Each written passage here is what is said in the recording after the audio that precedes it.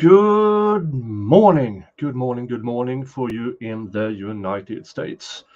It's afternoon over here in Sweden, La Suede, or Sweden, as we say here in Sweden.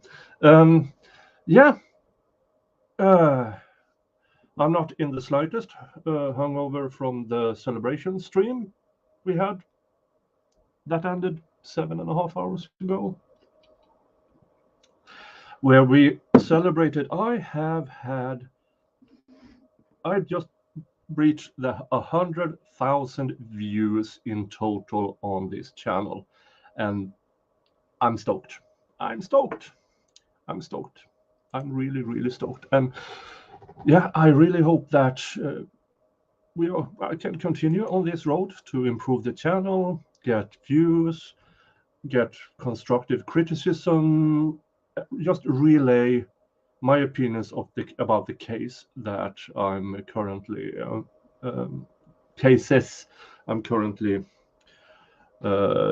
streaming about, talking about, and covering and stuff like that. And the cases is of course this one, Iowa versus Henry Dinkins. I'm also covering the Andrew Tate case in Romania. I am constantly covering the Zachariah Anderson case and the young thug case in the RICO case that has been going on for over a year now. But yeah, yes, Kim, I'm very proud of reaching 100,000 views in total. And I got myself a gift. For you who don't know, I tore my meniscus earlier this year, and yeah, that's not fun. I have this normal, crutches when I need them, but it's really not fun. So I got myself a walking stick with a wolf's head. That's going to be, I'm going to look like a complete dork to some people. I don't care. I have a walking stick with a wolf's head.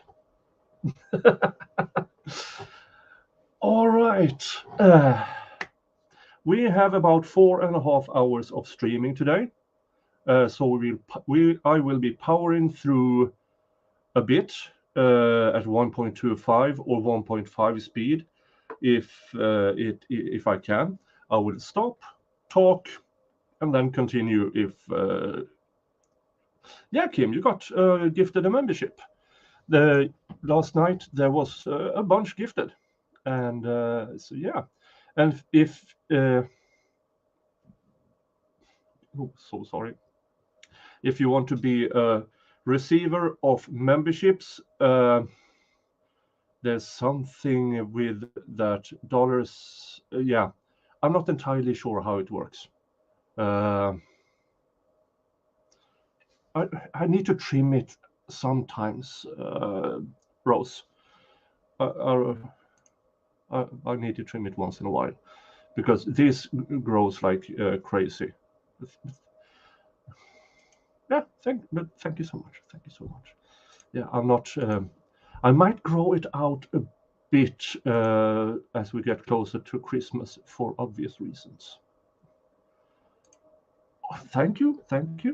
Yeah, I noticed after I went off stream, all of a sudden there was like 15, 20 new subscribers after I stopped streaming. And yesterday's stream about this trial has been going on like the 40-50 views per hour the entire night, and I'm okay, thank you, I guess. And apparently I and my co-hosts are doing something right. I have invited the same co-hosts, but I have to remind myself it's Sunday morning in the United States. Some are not awake yet, some are in church, and some are they have family and stuff. I can't expect people to just show up on a whim. And so I will just be powering through this today. And this is where we are on the cross-examination. let's bring out the tractor. Hi, Erin. Hey. Yes, Rose. Yay. Yeah. YouTube things, like, subscribe, and if you really, and this is in no way that I am demanding of you, but if you have $3 to spare a month, I would really appreciate if you became a member. That would help this channel, because members are what keeps the channel afloat, because it's a cost of about $350-400 a month to keep it afloat, and the memberships is what is paying for. And I just discovered I got the wrong can of nicotine pouches. Darn it. So I need to find that. Darn it. 10 seconds. 10 seconds.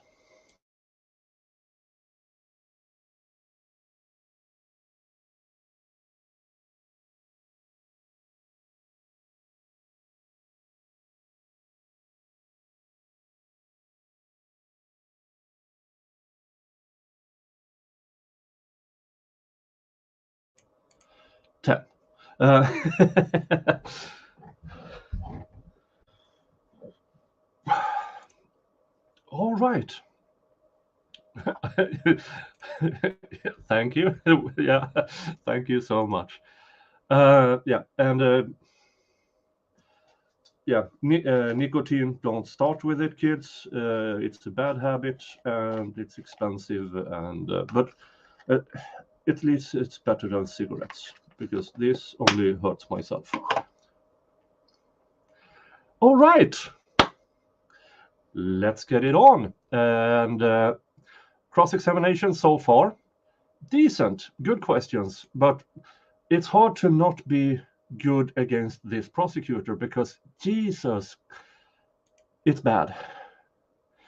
If you were here yesterday during part 11, you already know this, but in my opinion, this prosecution is making me doubt the guilt of this man. And despite good evidence, good circumstantial evidence, if presented correctly, would have been, this should have been a 1-week trial. But somehow it isn't. Jason asks, can the prosecution rehab their case? I doubt it. At this point, I mean, after a week, I should be really close to beyond reasonable doubt. I'm further away from that than after the prosecution's opening statement. Yes, I have 2 more weeks of vacation, but I've been getting a few calls from work that they need me in earlier, so which might influence how I stream this. Well, next week, definitely, I'm going to stream every day. The week after, depending on my schedule, my work schedule. I might start a bit later in the day and then push through. So that's what's going to happen. But we are here at day 8, cross-examination of the lead, one of 2 lead detectives. And as I said yesterday, this guy is so fed up with the prosecution. I think had the prosecution gone with how he had investigated this case, it would have been over and done in a week. But yeah, not going to happen. So yeah, and David, I think you have the link if you have the ability, but I guess you have a family to stuff like that. But let's get it on.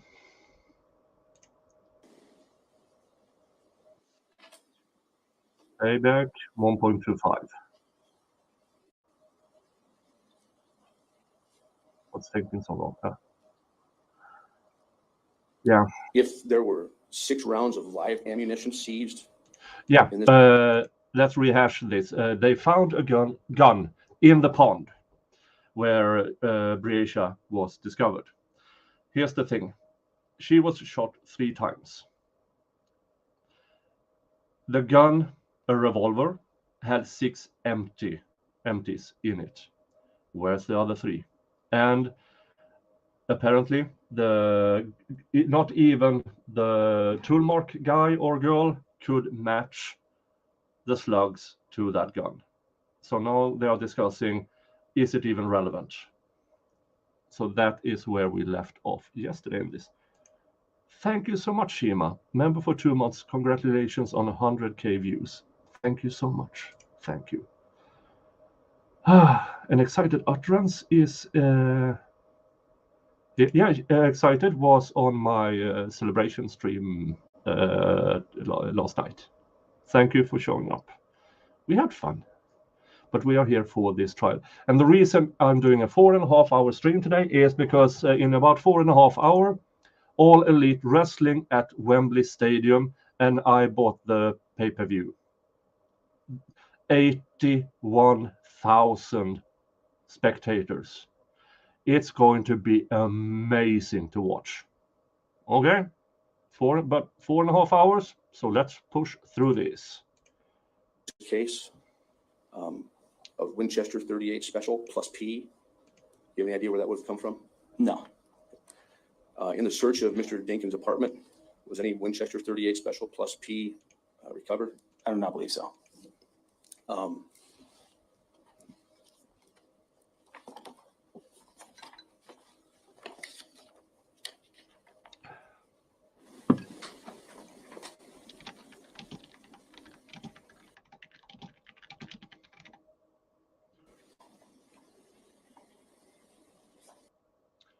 Really? Already?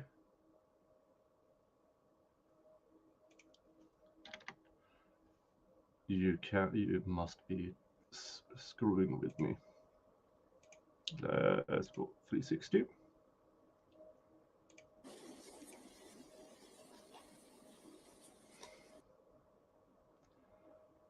Oh, okay. I forgot to restart my computer. So to empty the cache or whatever. So 30 seconds, I'm going to restart, and hopefully that will solve it. So you might see me go off a bit.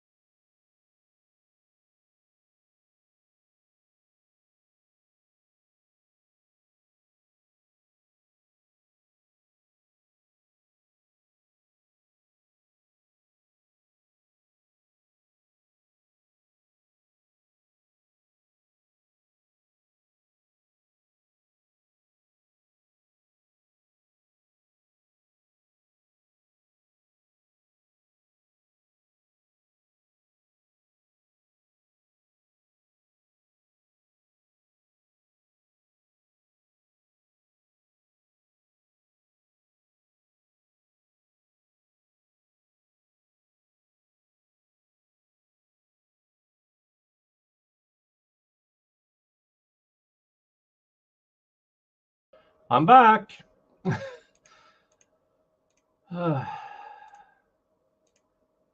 And that's that.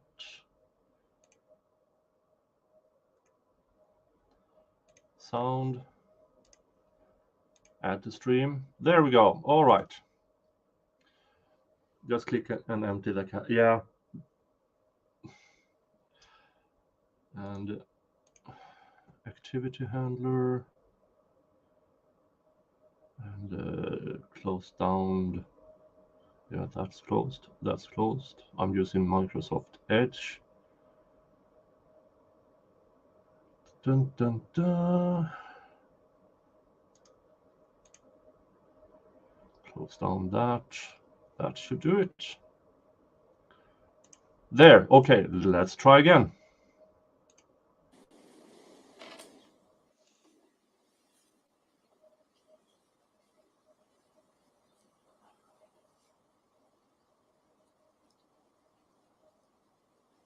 If there were 6 rounds of live ammunition seized in this case, of Winchester 38 Special plus P, you have any idea where that would have come from? Mother freaker. Okay, trying to switch from router to phone in.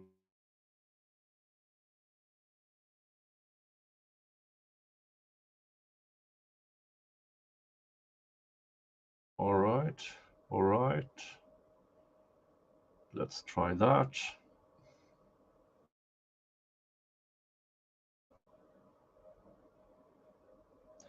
All right.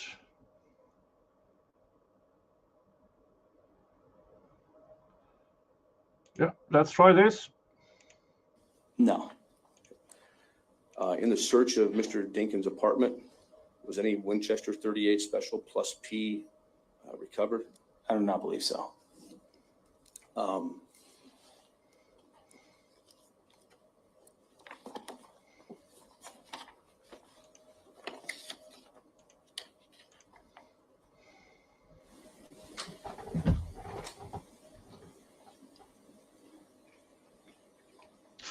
So nothing in or with that gun is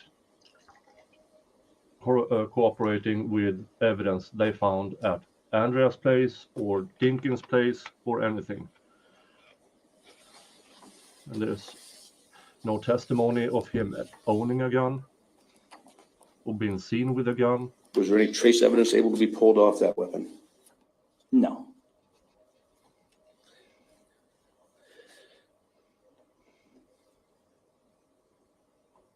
Now, going back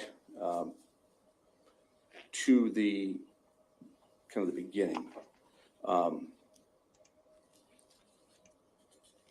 you interviewed DL, right? Yes. Now, kind of describe his demeanor, his behavior. He's kind of rambunctious, isn't he? At times. Kind of hyperactive at times. I agree with that. His mother called him a piece of work. Would you agree with that? In my experiences with him, he can be a handful at times. Okay, it's a good description. When you interviewed him that first time, he never told you he was present for the shooting of his sister, did he? That is correct. In fact, he's never told you ever that he was present for the shooting of his sister, did he? That is correct.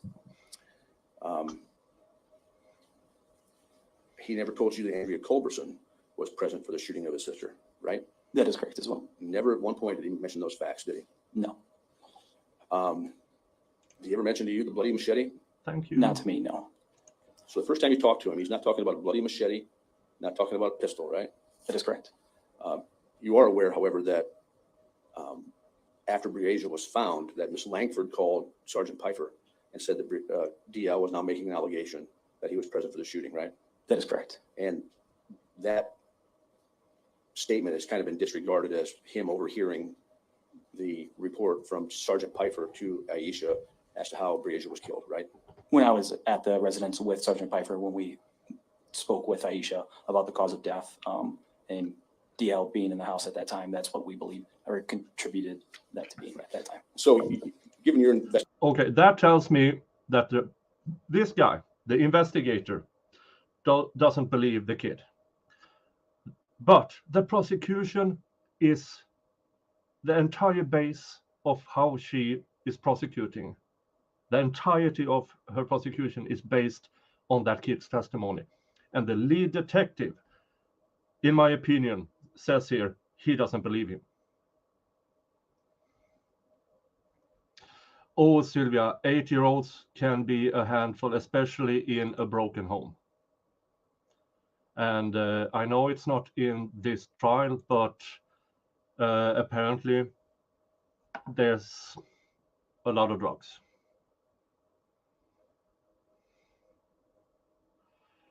So yeah. Investigation, your training, your experience, and you actually being there when you reported how Breasia had met her demise, you don't put any stock in DL actually being at the scene of Breasia Terrell's death, do you? At that time, no. I'm sorry. Of him providing that statement and with the other statements he provided, we did not consider that to be the possibility. Okay. He's given a number of contrasting statements, hasn't he? He has. Okay. So it's kind of hard to put the pieces together with the stories he's given you, isn't it? With some, yes. With others, we were able to cooperate with video footage and cell phone records. And we'll talk about those. But the one thing he never told you was the bloody machete, right? Correct. How many opportunities has he had to tell you about the bloody machete? My one-on-one interview with him was just on that one day, and then in passing when I would stop and speak with Aisha throughout the investigation. But the only time where I formally sat down and talked to him was that day. Okay. Who did he tell the story to the bloody machete to? I believe that was Detective Hamas. Okay. Were you in the car with him ever during any of these drive-arounds? On one of them, yes, on July 10th. Okay. And on July 10th in the drive-around, he didn't mention anything about seeing a bloody machete, did he? No. And he never told you anything about stopping along a road and Mr. Dinkins getting out and pouring bleach along the road, did he? That is correct. He never even said that after he reported seeing a sister get shot, didn't he? No. So you're where he said that now. Sylvia, excited utterance made a boo-boo. It's 5 minutes, and you're much welcome back. I don't know why, but sometimes if you're using a phone, crap happens when you're just trying to mark or do something. Or can I fix it?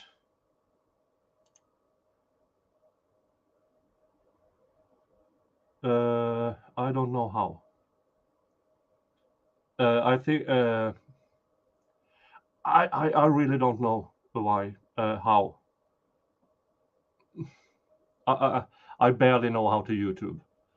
I know how to speak to that thingy and press on my computer. That's about it. And then I start talking. So please, Sylvia, excited apologizes, and you will be back in 5 minutes. That's the timeout. And yeah.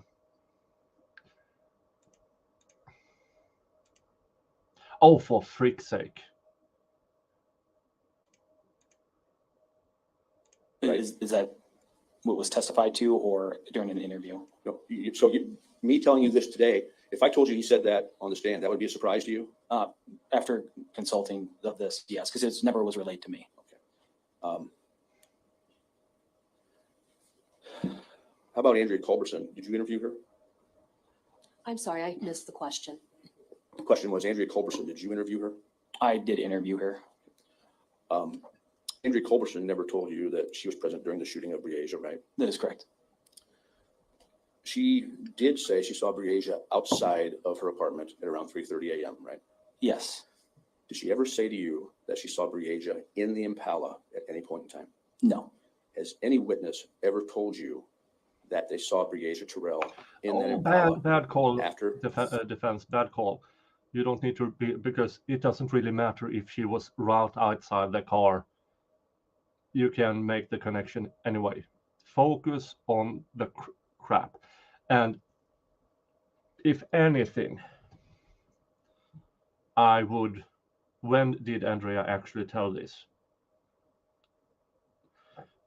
Probably not until a few days after. Okay, then you can try to discredit her, but don't, yeah. 3:30 a.m. on July 10th. No. So we have no eyewitness testimony putting her in that Impala. That is correct. We have no trace evidence putting her in that Impala, do we? That is correct. Now, did you communicate with the FBI lab and tell them that Breasia Terrell had been in that Impala? No. Did anybody from the Davenport Police Department, the collective group that you talked about earlier, tell the FBI lab that Breasia Terrell had been in that Impala? Your Honor, I'm going to object. He's asking this witness to testify to something that he would have no knowledge of. Those are questions that should be asked Oh, no. He's a lead detective. He should have knowledge about this. of other individuals. One moment.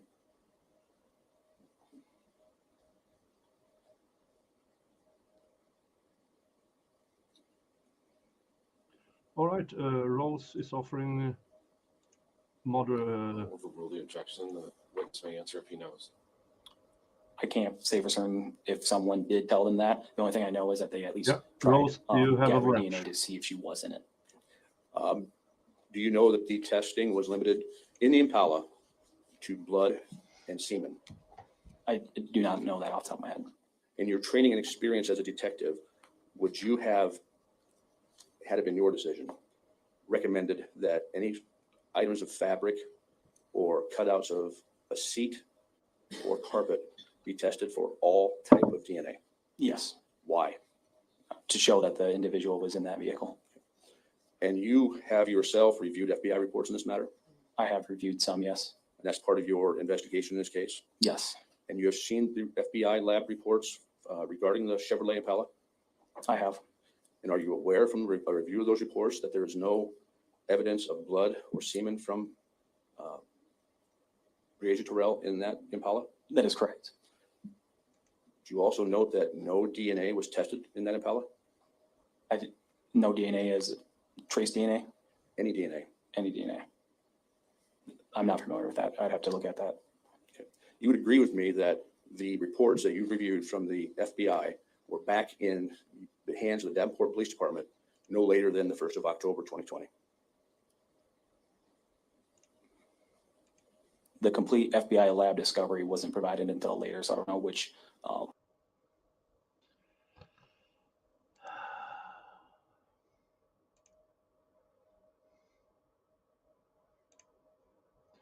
Let's see here.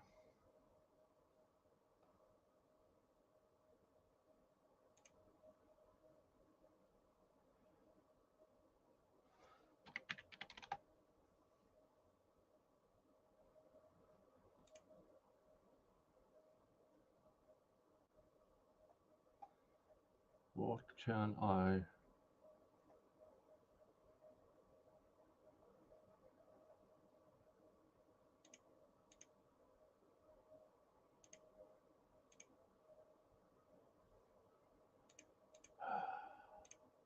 Of 2020, that would, Well, let's say this. Let's use January 1, 2021. Would that be a fair date to say that the complete If the buffering lab happens discovery from again, the FBI I'm was back in your switching hands? to Google Chrome. I have to refer to my report. I know where it's at. I can look it up. real Before quick that, if that's- I'm Would that refresh cleaning your that. recollection if you did? Yes, Your Honor, may he refresh his recollection? I'm sorry. May he refresh his recollection? You may.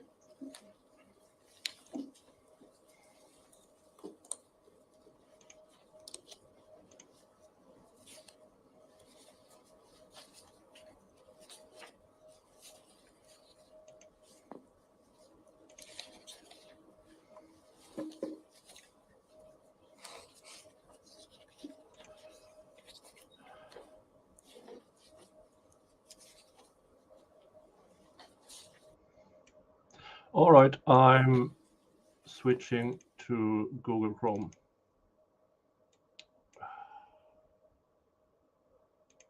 StreamYard. Copy that. Dun, dun, dun, dun, dun, dun.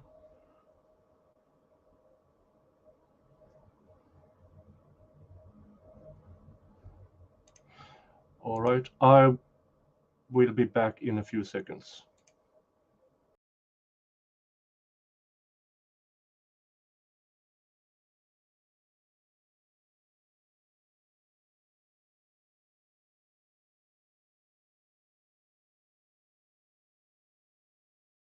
And I'm back. Share screen.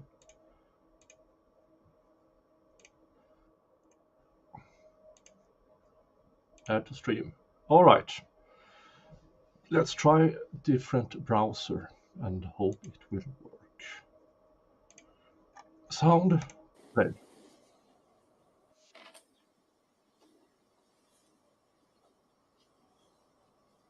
lower quality because we really only need sound here.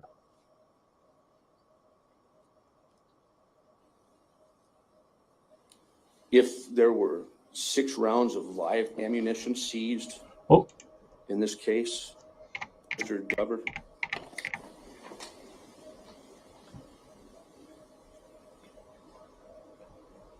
put any stock in DL actually being, okay, already listened to that.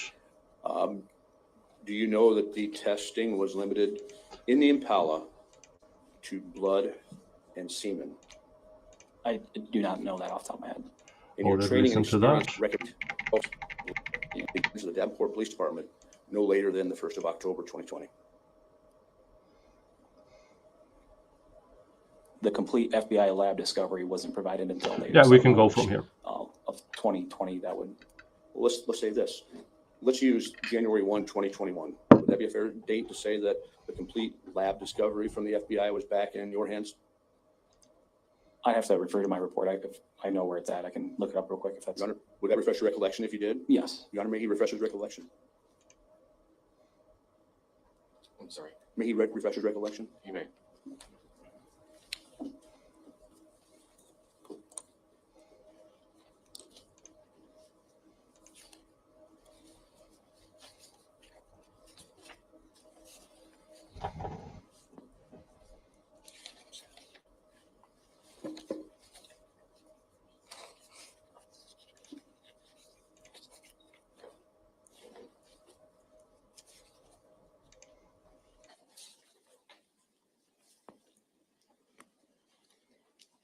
In my report, it's February 1st of 2022 that I was given a flash drive of the complete FBI lab discovery.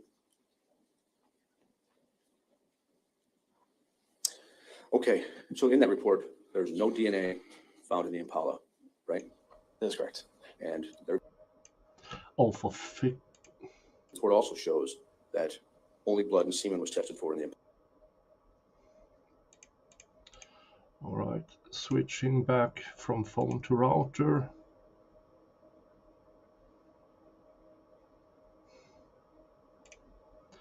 I don't know why.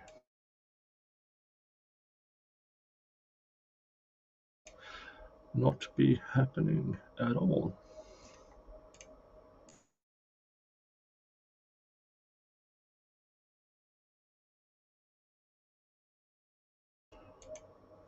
All right, switch complete. We are at 50506. Refresh. 50.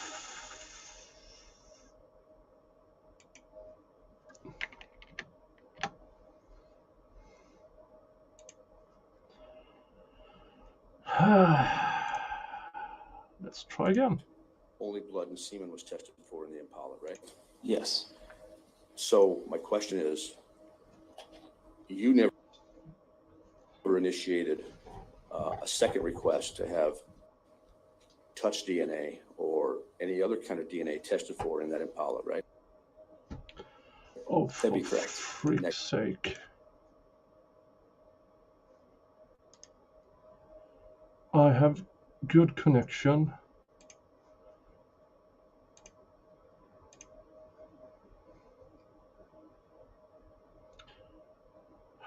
This is infuriating. Oh, for frick's sake, anti-malware. And I can't turn it off because Microsoft Defender believes, no, we will put this on whenever we want to and fuck everything up in your system. Nope. Can't stop it. So I have, yeah. Asshole Microsoft. Never again a Microsoft computer. Never again. Pile of complete garbage. It could have been done, right? It could have been. Well, yeah, it could have been possibly. You know, trace evidence was taken from the Impala, right? Trace evidence such as hair and different things like that. Is that what you're referring to? Correct. Yes. And that wasn't requested by the Davenport Police Department to be tested either, right? To be tested as in who the person that would have Right. that hair belonged to. Right. No. So there's evidence out there that could have been tested to see if Breasia Terrell was even in that Impala that wasn't tested. Is that a fair statement? Yes. And we know that Breasia Terrell had not been in that Impala before that day, right? Yes. So any evidence that could have put her in that Impala would be relevant and crucial evidence to this investigation. Fair? That's fair to say. Is it fair for me to say that the moment Henry Dinkins came there at noon on July 10th, that he was the person of focus in this investigation? Right away. Yes. He was one of the people that was a focus, as well as DL, Andrea, because they were all in the apartment together with Breasia. Why She was went missing. DL a person You're of done interest? investigating him at 1:45 p.m., right? Yes. And he was allowed to go home, right? He eventually was detained for the, based Your Honor, on, if we could, I think that this is subject to the court's ruling on a motion in limine. And then the question is Oh. such that that would bring out testimony that counsel wanted excluded per the motion in limine. I would agree that that's most likely going to be the response, Mr. Freeze. Okay, I'll withdraw. Thank you.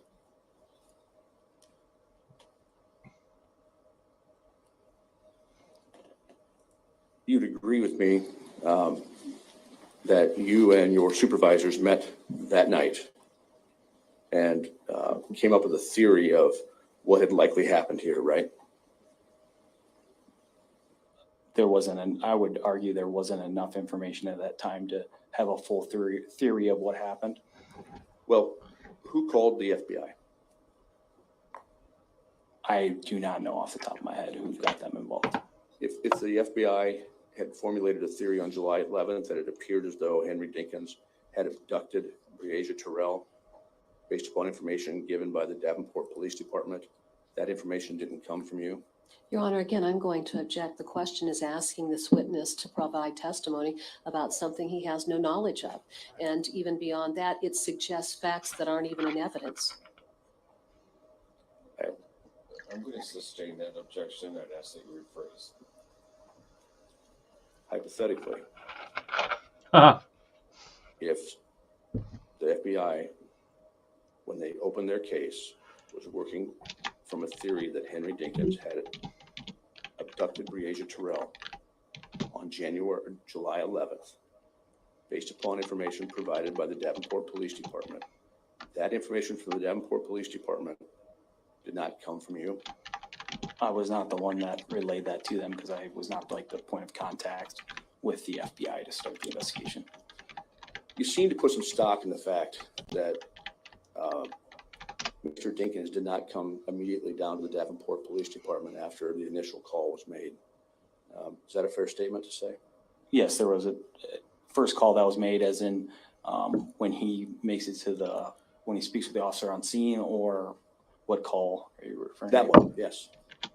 When he's there at the scene, yes, it's 9 a.m. He's there approximately 9 a.m. He's there briefly and then leaves for a couple hours. So between 9 and 12, the fact that he's not coming straight to the police department, you think is suspicious? It was one of my concerns, but then I also was giving the benefit of the doubt that he was also out looking, because Aisha left as well. So I was giving the benefit of the doubt there. Okay, so the long line of questioning we heard about what he was doing and being out and about in Davenport doesn't really raise a lot of red flags to you, does it? Not at first, no. Being with the limited information I had, no. What about now? Now it is a concern. Why is that? The subject advised he was out looking around for Breasia.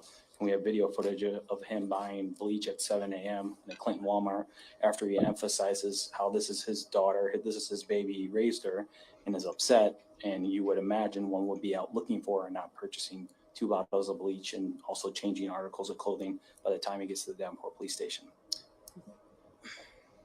Okay, but I'm talking between 9 a.m. and 12 a.m. Okay, sorry about that. The concern about him, I guess, can you reword that, please? What about his movements between 9 a.m. and 12 a.m. p.m. Sorry, noon, causes you red flags? Being with the information I have now, it's very limited. The two things that we kind of know is that he was at one point in the southwest end of Davenport based on cell phone records, and then also in the area of his sister's apartment complex, which again, he's going to places he's familiar with, not necessarily where Breasia Terrell would be familiar with.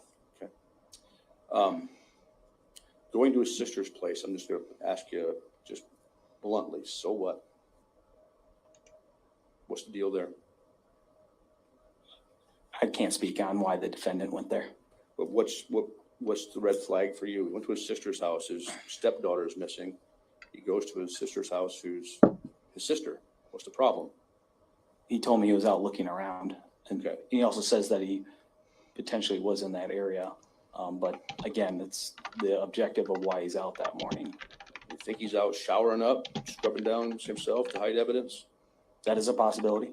You have any evidence of that? No.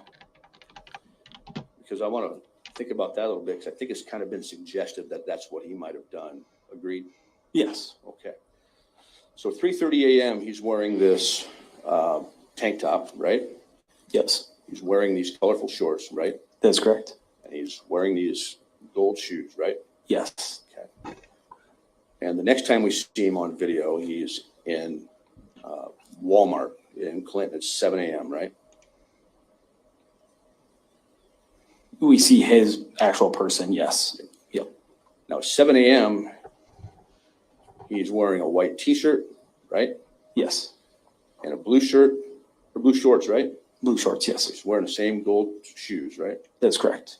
So he changed his shirt and shorts, but not his shoes, right? That is correct. And then we I also don't know know where that it's going with this. around 3 or 3:30, he stopped back home and was fiddling around in his closet, according to Andrea Culberson, right? That is correct. She didn't know what he was getting, right? That is correct. Possible he was getting a T-shirt and shorts.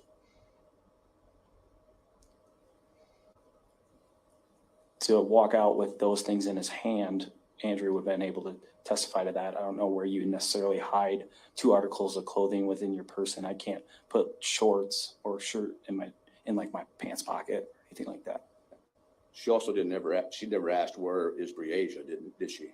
That is correct. That's also odd. I agree with that. So she just said she didn't see what he took out of the house, right? Yes. She also said she never turned any lights on, right? Not that I know of now. So the thought is then at 9 a.m., we're Andrea's apartment, and Sergeant Burkle is there, and Henry's outside talking to Sergeant Burkle, right? Officer Burkle, yes. Okay. Mother fricker. Sorry.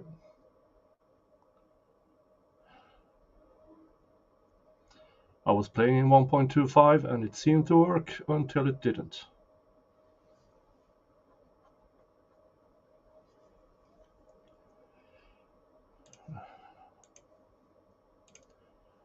Kurt had same problem. He went back to Firefox for same reason, but in comments, Tenemore told him to use one called Brave.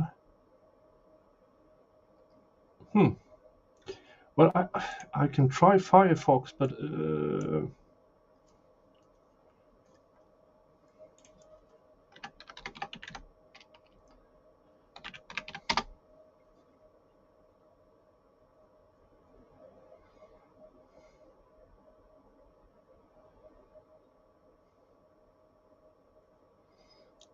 hold on. Off.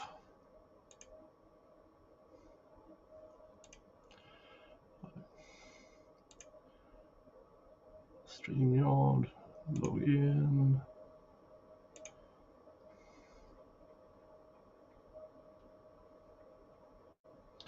All right. Let's see here, 5:14:06. Let's try Firefox.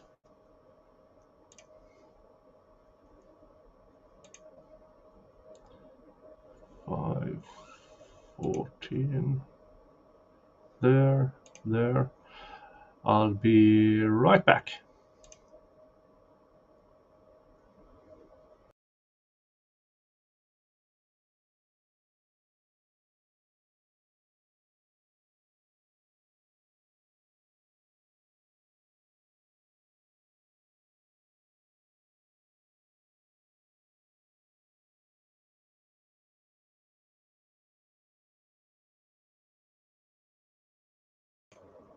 And I'm back. All right, let's try Firefox. Share screen.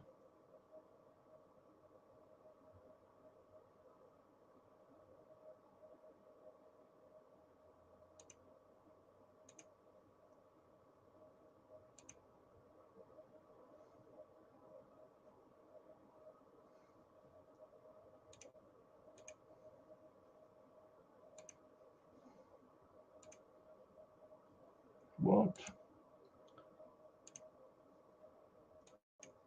Share screen.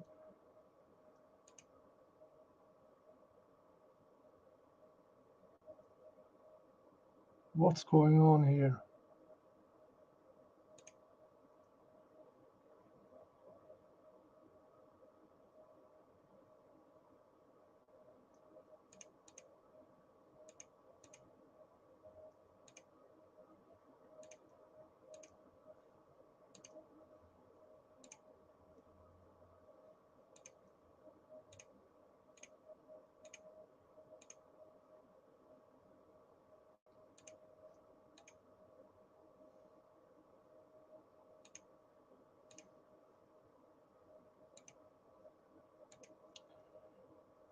See, what is going on here? Share screen.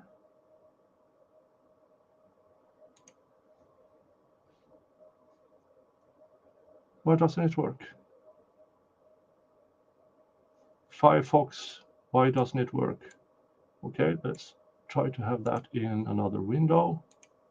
Share screen, and it doesn't work. What's going on here? Okay, Firefox is out the window. Going back to Chrome. I'll be right back.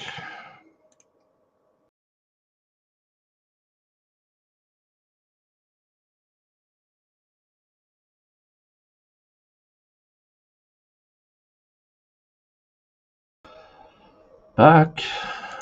I apologize for this, but yeah. 5:14. Present. Share screen. Share screen. There. Full screen. Sound at the stream. Okay, let's try this again.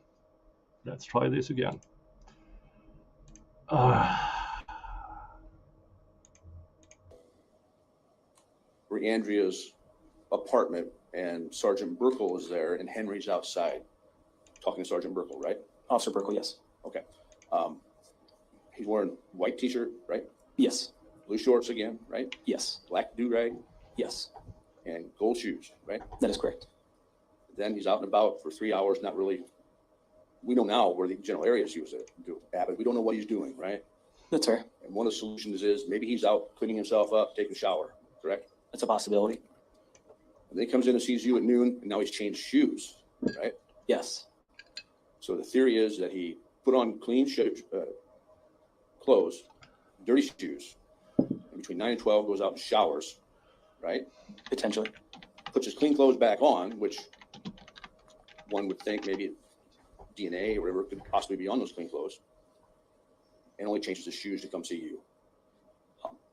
If I were to work off my own theory, I don't think he would have. I think he showered he showers potentially after the clothing of the first time, and wherever he was at for the shower, he didn't have extra pair of shoes to wear, and that's why he had to get stuck wearing those. But again, we don't know where that would be. Correct. We have no evidence of a shower. Yes. Yeah. And operating off Defense your theory. is doing good cross-examination Culberson would because have been able to see him take theories, clothes, right? hypotheses. So we don't know where he had clothes either. No, but can I speak on how I became knowledgeable of him having clothes at other places? No. Okay. And this is why the defendant chose a bench So just trial. to Because clarify, in a jury trial, we have no DNA. of you can Breasia get Terrell away with this. on In a Henry bench Dinkins' person. trial, not so That's much. correct. We have no connection to Henry Dinkins on that gun. That is correct. You opine that's the gun that killed Breasia Terrell. Yes. Breasia Terrell's remains were found with a white 4X white T-shirt, right? That is correct. Obviously a T-shirt that came from Henry Dinkins' apartment, right? Yes. No doubt about that, right? Right. Was that ever tested for any DNA? I believe it was. It'd be best practice to do that, even though it's been out in the elements, right? Yes. You at least try to find DNA on something like that, don't you? You would try. You try to find blood or semen on that, wouldn't you? You try to find those things. Yes. Not necessarily expecting to, but you'd sure try. Agreed? Based on the lab's expert opinions. But that's what I would request. But then they would provide their input on the circumstances of that evidence. Did you request that in this case? I was not the one that filled out that request. I believe that was done through Sergeant Pfeiffer and Special Agent Rick Ron. Now, when you interviewed Ms. Culberson, that was done on July 10th. My interview with her was on July 14th. That was the first time you knew that Ms. Terrell was standing outside the Impala, right? That is correct. So 4 days later is the first time you get evidence that Breasia was outside the Impala. Yes. And we went through all these videos, we went through all these pictures. How many videos do you think you seized or procured? From businesses? Yes. 100 to 100. Well, our working spreadsheet was 170, but some of those are labeled as we weren't able to get some from certain businesses. Physically, what we were able to recover, I'm estimating between The 125 only and 150 person businesses. who claims Breasia was actually at the car was the girlfriend 4 days later, after Mr. Dinkins was incarcerated for this as a suspect. That's strange. Now we know she defended him on the 10th vigorously.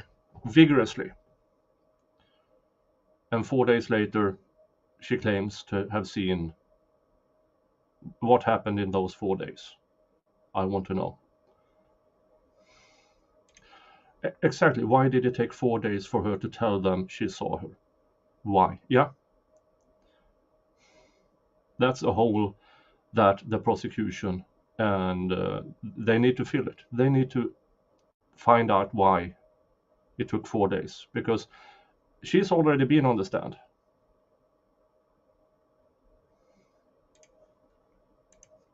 Residences. And of those 125 to 150 videos, not one of those videos can identify Breasia Terrell in that Impala. That is correct. And we don't have one item of physical evidence that puts Breasia Terrell in that Impala, right? That is correct. We don't have one item of forensic evidence that puts Breasia Terrell in that Impala. That is correct. Did you seek out any other possible subjects in your investigation? There were tips that came in, and we followed up on a handful of numerous tips. But based on my interview with the defendant and the movements and activities from July 9th and July 10th, I did not consider anyone else. What about the address of 1909 Grand Avenue? That belongs to, well, resident there was Genesis Johnson. Didn't consider that residence to have some connection to this case? Yes, In that house, you found a gun, right? that is correct. A 9mm, I believe so. the size of weapon that could have been used to kill Breasia Terrell? Potentially, but through interviews with that. The reason why we searched that residence is because Genesis Johnson told us that she was with the defendant that night. We were able to determine through cell phone records and a statement later provided by her that she had her dates wrong and that she did not hang out with the defendant that night. There was Okay. some discussion about these phone issues with Mr. Dinkins, that his phone was turned off or his Yeah, that was his side piece. So apparently he wasn't there. Now we know that. So was that an attempt to a fake alibi? Yeah, okay, good to know. battery was taken out what evidence do we have that his battery was ever taken out of his phone in this case? Besides the statement made by DL, That could all because the defendant is big guy, very intimidating. So all of us, yeah, it could be. He's in jail now. Now we can talk. That is a strong possibility. limited. One input I provide is under the phone events or activity tab where it's only giving powered on. You would imagine if he's doing an input to power it off, it would say powered off as compared to just removing a battery and then it suddenly loses connection to any network or power. Sure. Or the phone goes dead, right? That's a potential. So you didn't consider that as an option as to when Mr. Dinkins' phone would possibly go dead instead of being powered off, right? When I asked him about phone calls being made for that time of approximately 9 to noon about why he wasn't answering certain calls, that was not his justification. It was just that his phone acts funny. Sometimes he needs to text numbers before getting phone calls. It was nothing about his phone being low on power, powering off. But you do know that throughout the investigation on July 10th, his phone was dead for quite a while early in the evening, right? It was advised that it was put on the charger at the apartment. Yeah. So what you were advised was that Henry left his phone at the apartment around midnight or so, right? Okay. That he left the apartment around midnight? Interesting. Somewhere in that area, yes. Well, he never said exactly where what times he left. And Andrea went to sleep between 11 and 11:30. So we don't know the exact time that he would have left. But you also learned that when Andrea woke around 3 o'clock, she noticed his phone was there, right? Yes. And that phone was plugged into the computer, right? I believe that it was eventually plugged into the charger, yes. But it was plugged into the computer first, right? I guess I don't know what you're referring to as the computer. Well, the tower. To be charged or? Yes. Okay. You didn't know that? I'd have to refer to a report for that. Did she ever tell you, or did you have knowledge of the fact that she took it off the tower and plugged it into the wall charger to get a charge? That now sounds somewhat familiar, yes. Okay. Did you know if there was a phone charger in the Impala? I know there was a cord inside of the Impala. I can't speak for certain if it was the charging cord or an auxiliary cord. I just remember a white cord that was inside of it. So if that phone had been dead as late as 3 a.m., it's possible that phone could have been charging a little bit and then dying, charging a little bit and then dying. Wouldn't you agree? Your Honor, I'm going to object. He's asking the witness to speculate. Sustained. But you have no evidence to the contrary that that phone could have been charging and dying. While it's sitting, charging into the outlet of the wall Or in the car. in the car. I mean, that's a possibility. So I don't know why we would say it's charging and dying if it's not staying plugged in. But when you look at cell I believe they didn't even test somebody's it turning the because phone off. It says his powered DNA off, right? should be in the Impala. At the cell right report, What's that is something you really infuriating is that they didn't even test for on spot. They tested for blood and bodily fluids, and they didn't find any. So they ignored any other DNA. And the most infuriating here is that damn dog handler who they claim marked for remains on the slide, on the passenger side. The dog handler claimed it was spotted for remains, but they didn't test it. And that's infuriating. If they believe the dog at all, and the dog marks on the side of the car, on the Impala, why don't they test it? Why didn't they test it? Were they afraid it would come back negative? I don't know. The lab made a mess. They should have tested more, but they were so convinced it was this guy. So they ignored they ignored a lot. And throughout the trials I've been covering the past 6 months, it's the same all the time. They don't test because it's not needed. They have the guy. And Jesus Christ. want to see is a manipulation saying powered on and powered off. Yes, And you don't see powered off on Mr. Dinkins' records, right? that's correct. So we have two options. Phone goes dead or someone removes the battery, right? That is correct. And you don't have any evidence of either, do you? His phone was powered on and stayed on the entire course of our interview, so I'd argue that that there's no issue with the power of the cell phone. At that time, but during the night, you have no evidence of either, do you? That is correct. Now, this interview, there was some discussion about Google Maps and the fact that, again, Henry didn't do something, so therefore he must have inculpated himself in doing something. And the fact that he didn't draw on the maps. You showed Henry some Google Maps, right? Yes. And asked him where he went, right? Yes. And he showed you on the maps. You point around to places, right? He did. He just didn't draw on the maps where he had been, right? That is correct. He didn't mislead you, did he? He just said he was everywhere in the Quad City. Okay. And he kind of was. He was on the southwest side. Then he was over by Anita McQuay's, which is on the other side of town, right? Yes. Okay. Then we know he was way up in Clinton, right? That's correct. That's way on the north side to get there, right? You have to go north to get to Clinton, correct? Yes. So that's the north side of Clinton you got to go to, or north side of Davenport to go to, right? I wouldn't say Clinton's the north side of Davenport. It's northeast from Davenport, but it's like 30 miles out. Right. But I mean, you have to go through North Davenport to get there. Yes. So he'd been on the north side as well, right? Yes. You can't go to Clinton by going south, is what I'm saying. Yep. So his discussion with you and the Google Maps, is that somewhat suspicious for you too? Yeah, the fact that he just went mark up kind of the general areas he was checking. He wanted to be very vague Please stop buffering. about it. So, You've interviewed African-American men before, right? yes. I mean, are they always cooperative as you want them to be? Always Why?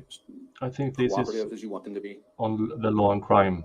It depends on the individuals. Okay. Let me ask you this. As I understand your working theory of how this little girl met her demise, she was outside the Impala at the apartment at 3:30 p.m., give or take, right? Yes. And somehow she got in that Impala, right? Yes. And then Mr. Dinkins immediately goes to the quick shop, right? Yes. So you're telling me that Mr. Dinkins abducts this girl, drives immediately to a convenience store that has cameras, right?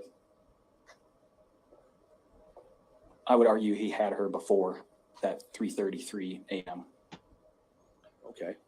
But we agree that she was, according to Andrea Culberson, outside the car at 3:33. Yes. Okay. So we know she's alive at 3:33. Yes. At 3:38, they're together then at the quick shop. Yes.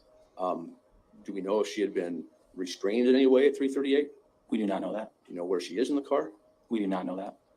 But he tells you exactly where he goes, and that's the quick shop, right? Yes. And that's the truth because you corroborate that, right? That is correct. So he tells you where he goes with the victim of this offense, and you can corroborate that by video evidence, right? That is correct. And correct me if I'm wrong, but everywhere you go these days, there's big signs that says video surveillance in use, right? Yes. And Mr. Dinkins is, I mean, from the theory I'm working with here with you, is a fairly smart man, right? To pull this off, he's got to be somewhat average intelligence. Wouldn't you agree? I don't know about that Okay. statement. So it's your theory that he took this child who he abducted and right to a place where you could retrieve video surveillance, right? Yes. And then he drove from Quick Shop straight to the area of Kunow Implement where she met her demise. Yes. According to Google Maps, that takes about 30 to 35 minutes, right? 22 minutes 22 minutes from, from the quick shop to Kunow Implement. okay, I looked up on Google Maps and it's about 32 to 35 No. minutes. The one I just looked at the other day said 22. Okay. And then he was able to restrain somehow and kill this girl and shoot her 3 times, right? Are we speculating that he had to hold her to do that? Well, okay, he shot her 3 times. Yes. Okay. And then by 4:30 a.m., so using your time, he was there by 4 a.m., right? That's correct. Assuming he did everything according to plan, went straight there on the shortest route, pulled into that spot, got her out of the car voluntarily, walked her. She voluntarily walked, right? And stood over there and looked at him and didn't give him any grief. And he shot her 3 times front to back. And then he had to get out of there, get in his car and go to leave. And by 4:30 a.m., That's when he gets pulled out of the ditch, right? Approximately, yes. And that's your working theory. Yes. Okay. That's an interesting timeline. There is enough time for it, but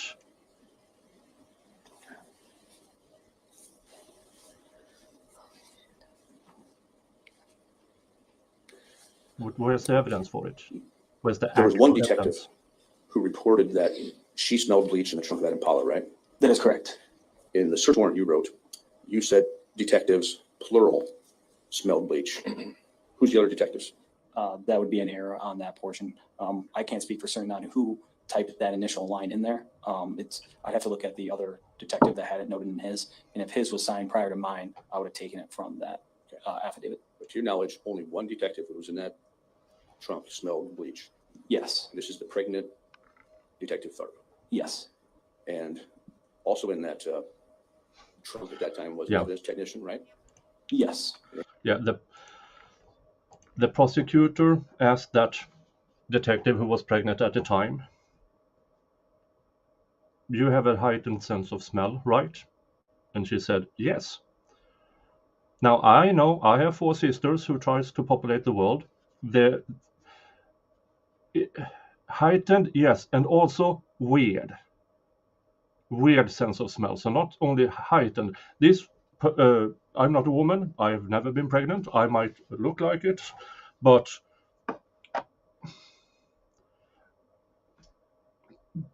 based on that, I mean, and if only she smelled it, and not the other one who was standing right beside reported it, I wouldn't take that as evidence. And there were cleaning supplies in a box in that trunk, so that's your explanation.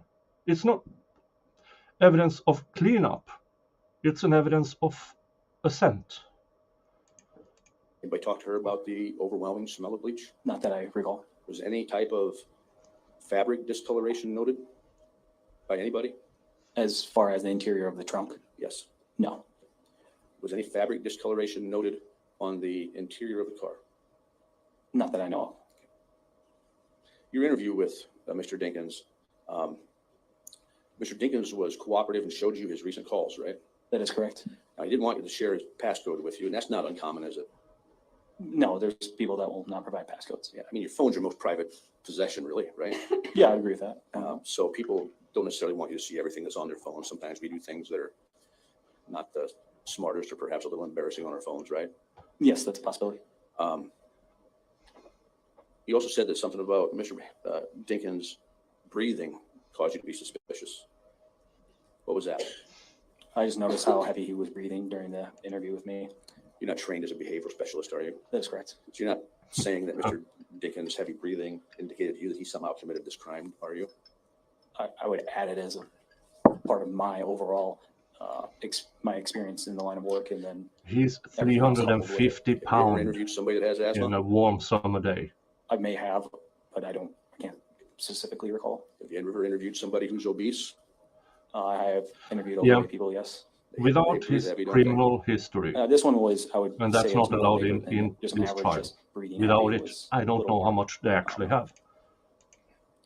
I'm losing the right words to describe it. Well, he was anxious. Right. I mean, yeah, I agree with that as well. Would you also agree that the video of the interview is probably the best recollection, best view of that for us to make our own determination? As far as, I mean, I'm closer to him and I can see that his heavier breathing more. Yeah, than the come on, camera. folks, hit that thumbs up, Um, please. Thank you. In the Credit Island information, we have no evidence that Breasia was ever harmed at Credit Island, right? That is correct. So the whole Credit Island issue is just kind of an albatross. It means nothing in this case, right? I disagree with that. Because DL told us that. DL statements, yes, would draw for concern as to why someone would be wiping down a knife down there. DL's comments that he was present for his sister's killing would also draw us pause for concern, right? Yes. But those have nothing to do with the case either, do they? I would say it has nothing to do with the case. If their working theory is he went out there without DL, I mean, their working theory is everything was done by 4:30, and then he went back to the apartment, picked him up to start drive around with him. That's the actual working theory. Now, if all of a sudden he starts to testify to being around, that actually ruins, if they believe him, that ruins this investigator's timeline. Because then, in this case, that should the demise of her should have been after 5 a.m. But his theory is before 4:30.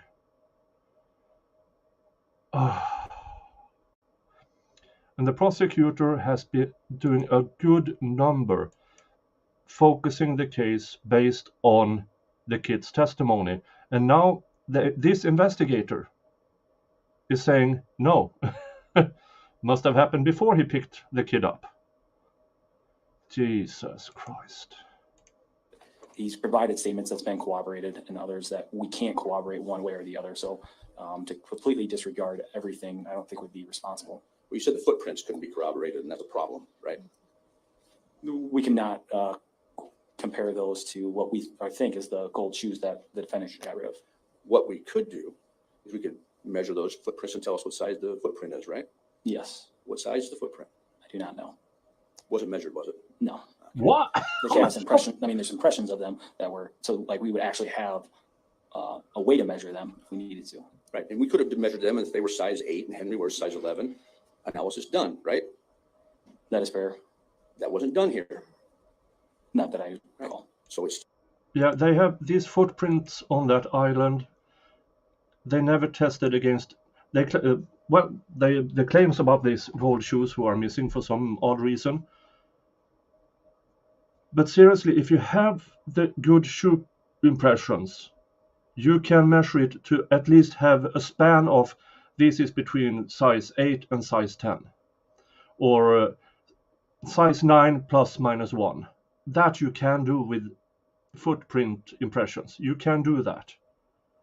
And if Mr. Dinkins has size 11 or larger shoes, and I would argue to the end of times, those shoe prints has nothing to do with this case. Absolutely nothing.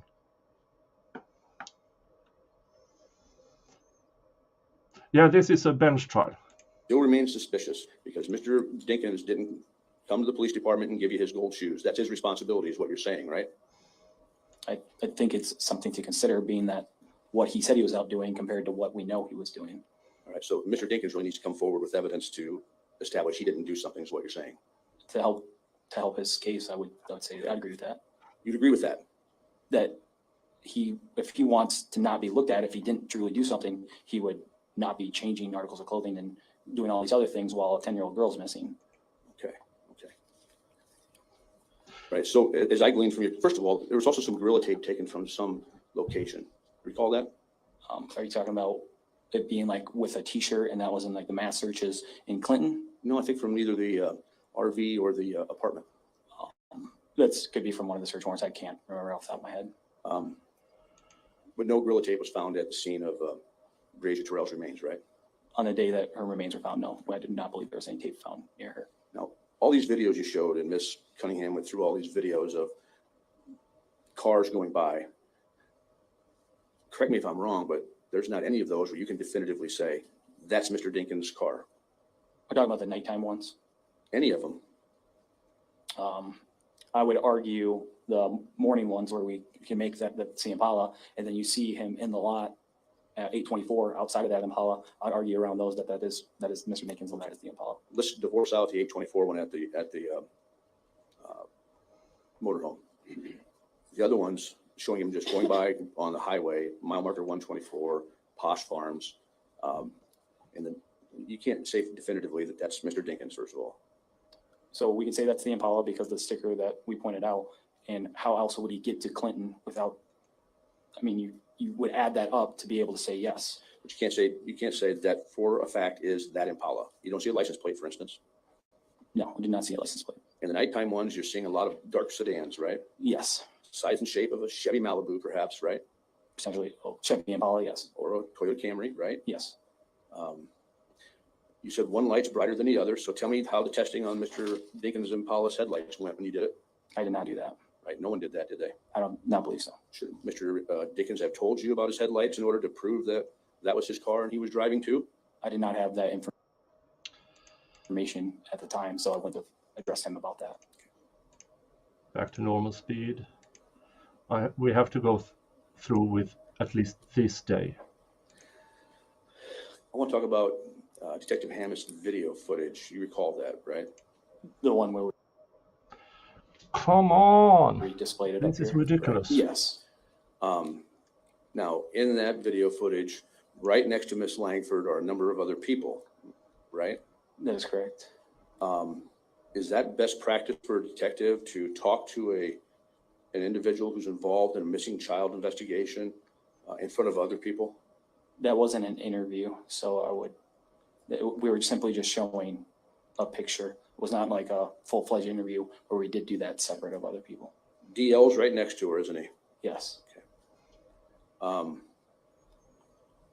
Who said to her that we have the FBI down there?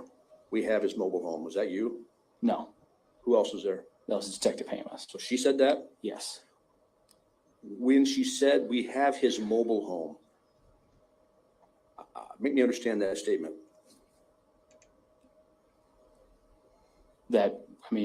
We did a search warrant and that we had control of it and that we did a search warrant on it is what I'm guessing what she meant by that. We have his mobile home means we have Henry Dinkins' mobile home, right? Yes, And that is the evening of July 10th, right? that is correct. Why would she just say that out of left field if you have any knowledge of that? I can't speak on why she would provide that statement to her. Then Aisha responds on that video, I can't even talk to him. Do you remember hearing that? I do. Do you know who she meant when she said him? I'm gonna assume she's talking about the defendant. Why is this kind of colloquial conversation referring to his mobile home and him going on? I mean, it appears to me that the focus right now is on Henry Dinkins. Would you agree with that? Yes, So by 10 o'clock that evening, Henry Dinkins is the focus, correct? he is a focus. Yes. And then Aisha says, I'm going to quote here for the record. Your Honor, may we approach? Whatever this is, it's important. Or maybe this is something that's not allowed in. We'll just have to wait and see. And this I like with this judge. He steps down to talk to everybody involved. Then he goes back on the bench. And if he consider it being in need of being read into the record, he will talk about what they discussed in this sidebar. I like this judge. I actually do.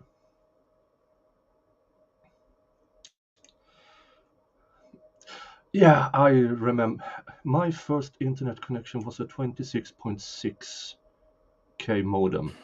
That was interesting.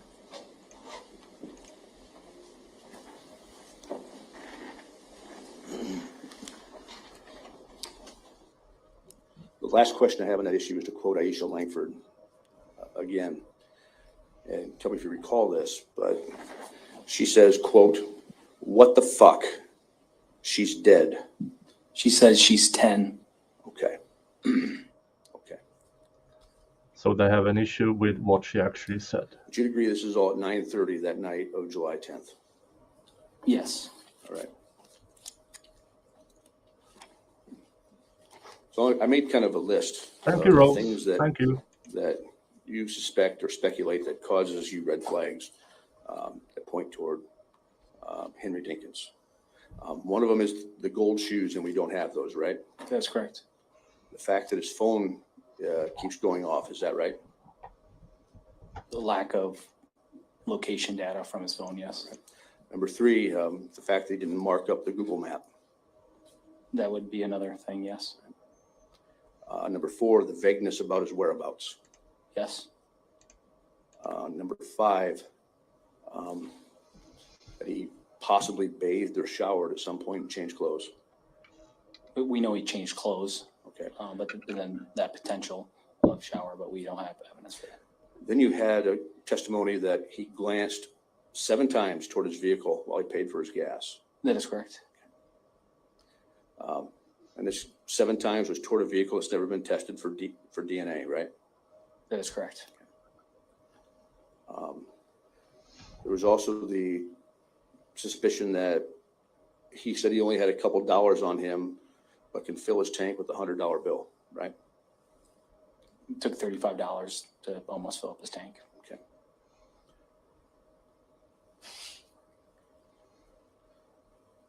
And then the changing into the large white T-shirt had something to do with it too, right? This defense is Breasia good was changed into. at this Yeah. point.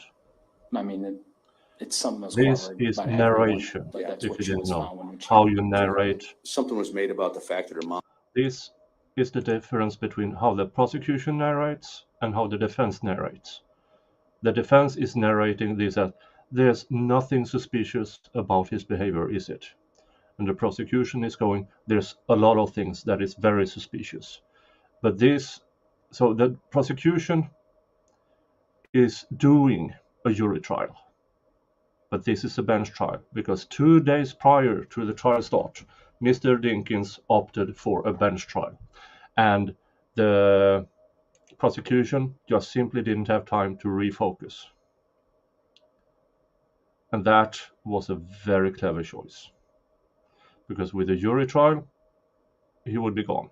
I'm quite sure of it. Bench trial,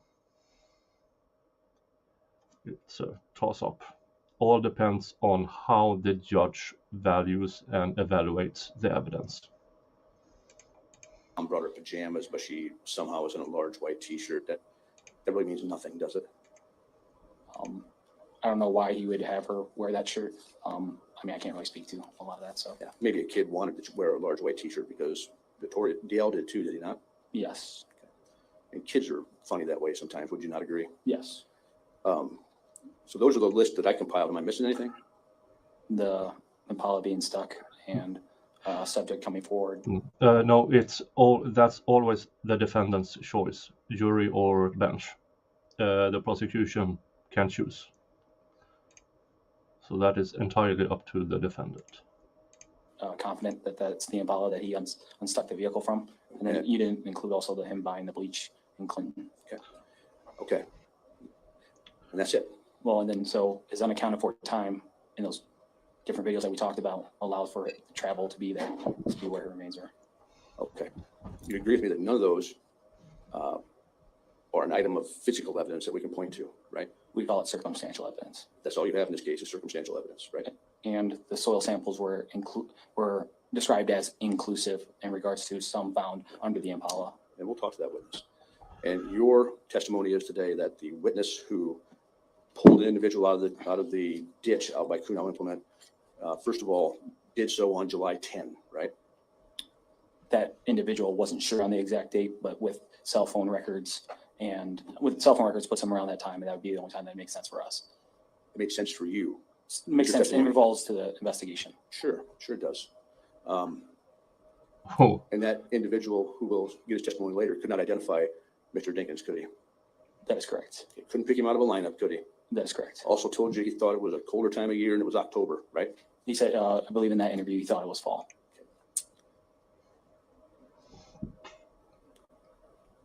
You're aware of the findings of the medical examiner, right? The findings the medical examiner had, Right. or in regards to How did Breasia died? gunshots. No sharp force trauma? Correct. So she wasn't hit with a machete to your knowledge? Not to my knowledge, no. She wasn't hit with a bat to your knowledge? No. Was it stabbed with a knife to your knowledge? No. okay. So why has the prosecution spent days in and days out about that freaking machete if there is absolutely no evidence of sharp force trauma? No, I mean, seriously. Oh. And they have spent days about that freaking machete, and there's no evidence.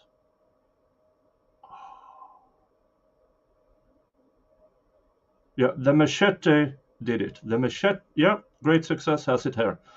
Machete did it. The machete was in the trunk of the car, and the machete went out and bought the gun. Ah, thank you. Yeah, it's right outside here. And I bought it. It's a 1954 Ferguson. And it's currently not in working order, but I have ordered new wiring for it. So hopefully I can. It's one of these things. I'll get to it. I have the renovations of the rest of the house to do and stuff like that. And yeah.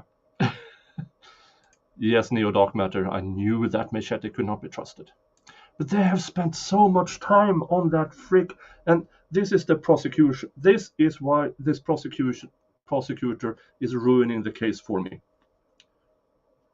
She spent days arguing about this damn and machete because the kid testified to it. There's absolutely zero evidence that a knife or a machete was involved in the killing of Breasia. I say this was the prosecution's case to lose. In my opinion, and I stick to it, there is enough circumstantial evidence around this case. If they had just, let's take that kid out of the equation, focus on what we have and build a case around that. But no, they chose to believe the kid. And maybe some of it is correct. They can, with cell phone data, they can say, yeah, we know the kid was there. We know the kid was there and stuff like that. But once he said he was there at the time of the shooting, no, he wasn't. The timeline, it's not cooperated by the actual evidence. This guy here is testifying to this. The murder of Breasia Terrell happened before the kid was in the car, before DL was in the car.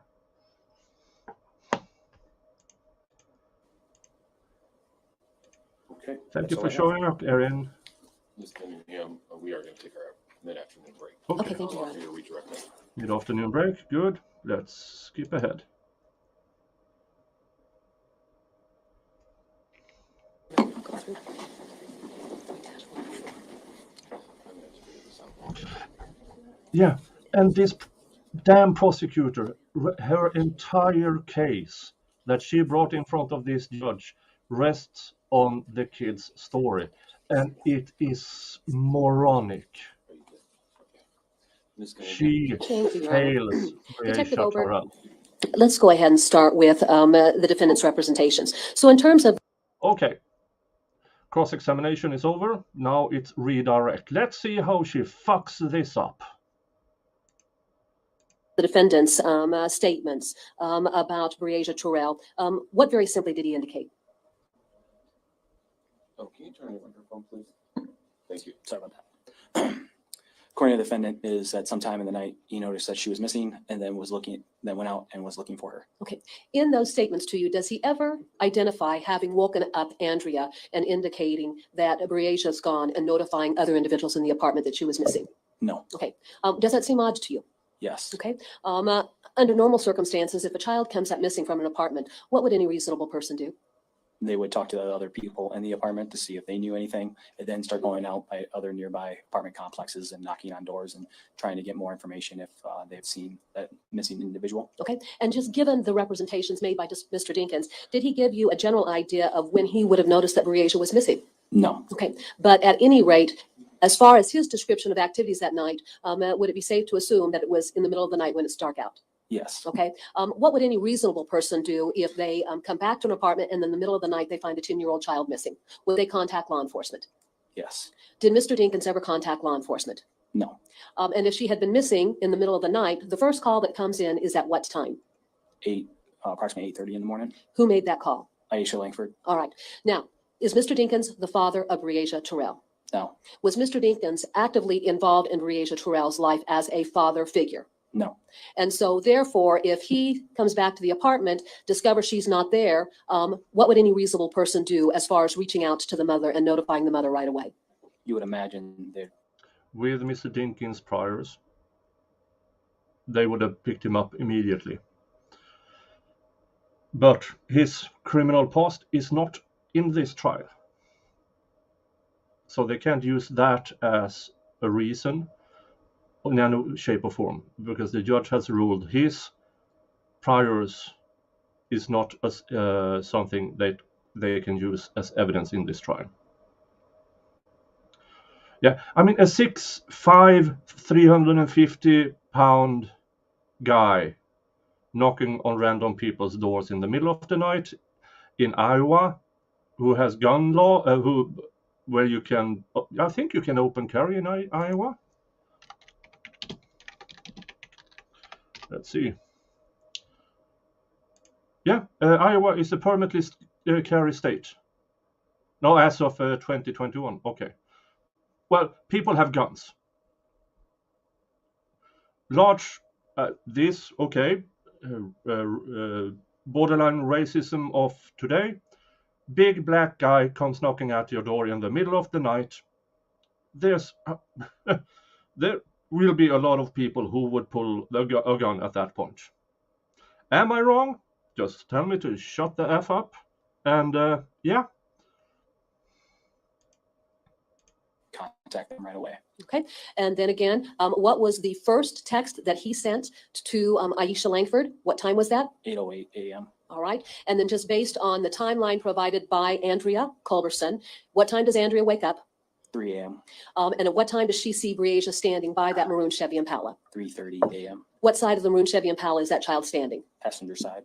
And being in the middle of the night, was there any indication that there were any other subjects out in that parking lot around Breasia? None that was mentioned, no. Okay, so just as a matter of reasonable deduction, with Mr. Dinkins going into the apartment and after digging through the closet and leaving, what would be the reasonable assumption about whether Breasia was in that vehicle or not?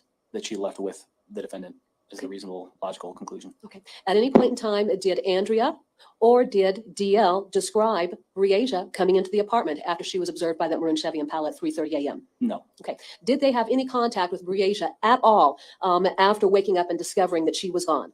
No.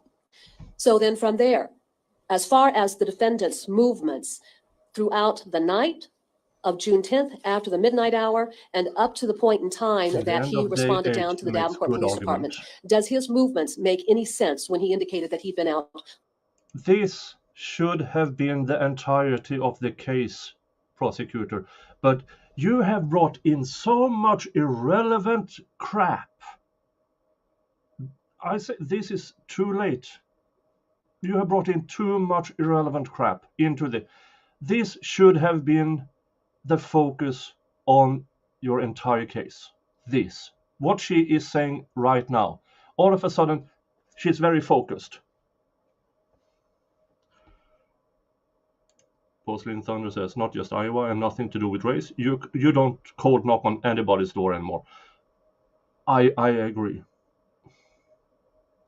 I mean, even here in Sweden, if I have to go over to a neighbor's house, I don't just walk up and knock on the door.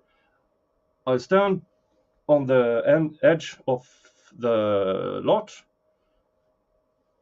and do a wavy thing if I see them. That's what I do. Even here, because you want to make yourself known. That's just common courtesy, in my opinion. But hey, but again, what the prosecutor is doing here on redirect this should have been the entire focus of this trial. We are at the end of day 8. The footprints on that island has nothing to do with this. The machete has nothing to do with this. The kid, you know my opinions. This should have been the entirety of the case. in the end of day 8. looking for Breasia? Not the ones that we have on video footage, no. Okay. Through the course of any investigation that you conduct as a law enforcement officer, when you gathered together evidence, are you looking at a simple piece of evidence, or do you look at the totality of the circumstances? Totality of the circumstances. And in this particular case, were you looking at the totality of the circumstances after all of the evidence was gathered and an analysis had been able to be done of all of that evidence? Yes. All right. Now, did this investigation conclude as of July 10th of 2020? No. Was this an ongoing investigation for several months? Yes. At what point was this investigation officially concluded? In May, when the defendant was charged. Okay. And when was Mr. Dinkins officially charged? Uh, What month and what month and what year? May of 2021. All right. So, being the last known individual to be seen with Breasia Terrell, does that certainly make him a subject of interest? Yes. Okay. Does it make him a suspect? Yes. And rightfully so. Yes. All right. But until her remains were recovered, and with the newscast, was there a third or a citizen witness who came forward that provided some very vital information that led to the arrest of Mr. Dinkins? Yes. What is the name of that individual? Jared Brink. Have we heard any testimony about Jared Brink thus far? No. All right. Is that something that's going to be introduced later on in the trial? Yes. Okay. At any rate, are you aware of what evidence was gathered from Jared Brink? Yes. Okay. And then so based on his statements and the processing of his cell phone, was that the final piece of evidence that was collected, which then prompted the arrest of Mr. Dinkins? Yes. Okay. Oh, so he was out and about. Let's walk through this then. Counsel had asked Okay, you didn't know about various statements provided by DL, and there was an indication made that the child was all over the map. Was the child interviewed multiple times? Yes. Now, you talked about having talked with DL on June 10th. Was there a detective who did actually a more extensive interview of DL down at the Davenport Police Department after you spoke with that child? Yes, on July 10th. Who was that? Detective Hammes. What type of work does Detective Hammes do for the Detective Bureau? She works in the Special Victims Unit. And working within the Special Victims Unit, does she work particularly with children? Yes. Okay. Because of her work with children, was there a decision made to have her do an interview of DL? I'd agree with that, yes. And is she good as far as being able to work with children and do interviews of children? Given that, and she's a mother herself, so it makes it easier for her. Certainly. Did her interview of DL then follow your interview? Yes, it was after mine, yes. All right. And then if you could place it. All right. You do the interview of Mr. Dinkins. Who do you interview next? Aisha Langford. Okay. And then from there, where do you go? Interview DL. Okay. And then at what point does Detective Hammes enter into the equation?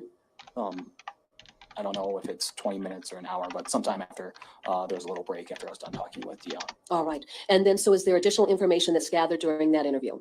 Yes. And then during the course of DL's interview with Detective Hammes, does he provide even more details of observations that he had made? Yes. Okay. Now, how old was DL?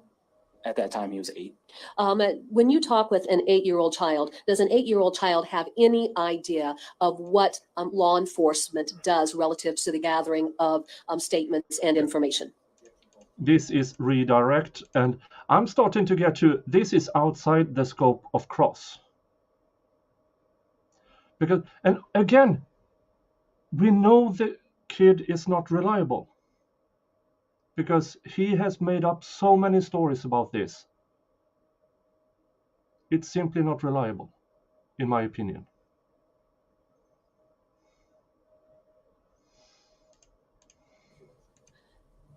Sustained. Certainly. Let me ask you this. As an 8-year-old, when you were 8 years old, did you have any perspective of what a law enforcement investigation would look like? Objection, irrelevant, immaterial.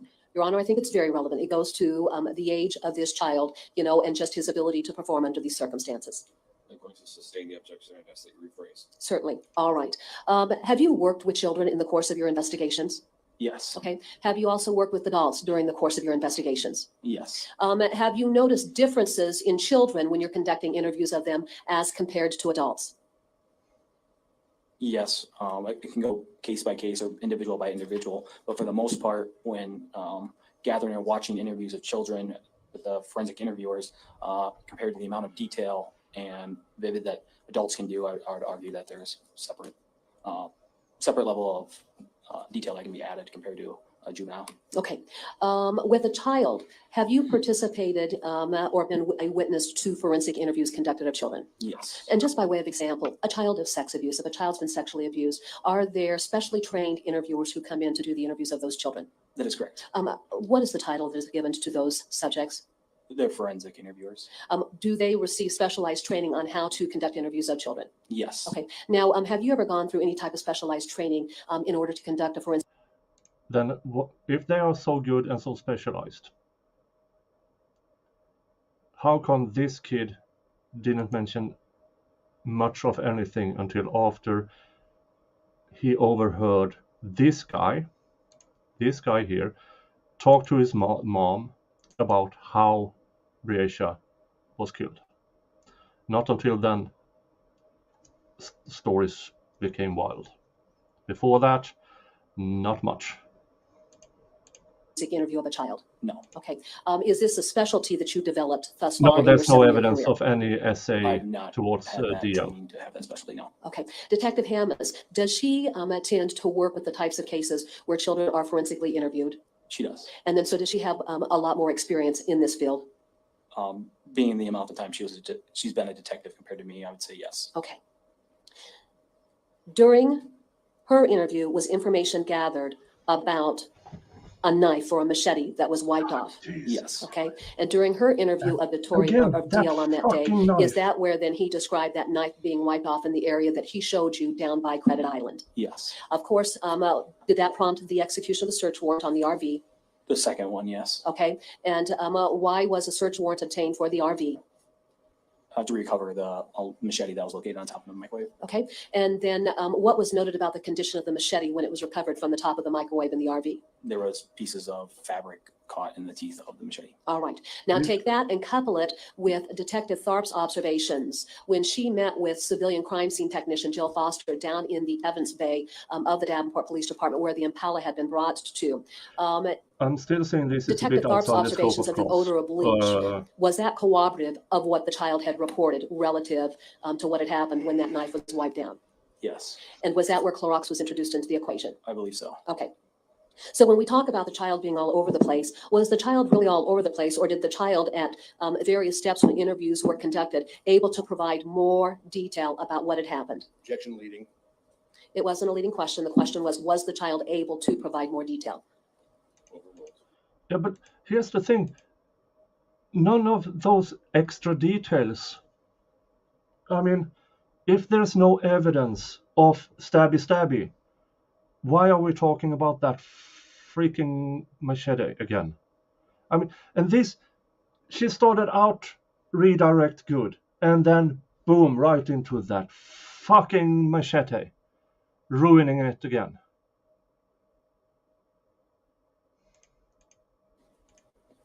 As more interviews occurred with that individual, yes. Okay. And then so each time the child was providing more information, was there independent evidence that was corroborating what the child had to say? Yes.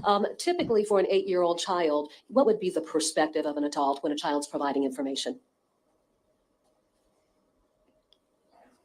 Yes. Objection is vague and Yeah, ambiguous. you know what, and I'll go ahead and I will rephrase this. Was it significant to you to have an 8-year-old child provide information and then there was independent evidence that would corroborate what that child would say? I would argue that is important, yes. Okay, now let's jump ahead. As of March 23rd, when Breasia's remains were recovered, were there projectiles found within those skeletal remains? Yes. When did you and Sergeant Oh, going back to normal speed. Please stop buffering. Pfeiffer go to visit with Aisha Langford to discuss that? I believe that was in April. Okay. In April, do you know if the state medical examiner's office had already authored their official report regarding cause of death? Yes. Okay.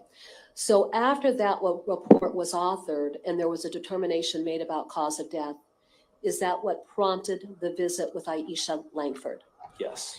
Where was Aisha Langford living during this time? Was she still in Davenport or was she living up in the Clinton area? It sounds like the kid was being led on by this interviewer who made snippets. Are you sure you didn't see that? And then he asked, oh, well, of course I saw that. I mean, only after they discovered the Breasia's remains and they knew how she was demised. All of a sudden, yeah, I was there. I saw defendant and Andrea do it. But since then, we know that Andrea had nothing to do with this. There is forensic evidence that rules her out completely. So we know the kid says stuff that simply isn't true. And we still, he already testified to that there's no stabby marks on the remains. No choppy marks. And she keeps going on with that fucking machete. We are not 2 hours in, I know.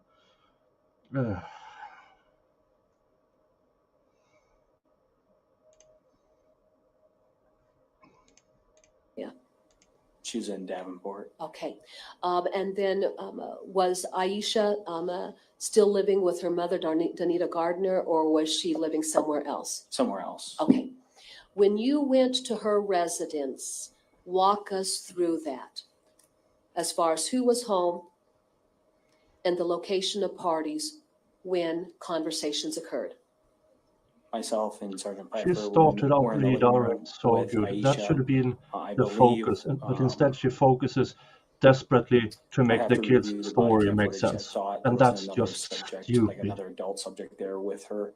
And then DL was present as well, but then was in a different room at the time of our discussion with Aisha. Okay. What prompted DL to be in a different room when you had that discussion with Aisha? Here's the thing. Earlier in this trial, we know that DL tried to eavesdrop on what's going on inside the courtroom. And kids are nosy. Him being in another room does not matter. This is... And I think this investigator is equally fed up with the prosecution. Due to the nature of the information, we just thought it'd be appropriate to be separate from Yeah, DL at that I time. need to get my So brain was the checked child then after removed this from the trial living room concludes. area? Yes. Oh. Thank you so much. Do you for the know if the podcast. It's child was much in a position appreciated. to overhear any of that conversation? It's a possibility. I'm not for certain on that. That's fine. At any rate, what were the circumstances of you or Sergeant Pfeiffer learning that DL had disclosed seeing Mr. Dinkins shoot Breasia? I believe it was first relayed to Sergeant Pfeiffer. Okay, all right. Now, let's go ahead and let's just leave that out there for the time being if we could, okay? You should have Because left we're it going to out jump back completely, into you the hack. timeline as far as sequence of events. Now, we're going to take that, we're going to set that aside. I want to go to a discussion about the shoes. What is our exhibit number for the shoes that you had seized from Mr. Dinkins on July 10th of 2020? Oh yeah, she pre-opens the exhibit evidence number bags. 63. Okay, Your Honor, may I publish this to the Oh, court so that yeah. the court can look at the bottom of these tennis shoes? Thank you. Yeah. Thank you, dear Fox 2000, who I found you from Legal Vices. Yeah, thank you. A lot of people have found me through Legal Vices, and I owe Jeff a lot of the success of my channel. I owe him almost everything because he directed people here and he keeps doing it, and I'm very, very grateful for it. But I hope you stay because I think I'm good at what I'm doing. I am not a typical Swede with, oh, no, that humidity, whatever the word is. Yeah, that's not for me. I know I'm really good at what I'm doing. And this is very liberating for me as well, because in my line of work, I'm a union rep, I do labor law, I have to be extremely stoic. That's my focus. That's my That's how I conduct myself. So being here with you is extremely liberating because I can say stuff. So thank you all for being here. Thank you for Super Chat, and thank you, Baz, again for your $10 Super Chat. Thank you, Dr. K Fox, or dear K Fox 2000 for your $5 Super Chat. It's much appreciated. Let's move on.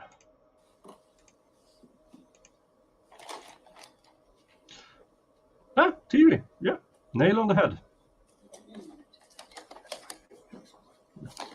Or something of that sort. Take them out myself. Thank you. All right. Detective Obert, have you had a chance to look at the soles of the tennis shoes that were collected from Mr. Dinkins on July 10th of 2020? I was able to look at them today, yes. Okay. Now, prior to your testimony, had you ever reviewed any of the photographs that civilian crime scene technician Jill Foster had taken out there at Credit Island? Yes. Okay. That being said, were you able to look at the the soles of the shoes that we have introduced and then compare it to photographs that she took? Yes. Okay. Your Honor, may I approach? You may. And then please let the record reflect that I'm And showing now we are counsel back to mark that the state's exhibits 3-86 footprints. and 88. There's no evidence. There's no evidence those footprints has anything to do with it because they haven't actually measured them to see what size shoes it were. Because if Mr. Dinkins is a size 11 or larger, and those shoe prints are deemed to be size 9 plus minus 1, I mean, are those gold shoes considered much smaller than his normal shoes? I mean, you need to test evidence even when they might exclude something. Because you have to count in that reasonable possibility that no matter this guy's extensive criminal record, you have to test even the things that might exclude him. You have to, in my opinion. Because had they actually tested it, they might even had included him. And this prosecutor, Jesus Christ. Your Honor. You may. I want you to look at State's Exhibit 386, 87, and 88. Oh, Crazy by Proxy found me through Ronkel and Rob. Yeah, Ronkel and Rob also big help. And then let's go So to is lawyer, Peter Donegan, State's fun guy, Exhibit 3-104. Aussie Okay. Overlord, All right, you feel comfortable with what you're seeing? Yes. Your Honor, may I publish these? Baz says Jeff got me here to begin with, but now I stay for the tractor. All right.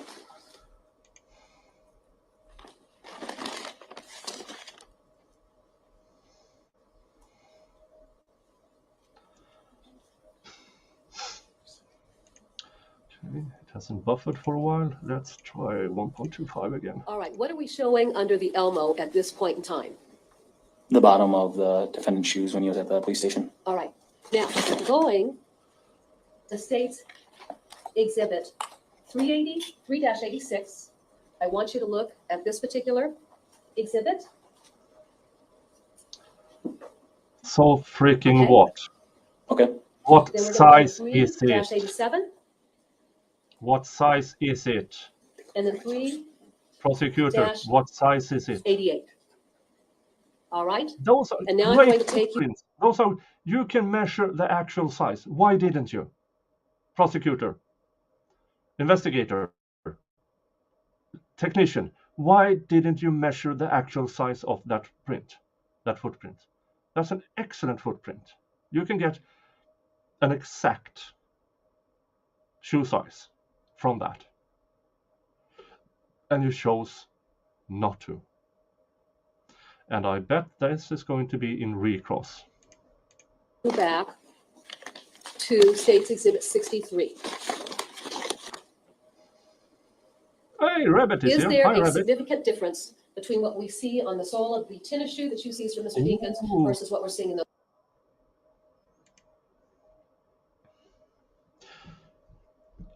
I'll go get my work boots and see if we can see some similarities. Hold on a second.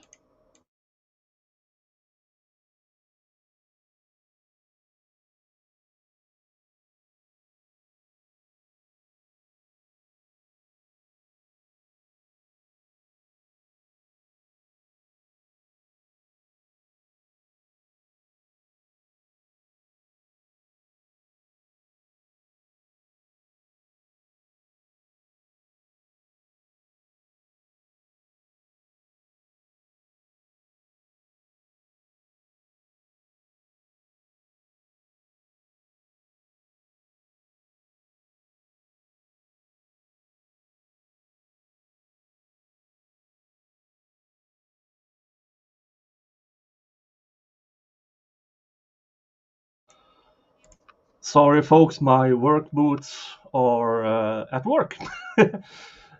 So I didn't have them here. Damn. But yeah, I would actually say those are more. Yeah, those look more like work boots, actually. And if they have pictures of those gold shoes, tennis shoes, they should be able to know, okay, what's the manufacturer? What's the typical sole of that shoe? They didn't. They didn't. Hey, John Gordon. If the shoes don't. Hi, Melissa. Yeah, Google image work shoes.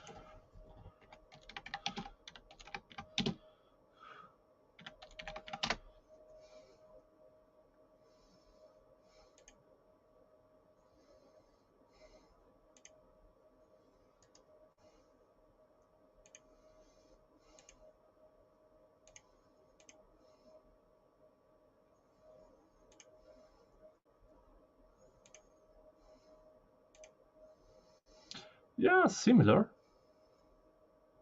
Not exact, but you get the. Let's see if I can actually. With. Let's see if I can find some.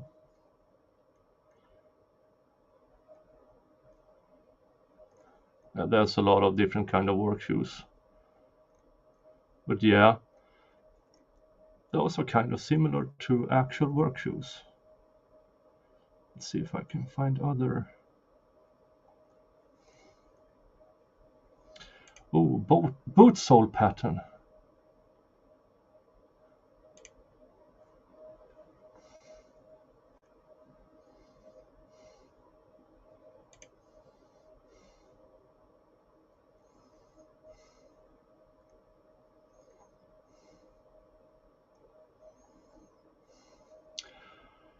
Let's just keep going. But yeah. photographs. Objection lacks foundation to this expert's expertise as an examination expert in footwear. Your Honor, it doesn't require expertise in footwear. All you've got to do is look at it and look at the impression. I'm going to allow the witness to answer if he can. Okay. Objection overruled. Thank you, The Beth. impressions Thank you in the so mud much. is different than the impressions that would be left by the defendant's shoes. Yeah, but here's the deal. You know the gold shoes. You have photos of it. You have videos of it. By that, you can actually get a reasonable. Who's the manufacturer of those tennis shoes? Reasonable. If the machete is there, the defendant's despair. Yeah. I mean, hi, Sal. Good morning.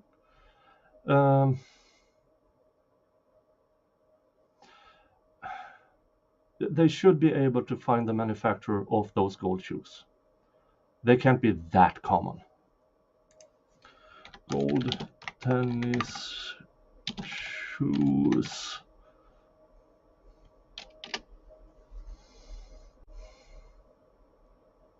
Yeah, there are different kinds of tennis shoes. There are Nikes. There are. Yeah, Okay, so almost every shoemaker has some kind of gold shoes.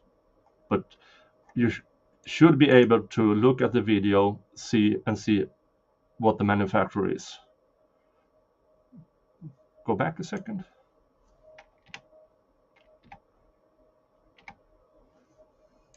Your Honor, it doesn't require expertise in footwear. All you've got to do is look at it and look at the impression. Okay, they were Thanks, Nikes. allowed to wait. Okay. Nike gold shoes. Soles.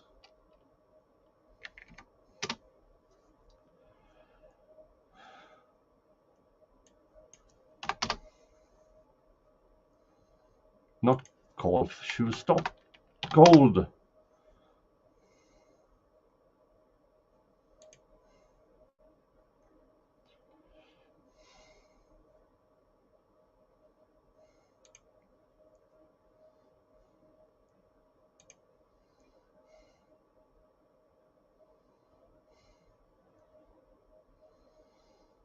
Okay. Nike gold shoes. Are these the ones? We need more pictures. Better pictures.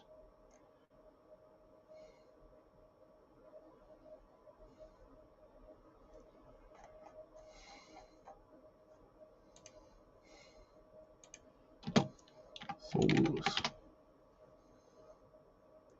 Nike gold shoes soles. Come on. Images.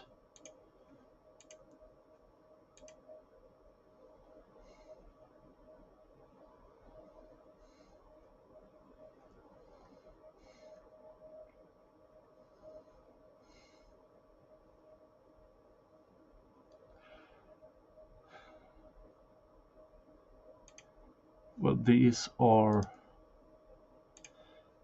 at least one pair Nike gold shoes. Not even remotely close.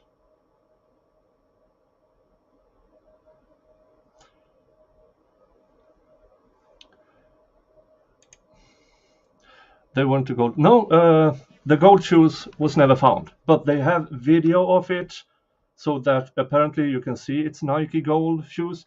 Then you can actually go to Nike and say, what's your different kind of soles you use for the shoes?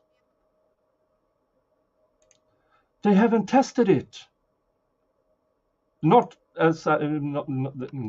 so far. But yeah. But yeah, we can do this later. I can check this out later if I find better images of Nike gold shoe soles. Mr. Answer if you can. Okay. Objection overruled. The impressions in the mud is different than the impressions that would be left by the defendant's shoes of Yeah. the ones he was wearing when he went to the police station. Now, does the shoe that you collected from Mr. Dinkins give a size? I'm talking about a size for the United States. Yes, size 11. Size 11. Taking you to 3-104.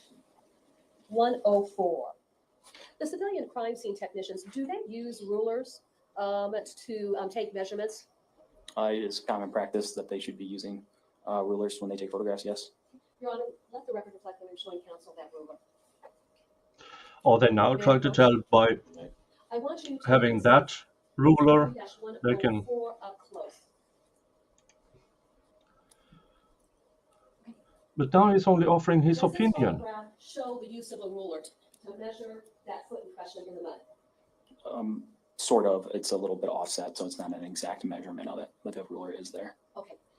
That ruler, is it in inches or millimeters? It's in millimeters. Okay.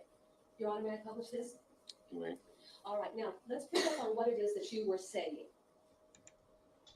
The ruler that was used for a measurement, does it start right at the back of the sole and go all the way to the tip of the toe? No. Is it offset just a little bit? Yes. In what respect? The ruler starts slightly before the heel of the foot of the shoe. All right. And then is there the ability just to type a Google search? Well, what's our total millimeters on this? The ruler itself reads out to 300 millimeters. Are you able to do a simple Google search and then translate 300 millimeters to 2 inches? Yes, I Okay. imagine. And would that be consistent with the size of the defendant's shoe in this particular case? I would have to have that resource to be able to answer that question. At any rate, would one be able to make that determination? Yes.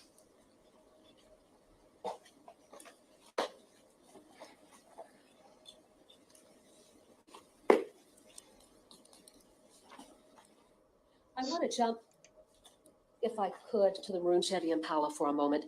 Detective Obert, were you involved in the execution of any search warrants for the maroon Chevy Impala?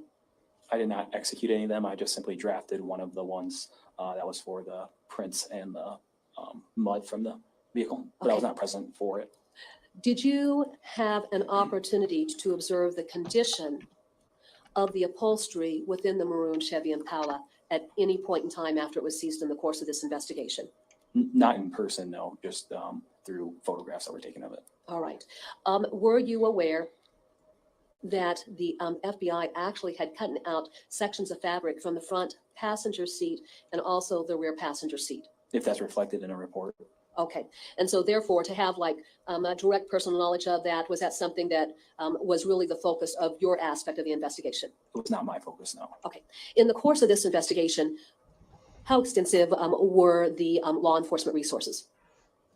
Argue heavily extensive, being that we were working with DCI and FBI, then our own department, and also eventually with Clinton County Sheriff's Office.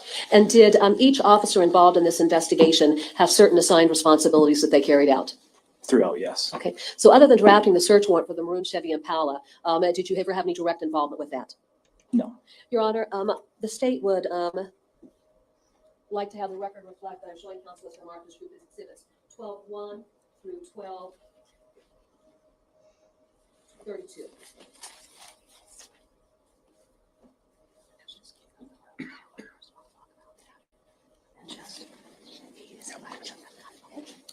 May I approach, Your Honor? You may. Counsel had asked you about whether or not there were any phone chargers in that vehicle. Looking at State's Exhibit 12-1, what do you see in that photograph? Looks like there are a couple different phone chargers, as well as there's a Newport cigarette box inside of it, and then potentially something looks like some sort of receipt. This has already been entered into evidence You may. and testified to. And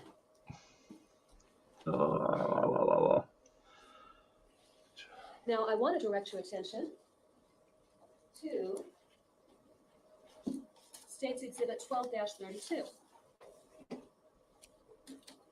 In this photograph, does it show any clippings of fabric? 300 millimeters is It does. US size 12, and that shoe print was considerably larger than Jesus Christ. That's Yes. some huge feet. And what are those descriptions? One says mid rear, and then the back of seat and front of seat, along with front seat, then under back seat of padding. Your Honor, may I publish this? You may. And then as you looked at that photograph, did you notice any type of staining on that fabric? And I'll show you the photograph up close. Yeah, I mean, it does look like there might be some sort of stain. In a 12-year-old car, Did you notice some type of I staining mean, on both of that's a those fabrics? 2007 Yes. Impala. Yeah. I would be surprised if it wasn't any stains in it. A 12-year or 13-year-old Impala at the time.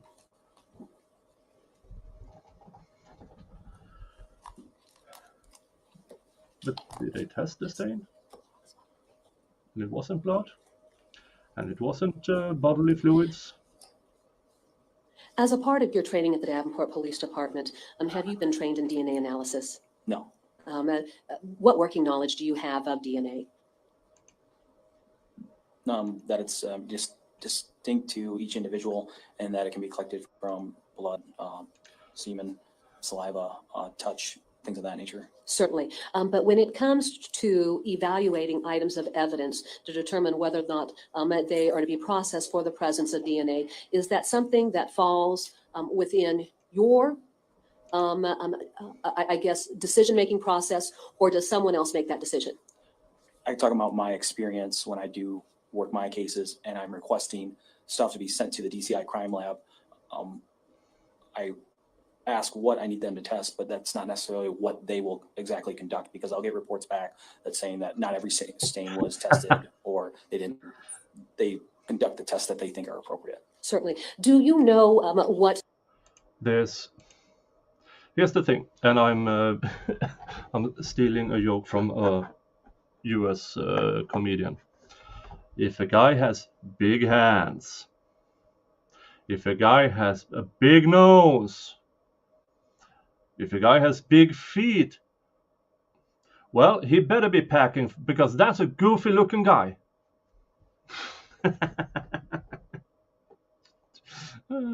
So sorry. I think from Jax Fox were these specials about 20 years ago. Factors play into their decision in selecting of items of evidence for testing? I'm sorry, can you repeat that? Yeah, do you know what factors play into their decision about selecting items of evidence to be tested for the presence of DNA? I do not. Okay. Do you know how items of evidence would even be examined to determine whether or not there might be some DNA? And let's take blood out of the equation, but let's say, for example, it might be semen, it might be saliva, or something of that nature. Do you even know how that process works, where they would examine items of evidence to see if it's appropriate for DNA testing? No. Okay. So as far as any of the questions related to DNA, are those questions that were more appropriate to Tiffany Smith, our FBI analyst who did the testing? I'd agree with that. Okay, all right. And did you just have a general working knowledge of what was occurring? Yes. But as far as the details, and what factored into their analysis, did you understand, or were you even a part of that? I was not a part of that process. Who handled the communications with the FBI laboratory in Quantico? I believe that was Cameron Smith and McMillan. Okay, and so therefore, were they the law enforcement contact that would have had conversations with the laboratory in Quantico? Yes. And any discussions about what would be appropriate for testing or not appropriate for testing, were those the individuals who were a part of that process? That's correct. Were you completely outside that process? I was.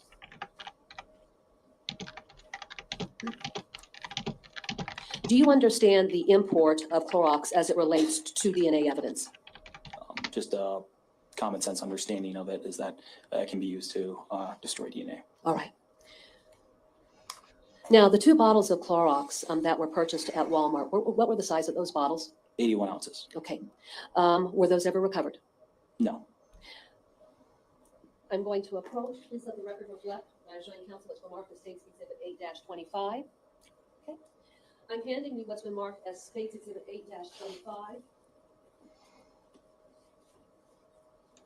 And looking at that photograph, do you see the bedroom area of the RV? Yes. And next to the bed, do you see a cleaning product? Yes. What is that cleaning product? It's a spray bottle. It says cleaner with bleach. Your Honor, may I publish that? It's the summer of 2020. Do you find it significant Everybody had that Mr. bleach. Dinkins Everybody would was travel to cleaning Clinton County everything. to buy 2 Summer bottles of Clorox 2020. in the early morning hours of June or July 10th? Yes. Do you also find it significant that in that RV, we have a cleaning solution that contains Clorox sitting next to the bed in that RV?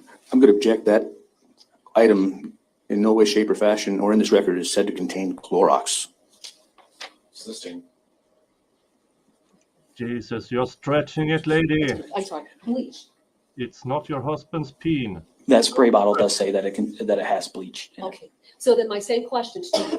Clorox, is that a name brand? It's a for name. bleach? It's a name brand for bleach, yes. Okay. Do you find it significant that we have a cleaning product that contains bleach next to the bed in the RV?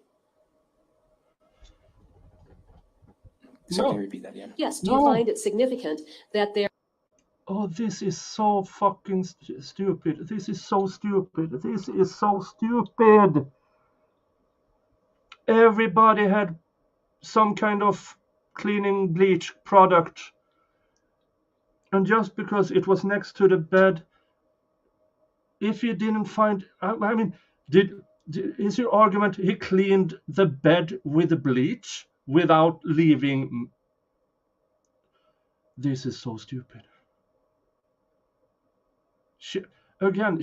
The first 5-10 minutes of her redirect, great. That should have been the entire focus of this case. And now she's back to these stupid things again. I have bleach to clean my kitchen. I have bleach stuffy to clean the bathroom. Do I have it in my bedroom? No, I have I have alcohol, and I probably have some cleaning product here somewhere, but it doesn't prove anything. You're modeling this isn't a jury trial, lady. It's a bench trial. Stick with actual evidence. There is a bottle of cleaning product that contains bleach next to the bed in the RV. Yes, for two reasons. One is that the defendant had this need to go get a cleaner, that he already had some sort of alternative cleaning thing with bleach. And then also to have it out and sitting next to furniture instead of where we usually keep our cleaning supplies, under a sink or in some sort of closet. That would be another thing that sticks out to me. Okay. And as far as the search at the apartment complex, apartment number 8, was there a container of bleach that was recovered from that location? There was. So does it make any sense to travel to Clinton to buy 2 bottles of bleach? No. Okay. Now, let's talk about clothing. Mr. Dinkins, when he showed up at the Quick Shop, what clothing was he wearing? The white tank top. Already testified to. White/blue I mean, and pink shorts and gold shoes and black do-rag. If we go back to State's Exhibit 23, and let's talk about that. What time did Mr. Dinkins leave the Quick Shop? 3:38 a.m. When you reviewed video surveillance footage going out north past mile marker 124 after that time frame, was there any video surveillance footage that showed a sedan passing that location based on what would be an appropriate time travel to get from the Quick Shop to that location? Yes. And what was that time? 3:45 a.m. All right. And then so, assuming that that was that sedan that was traveling out of town, when do we next have that maroon Chevy Impala at a specific location in Davenport? I'm sorry, can you repeat that? When do we next have that Chevy Impala and Mr. Dinkins at a specific location in Davenport? After coming back from Clinton? Right. At mile marker 124 at 7:52 a.m. No, let me be more specific. All right. You talked about vehicle traffic that you were watching at mile marker 124 after 3:38 a.m. when the Impala left. And you talk about what we see on the highway there. But what time do we place Mr. Dinkins back at the apartment complex that morning? When did he come back to get DL? We don't have the definitive time. We just have the time that he's leaving with DL, and that's 5:55 a.m. 5:55. So then sometime before 5:55, he's shown up back there. Yes. Between 3:38 a.m. and around the time frame of 5:55, can we account for any of his movements whatsoever? We do not have that, no. But what we do have, when he went to the Quick Shop, what did he purchase? 2 packs of cigarettes and $35 worth of gas along with the big letter. What is the capacity of the gas tank on a 2000 Chevy Impala? 17 gallons. And so if an individual were to take a trip up to Clinton, come back, make a second trip up to Clinton to buy Clorox and come back, and then go down around River Drive, would they use a significant portion of the gas in that gas tank? I would say yes. And then when that gas tank was dropped, That's how a much lot gas of was left speculation. in the tank, if you recall? 4 gallons. 4 gallons. Okay. When Mr. Dinkins, well, let me do this.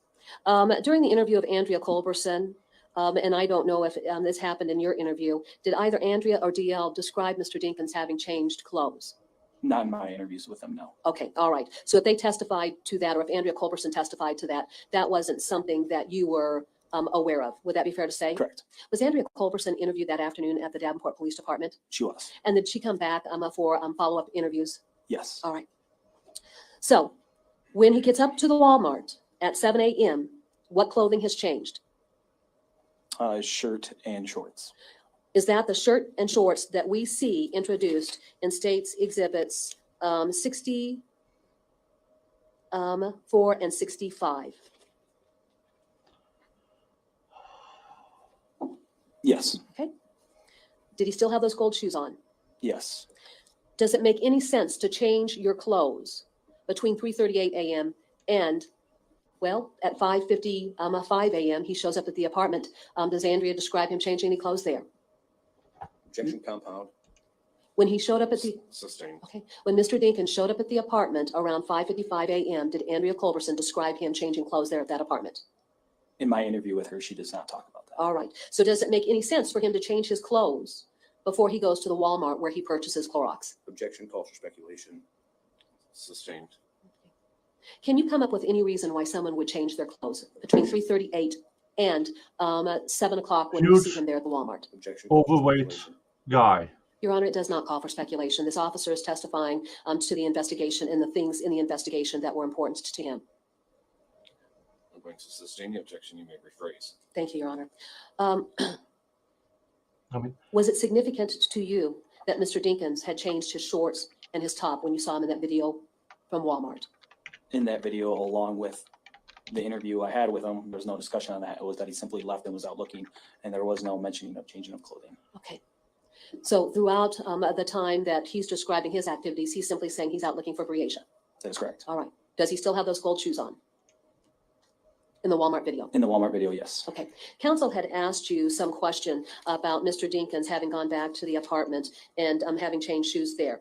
You had indicated that you had knowledge about other locations where he had clothing. What other locations did he have clothing? His sister Nina McQuay's residence at 1321 East 39th Street, apartment 4. Was there a search warrant executed at that location? There was. And then were there clothing items that these are the temperatures in Iowa. July 10th. Between 62 at the lowest and just over 80. No, that is in Iowa City, but I don't know how, if there's that much difference down to Davenport. It's not the hottest, but it's still warm and big guy. Yeah. Oh, sorry.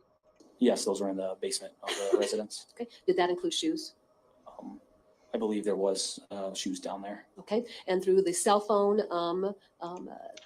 well, I should say through the That would kill me.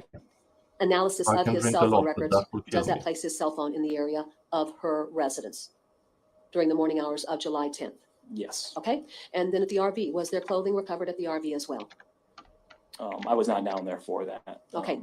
If there are photographs that show clothing, would you simply refer us to those photographs? Those temperatures are between 19 degrees Celsius and 27 degrees Celsius. So it's a warm, because if it was it's a warm day. It's a good summer day. Decent. Not extremely hot. Decent summer day. And it had rained heavily the day before, or that night, was some of the sort. So not much humidity maybe. But still, if you're a 6'5", 350-pound guy, you sweat. You sweat a lot. No matter, I mean, I'm 6'4" and 250. I break a sweat peeling an orange sometimes. That's just the way it is. Yes. And any type of shoes that may have been found? Yes.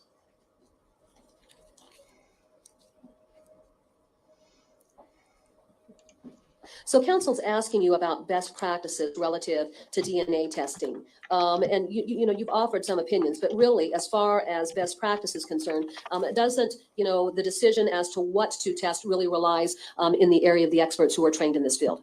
The ones conducting the testing make their inputs. As I mentioned before, there are times where I'll submit to the DCI crime lab and they put in their report. Not every stain or everything on there was necessarily tested. Okay. Staying with that subject matter, counsel discussed with you, well, shouldn't you process the apartment for DNA? Was Breasia known to be in that apartment? Yes. Did you take a bath in that apartment? That was what was gathered through statements, yes. Did she have clothing in that apartment that was sent back with Andrea? Not Not Andrea, Aisha, the mother. Yes. Was she in the bedroom? Yes. Was she sleeping in that bedroom? Yes. Was she playing in that bedroom?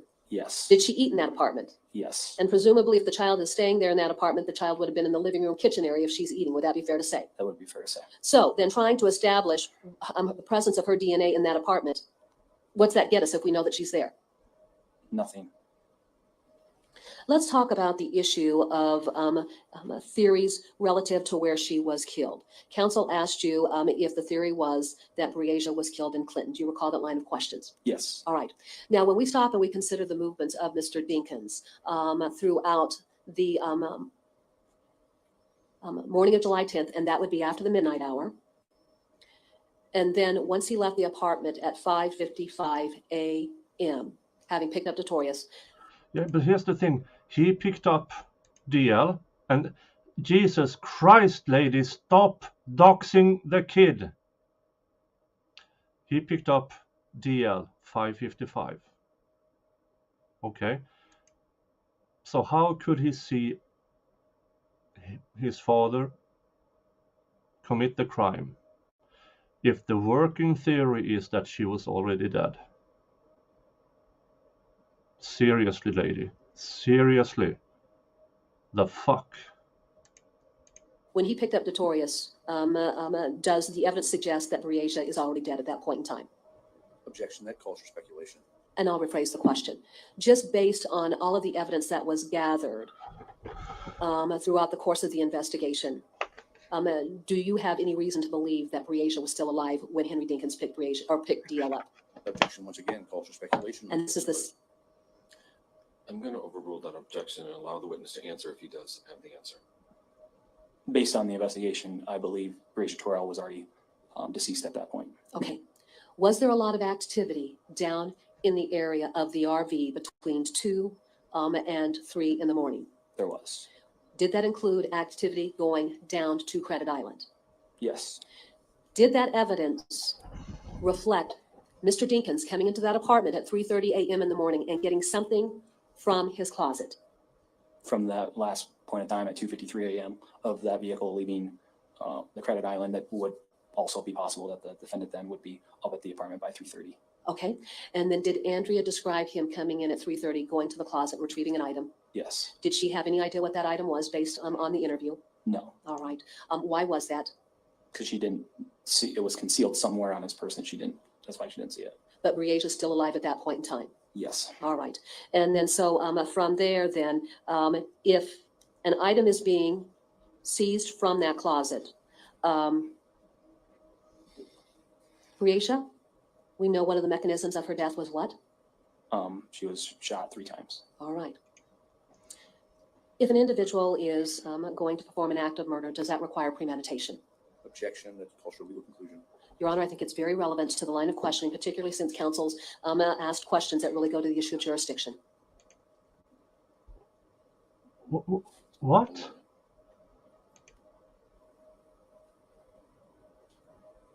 What? What? Lady! I'm going to overrule the objection. What? Okay.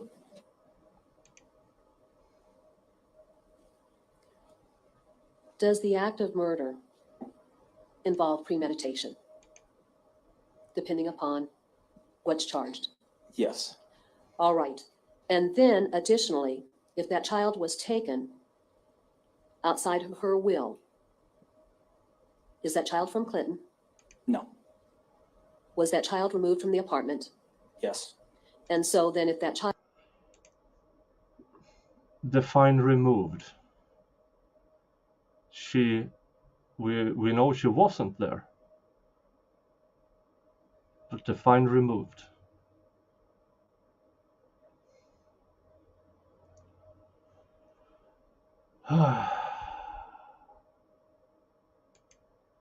And I bet she will bring up that fucking machete again. child is taken from that apartment without the consent of her mother or even that child, is that an act of kidnapping? Yes. Objection, calls for legal conclusion. Sustained. All right. At any rate, Breasia, do we know definitively know what location she was taken from? Objection, calls for speculation. Was Breasia removed from the apartment? I'd like to rule it. Sustained. Okay, all right. What was the last known location that Breasia was seen? At the apartment complex. Okay. And at the time that she was seen, did Mr. Dinkins describe having any conversations with Andrea about Breasia and why she wasn't in the apartment? No, Did Mr. Dinkins discuss with you reaching out to Aisha Langford and having any discussions with her about Breasia being outside that apartment at 3:30 a.m. in the morning? no, Counsel asked you if there was any indication of sharp force trauma to Breasia. Do you recall that line of questioning? I do. Okay. And then you were asked about the cause of death for Breasia. That is correct. When Breasia, when her skeletal remains were recovered, was there any body tissue left? There was a small amount that was, we'd consider mummified. That was around her legs and then also elbow, Okay. arm area. Given that her body was found 6 months later, 8 months, idiot. Idiot. Oh, August, September, October, November, December, January, February, March. 8 months. You fucking moron. And here's the deal. With a machete. If you use that, there will be marks. Yeah. I mean, this is so freaking stupid that she keeps going back to that fucking machete, relying on the kid's testimony.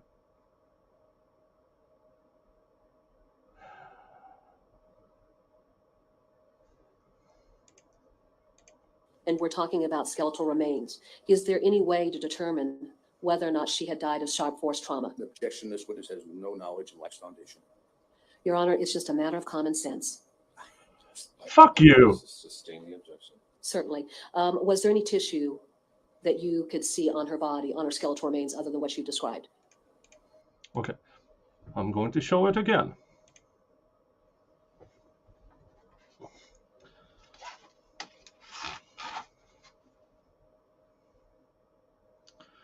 And whatever he had in the van is larger than this. This prosecutor is trying to, by common sense, say that using this type of machete with a saturated back does not leave marks on bones. This prosecutor is a fucking moron.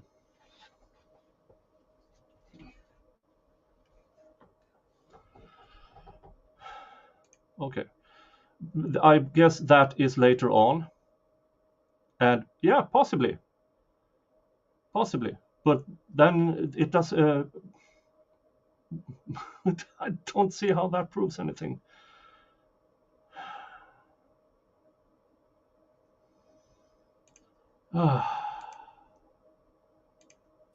I would say majority of her skin and tissue and things like that were completely decomposed. All right. Do you know how many times she was shot? Shot 3 times because of the 3 rounds that were recovered. And then the doctor and the anthropologist that conducted the autopsy were able to locate points of entry or the trauma from those rounds. All right. We'll get testimony from those individuals, but let me ask you what your understanding was. What would have been the locations? The jaw. Where did that bullet travel to? Okay. As you understood it. Left Hold on a mandible. second. Okay, and then where did it travel to upon entry? All I know is that it at one point hits the jaw. I can't speak to That's all right. where the entry is. All right, and then the second location. Would be the scapula. All right. Have you been involved in a number of investigations where individuals are shot? Yes. Okay. And in the investigations that you've been involved in, how common is it for the bullet to remain within the body without traveling outside the body? My experience, I know that sometimes they'll remain within the body and sometimes they're through and through. It all just depends on what things are hit within the body by the round. All right. So that being said, when you were talking about the recovery of projectiles, were those projectiles Allows located. Okay, back to normal speed. We're almost done for this day, and we can get started on day 9. Within the area of the skeletal remains. Yes. But at the time, of course, that the Right. body was Rabbit found, is now a mod. was that tissue, human tissue, gone Thank you. except for the 2 Thank you areas that you for described? offering your That's service. correct.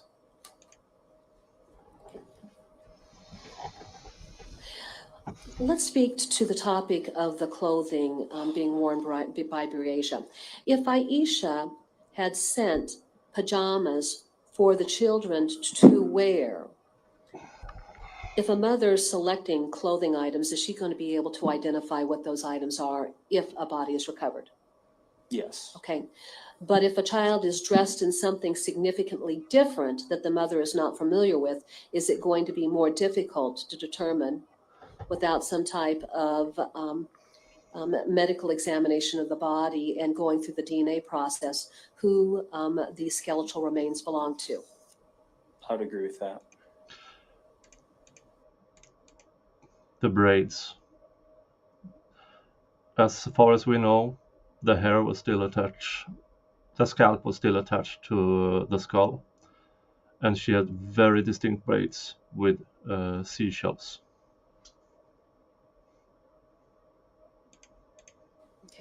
Now, counsel had asked you about just the various video recordings that we observed, and he said that there was nothing that would tie Mr. Dinkins to the Impala. Did the Impala have specific characteristics that were used to identify that vehicle? Yes. What were those characteristics again? The white sticker on the trunk of the vehicle on the passenger side, and then there was also a sticker in the windshield that's on the driver's side, and then the dark window tint on the vehicle as well. Okay. Who was known to be associated with that vehicle as of 3:30 a.m. in the morning? The defendant. Okay. Was he seen driving that vehicle Yes. and captured on video surveillance? Yes. Where was that at? At the quick shop. Okay.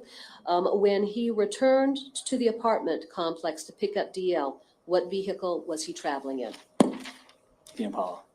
What vehicle was he documented being associated with when he arrived at the Walmart in Clinton? This The is Impala. And then when we Thank go you, down to the prosecutor, activity for focusing that morning a along little bit about South actual River circumstantial Drive, evidence, was he actually captured but you're by meddling in that so vehicle? much shit in this. Yes. And where was that at? In the lot of 743 Schmidt Road, captured from Devon self-storage video. Okay. So if you follow the chain of evidence and look at those specific videos, do those all tie Mr. Dinkins to that maroon Chevy Impala? Yes.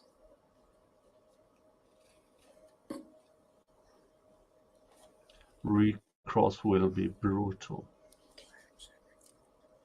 Let's talk about this. If Mr. Dinkins was out looking for Breasia, how difficult would it be for a child of 10 to walk from the Jersey Meadow Apartments on 53rd all the way to the southwestern end of town where his RV in Credit Island is located? For a 10-year-old, I would say that's fairly difficult, and But you have no also evidence be of her being there. pretty positive that There's someone would have called it absolutely in and zero would have evidence of video her footage being there. of her walking. Okay. With Mr. Dinkins having been up in the Clinton area, how much sense does it make for him to be up in Clinton if he's out looking for this child? None. Okay. If the child has walked away from the apartment complex, how much sense does it make for the child to walk to his sister's residence? None. Or to even a subject by the name of Genesis Johnson? None. And does this child have any connection to Nita McQuay or Genesis Johnson? No.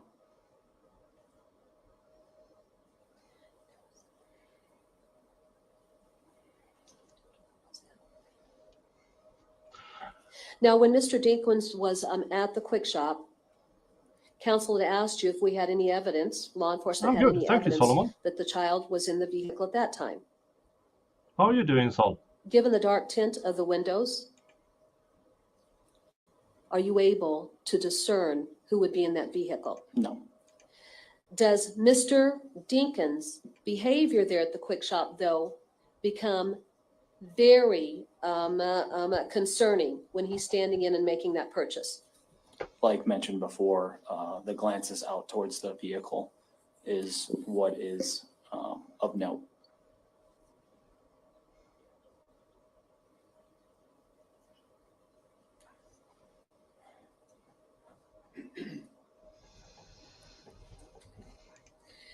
Counsel also asked, Earlier in the trial, we heard them describe a standing objection. And I guess this, when it's apparent to us that he should object, this might be the standing objection he has already filed with the court. But once it goes above that, he can make additional objections, as he have done during this redirect.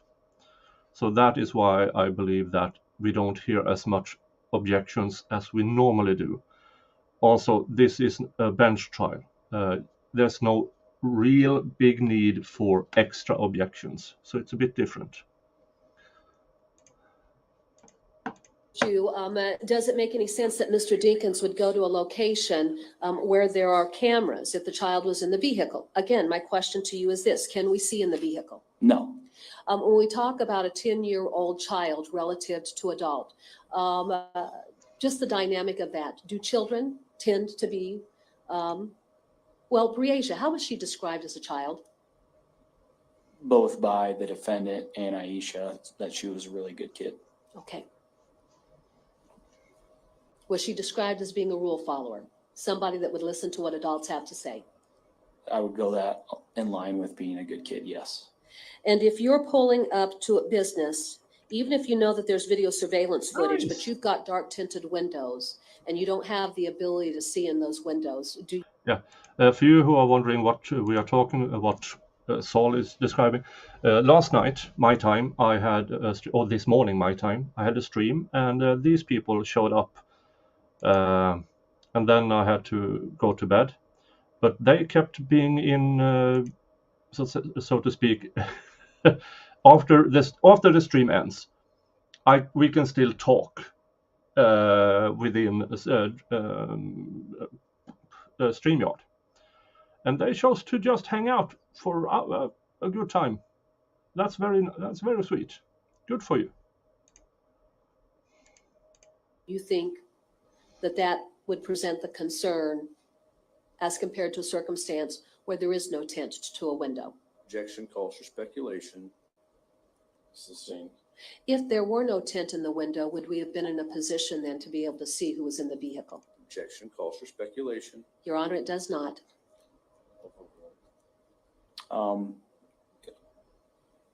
There's the potential you could be able to see in the vehicle. All depends on the quality of the video cameras at the business and what time of day. Good answer to that horrible question. Yeah, Kaiser was. And in your discussions with Mr. Dinkins, when he talked about going to the quick shop, was he ever willing to give you a time that he'd gone to that establishment? No. Do you find it interesting that he purchased a full gallon of, or a full tank of gas at that point in time?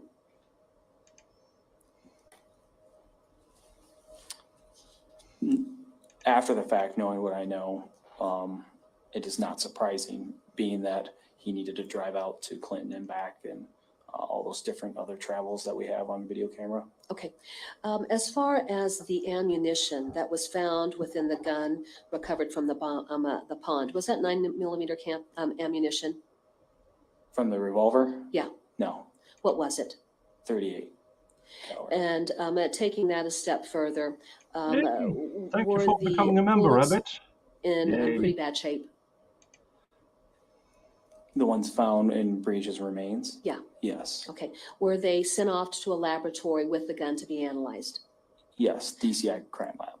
Will there be a criminalist who will come in and testify as to his findings relative to those bullets and whether they could have potentially been shot from this gun? That is correct. And were there empty casings inside the cylinder Seriously, of that is gun? that Toolmark guy going to speculate that somehow, while she was shot with one type of caliber, and then somehow that person reloaded and fired 6 shots somewhere.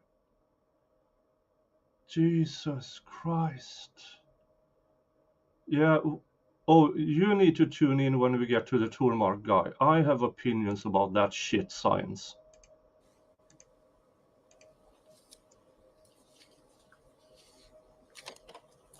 The thing about filling up gas, if he filled up the tank to the brim, 17 gallons, which actually they can support because he bought $35 worth of gas.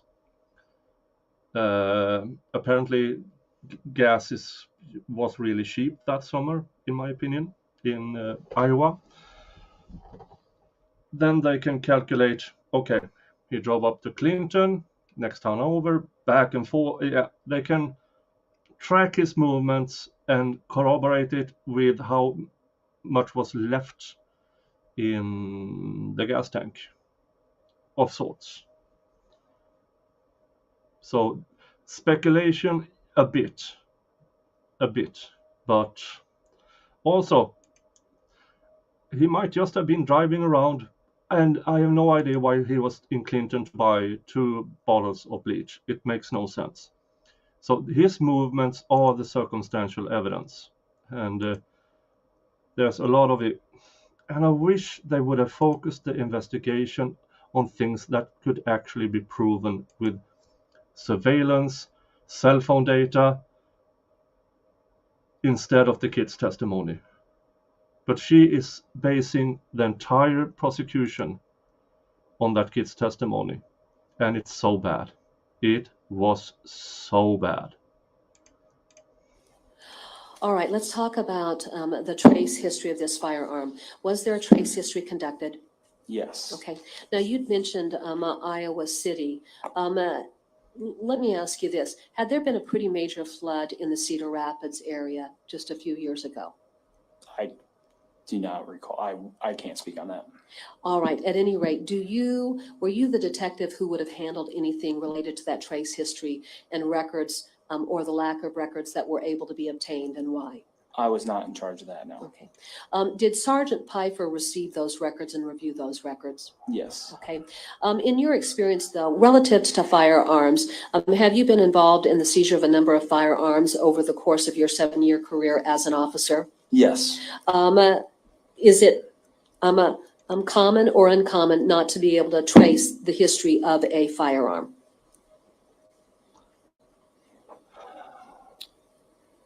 Yeah, that gun had no Like, trace. It's all case by case. Whoever sold that, it was testified to, I believe, during yesterday's stream, that when they contacted the original seller, they lost all records, and they didn't send it in to the authorities who bought it the first time. So that is highly suspicious. That tells me that seller, that store, sold under the table, so to speak. Okay. In the course of your investigations, do you come across firearms that were purchased by an individual who has no association with any involved people in the course of an investigation that you conduct? That happens, yes. Okay. Are firearms stolen? Yes. All right. Are firearms stolen, traded back and forth with the individuals? Yes. And so if you can't find any trace history relative to a firearm, is that something that would be surprising, or is that consistent with investigations that you've conducted in the past? It is common that a lot of these firearms in our cases in Davenport are stolen. Okay. When the gun was recovered, was it completely submerged within the pond? It was. Okay. And so then therefore counsel had asked you if there was any trace evidence on that gun. Do you know whether or not there was any trace evidence? I do not. But with it being in a body of water for a significant period of time, is that a factor that has to be considered? I would imagine that's what the people that would test for that firearm. The absence of evidence is used as evidence in itself, and that's, I have opinion.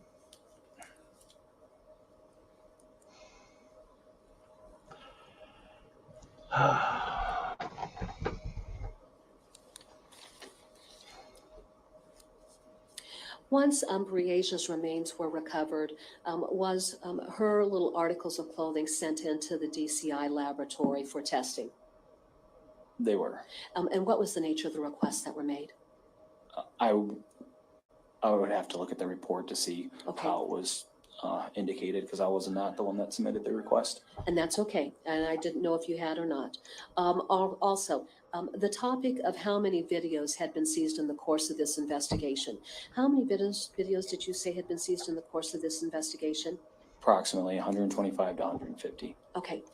Just so that we understand, when we talk about There's good 125 to cell phone 150 data in this videos, trial. Believe it or not, it's as really far excellent. as the number of videos that were relevant, was it a small number in comparison to the total seizures that were made? That's correct. Okay.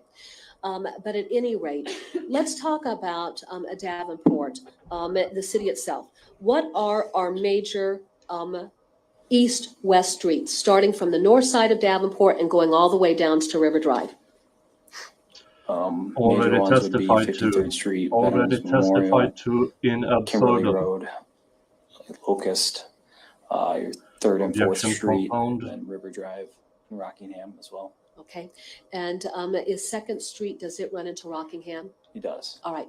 Now let's talk about our major north-south streets in Davenport. Already testified to. Then stop wasting Major time. north-south would be Brady, Welcome Way, Division, Jersey Ridge Road, Elmore Avenue Okay. would be another one as well. Okay. And are those, I guess, a pretty representative example of our major thoroughfares? Yes. Okay.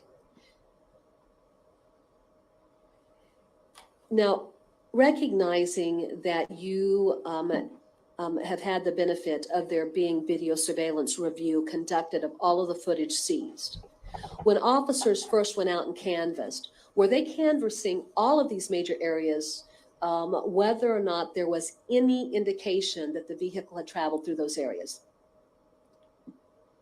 Yeah, so it was kind of a broad, the initial was strictly around the apartment complex to try to narrow down Breasia Terrell leaving that area. Mhm. And then as information developed, we got wider and wider with our canvas. Okay. At some point in time, did law enforcement become aware of the RV down there on the south side of town? Yes. And so then did law enforcement consider possible routes of travel that Mr. Dinkins could have taken if he left the apartment Already complex and gone to the testified to. southwest areas of Jesus town? Christ. Yes. So just by way of simple example, Division Street, did officers look for These video were, surveillance along Division Street? Yes. Was there any indication that his vehicle had traveled along Division Street? Do not add that. But did you still take that approach to either determine whether or not there was evidence or it was ruled out? That is correct. Okay. And so even though you collected between 125 and 150 videos, was that just because you were throwing everything at the wall and seeing if you could come up with anything? That is correct. How about that? Just as your entire trial strategy.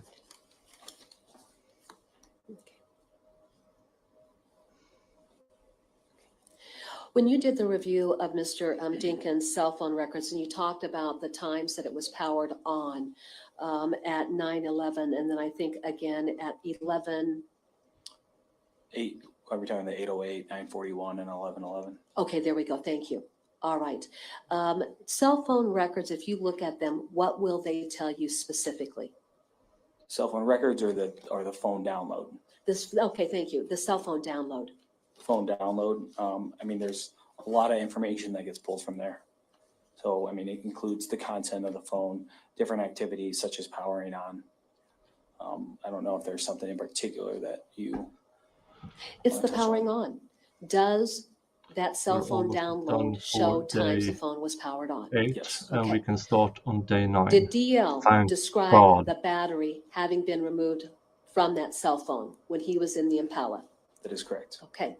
Did DL describe placing the battery in the phone once his father went into the Walmart? That is correct. Did DL describe pulling that battery out so he wouldn't get in trouble with his father when he came out of Walmart? That is correct. And then so given that circumstance and what you saw about the timeframes where the phone was powered on, This might be the would that be one consistent thing with somebody? the kid testified to that is actually correct. The one thing. and it's cooperated with actual evidence. So but him being truthful on that does not mean he's truthful about anything else, especially not that fucking machete. Body pulling a battery from a cell phone so that it wouldn't hit on cell phone towers? Potentially, yes. Yeah. I mean, The state has no further questions. Mr. Freeze, It's fine. I have individuals that have obligations. I think it might take a little bit too. This afternoon, I mean, right after work, and there's just no way to rearrange those. And so we will adjourn for the day. We'll reconvene at 9 o'clock. Thank you, Your Honor. Understood. Thank you. okay. Yeah. Groundhog Day. Yeah. She is repeating some stuff in absurdum.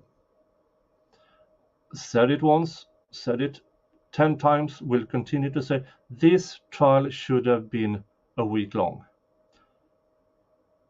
Instead, they are calculating for it to be a 5-week trial. And I don't understand why.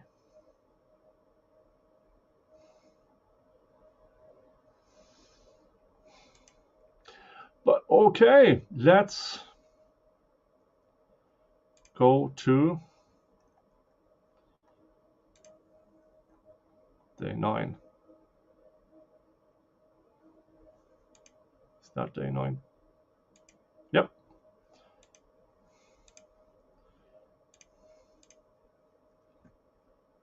And they don't actually start until half an hour late, as per usual. I will stream for another 90 minutes. Then I am going to watch the All Elite Wrestling from Wembley Stadium. I'm not going to miss that. I've been waiting for that for months. Tell the truth, the whole truth, nothing but the truth. I do, Your Honor. Please have a seat.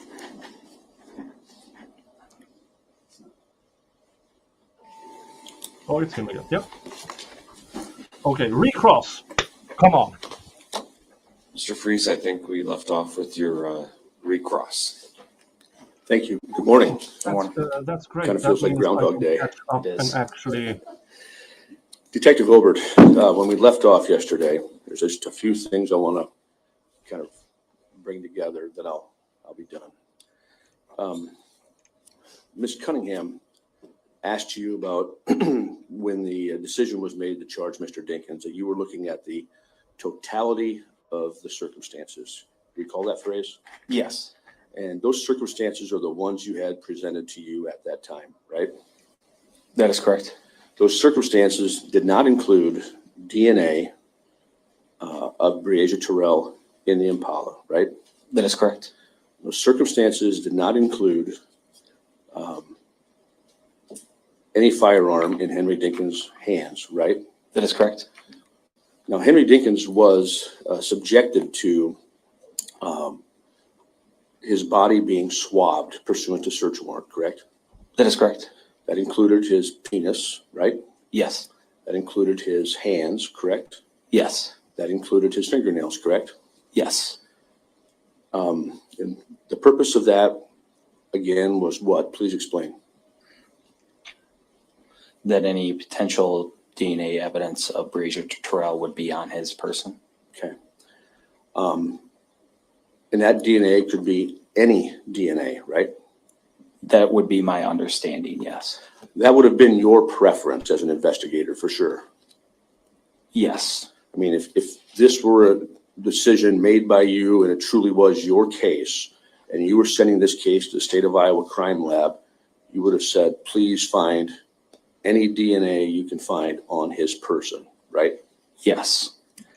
Now, I understand it may not have been your decision. It may have been someone up the chain, but just for the sake of argument, had it been your decision, that's what you would have wanted, right? Yes. And why is that? It'd be an odd place for her DNA to be, for example, under his fingernails. That would maybe corroborate some sort of interaction between the two of them more than just them coming and passing. Sure. and DNA on his penis would be really odd, wouldn't it? Yes. And his hands, were they tested for gunshot residue? I do not believe so. If this were your case where it was Seriously? Seriously? What the fuck? What the But they still have the swabs they could test. But they haven't. Jesus Christ. truly 100% your decision, would you have requested testing for gunshot residue? I don't think we would have had enough to substantiate that, being that we didn't have the firearm or know that she was shot until we recovered her remains. Okay. Do you know if the samples were used up in the testing by the FBI lab? The samples From Henry Dinkins? from Henry Dinkins, I wouldn't have that knowledge and don't know how much that they could further test after having done those other tests. After the remains of Breasia Terrell were located, did you follow up to see if there's any sample remaining that could have been tested for perhaps gunshot residue? I did not. Now, you'd agree that when someone shoots a revolver, let's say in contrast to a semi-automatic, a revolver, since the cylinder is exposed, does blow back a significant amount of powder, doesn't it? If that's the case, I can understand how that logic would make sense, but I'm not the expert that could speak fully on that. They didn't. But again, the totality of the circumstances have to include no DNA, right? No DNA was located, correct? And the FBI lab is operating totally off directions from somebody to the Davenport Police Department. Is that your understanding? It was communications between people at the Davenport Police Department, but then also FBI agents Cameron Smith and McMillan. Okay. But it wasn't you. I would give them things to test, but I wasn't the one filling out those forms and requesting certain processes to be tested. Did you ever tell anybody at the Davenport Police Department that Breasia Terrell was in that Impala? I did not know. And why did you not make that statement to anybody at the Davenport Police Department? Why did you not tell anybody she was in that Impala? Oh, sorry. I thought you were talking about me to the FBI. Are you talking just about like statements made to other detectives there? Yes. Yeah. So when we were having conversations about the case, we all said that she's in that Impala. Okay, so you assumed she was in the Impala, Yes, but you had no conclusive evidence that she was in the Impala. that is correct. And do you know if that conclusion that she was in the Impala was relayed to the FBI? It could have been. But as we sit here today, you and I can agree that we have no evidence that she was ever in that Impala. The closest we have is the statement from Andrea Culberson saying that she was staying outside of it at 3:30 a.m. in the morning when no one else was outside. And then she was coincidentally disappears from the apartment complex.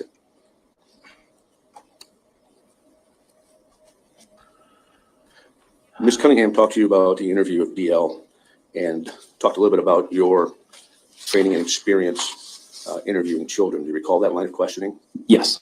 And she talked about forensic investigators or forensic interviewers. Just bring me back up to speed on what a forensic interviewer is. Someone that goes through trainings and certifications to be able to interview a child that's been exposed to traumatic events or abuse. So we use those interviewers, particularly in sexual abuse cases, right? That's fair to say in child abuse cases as well. Yeah. So when a child has been exposed to a traumatic event, we use specialized investigators, correct? That is correct. And you're not one of those, right? That is correct. Neither is Detective Hammis, right? That is correct.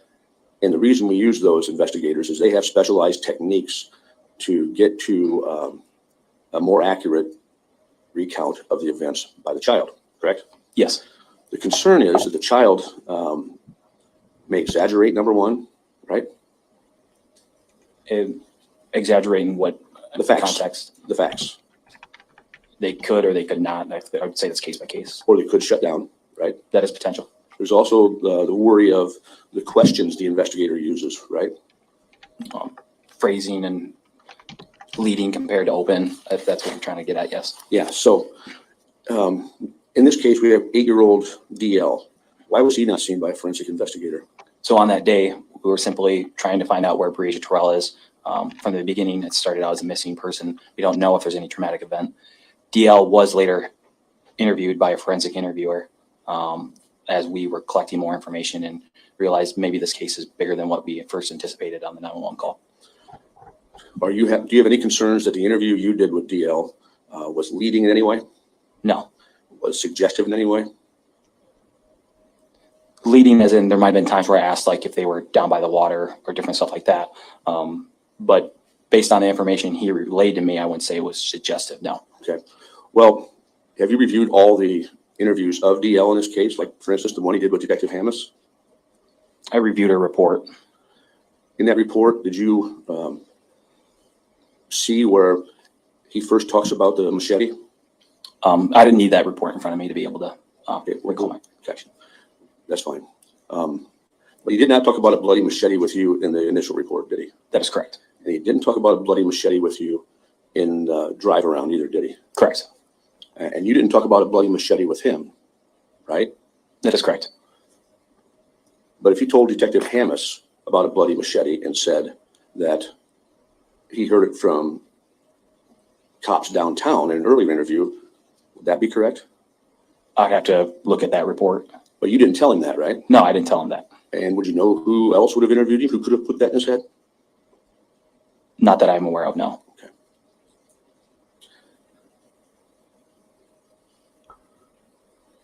Yeah, where did the bloody machete come from? If there is something in at least an inkling of testimony that somebody started mouthing off about a knife.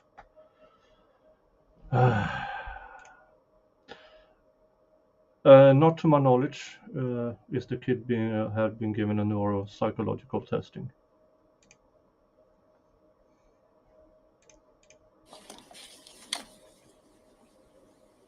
And this stuff about the shoe size that you were shown, no one even measured the pattern of the shoe to tell us if it was a work boot versus a tennis shoe, did they? I don't know how you'd be able to differentiate the two based on just the bottom sole of it. I mean, my personal opinion is that sole looks like a tennis shoe as compared to a work boot. If you don't know, then shut up about it. Where work boots have solid like ridge lines along the bottom for the most part. Well, you just differentiated for me right there. I mean, there's got to be experts out there on footwear impressions that can do that for us. Wouldn't you agree? Perhaps, maybe. I don't know. Did you seek one out? No. You never sought one out who said that's a size 11 shoe, right? That's correct. Okay. So you could have taken steps to corroborate DL's story, but chose not to. That's a potential, yes.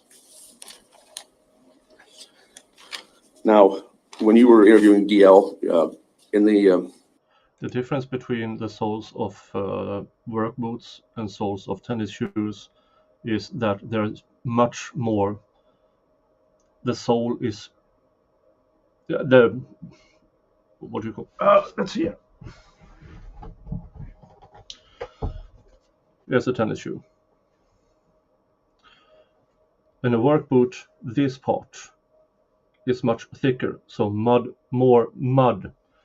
There's room for more mud. And if you look at the actual shoe print, there seems to be a considerable amount of press-up dirt, or whatever you can call it. So, yeah.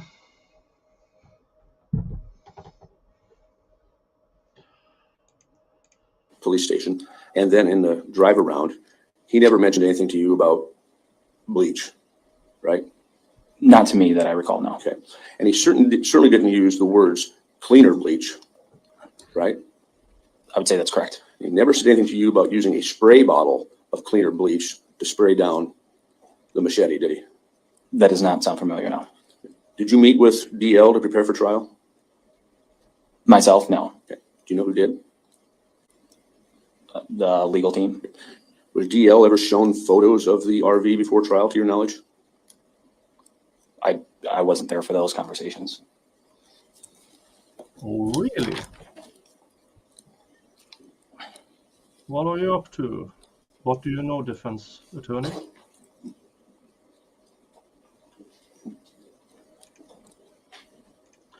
No, show impressions photographed That was on the island. Her remains was found all the way over there.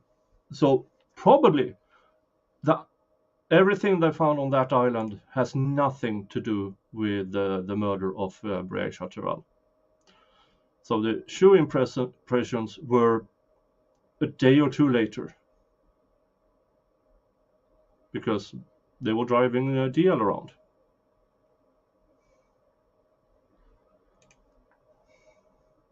So in my opinion, those shoe prints has nothing to do with this case, in my opinion. But it's very important for the prosecution to try to make it that way, because the kid told them about it. And we know about how the kid's story evolved over time to include definitely things that simply weren't true. Ms. Cunningham asked you about Ms. Breasia Terrell being in the apartment and being in the bedroom and on the bed and in the bathroom and alluding that her DNA would have been in there. Do you recall that line of questioning? Yes. So are you telling this court that Breasia Terrell's DNA in that apartment that night was irrelevant? Based on the statements made by everyone, we know she was in that apartment. Okay. So any testing for DNA done in that apartment was just no difference to you? When we're using the term DNA, are we talking blood, semen, saliva, trace? Because we did test for areas of blood and semen and try to locate things of that nature. So that has to do with DNA. So we did do those tests. And those weren't found? Correct.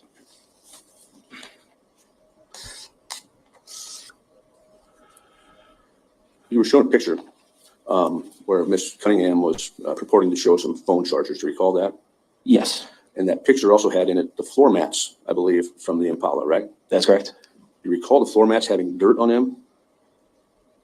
There was some discoloration on those floor mats, but as in like caked up amounts of dirt, no, I did not see anything of that nature. Okay, that's interesting, because if he was driving around with what they claim are really dirty boots or really dirty tennis shoes, why is there no dirt on the floor mats? Are they now claiming he vacuumed it?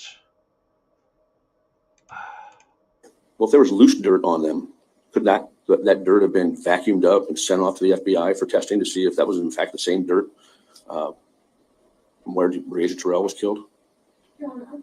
This witness was not a part of the evidence response team, and counsel keeps asking this witness questions about tasks performed by other individuals. These individuals were on the stand, they had the opportunity to testify, and the state would object. This is asking this witness a question that he has no knowledge of.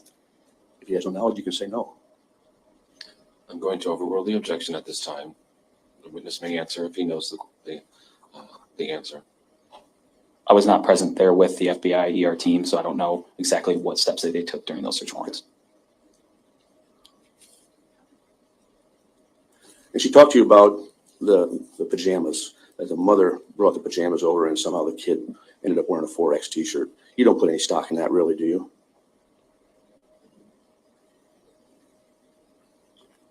I would just draw the question of why she wouldn't wear her own clothes as compared to his. That's as simple as I'd leave it. Sure, and you also knew that DL was wearing a 4X t-shirt that night, apart from his own pajamas as well, right? Yes, and at some point, though, he changes back into his regular shirt. Sure. Did you think there's something insidious about Henry Dinkins allowing his biological son to wear his 4X t-shirt that night? I don't think I can jump to a conclusion like that. Okay.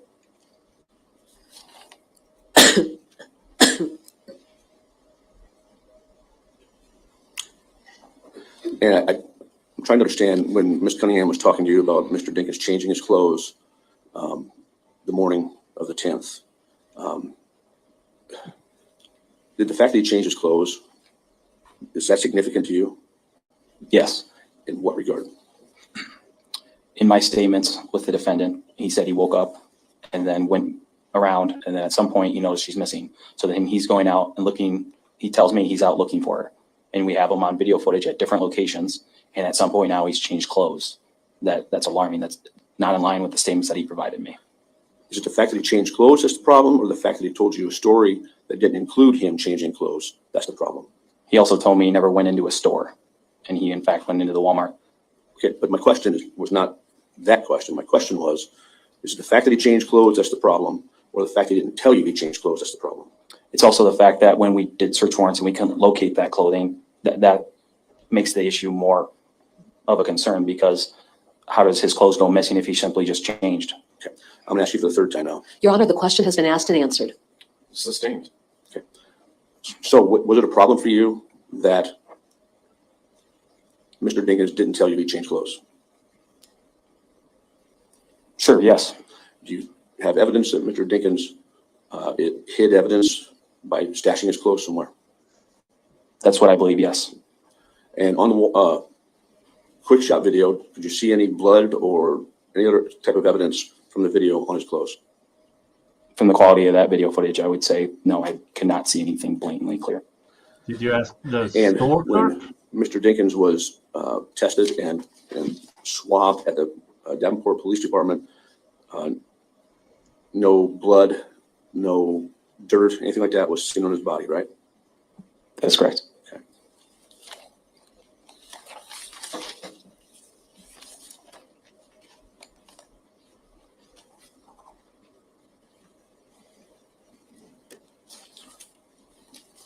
The gentleman who ostensibly pulled Mr. Dinkins out of the ditch, you say it was on July 10th, Mr. Brink, right? That is what we're saying, yes. He also indicated that the car he pulled out of the ditch had a dent in it, didn't he? Your Honor, I'm going to object. This witness did not do the interview of Mr. Brink. Detective Sean Johnson did the interview of Mr. Brink, and he will be testifying.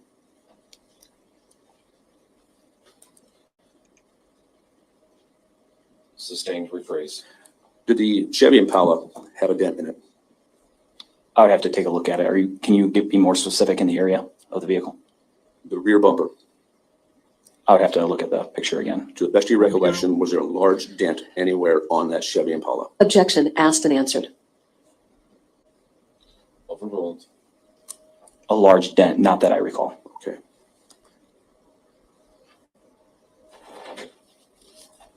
I will read all the super chats and member chats at the end of this stream again.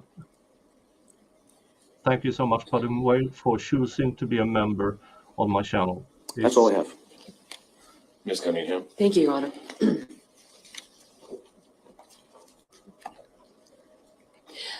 Detective Obert, what time did the collection of various bodily She went specimens sleeveless today. take place for Mr. Dinkins on June 10th? That was later in the evening, I believe around, I can't say for certain. I just know it was in the evening hours later in the day. Okay, and then do you know where he was transported to for there to be? I don't know about you folks, but over here in Scandinavia, how you dress to court is quite important. Now, this is casual wear. I have actual trial clothes or court outfits.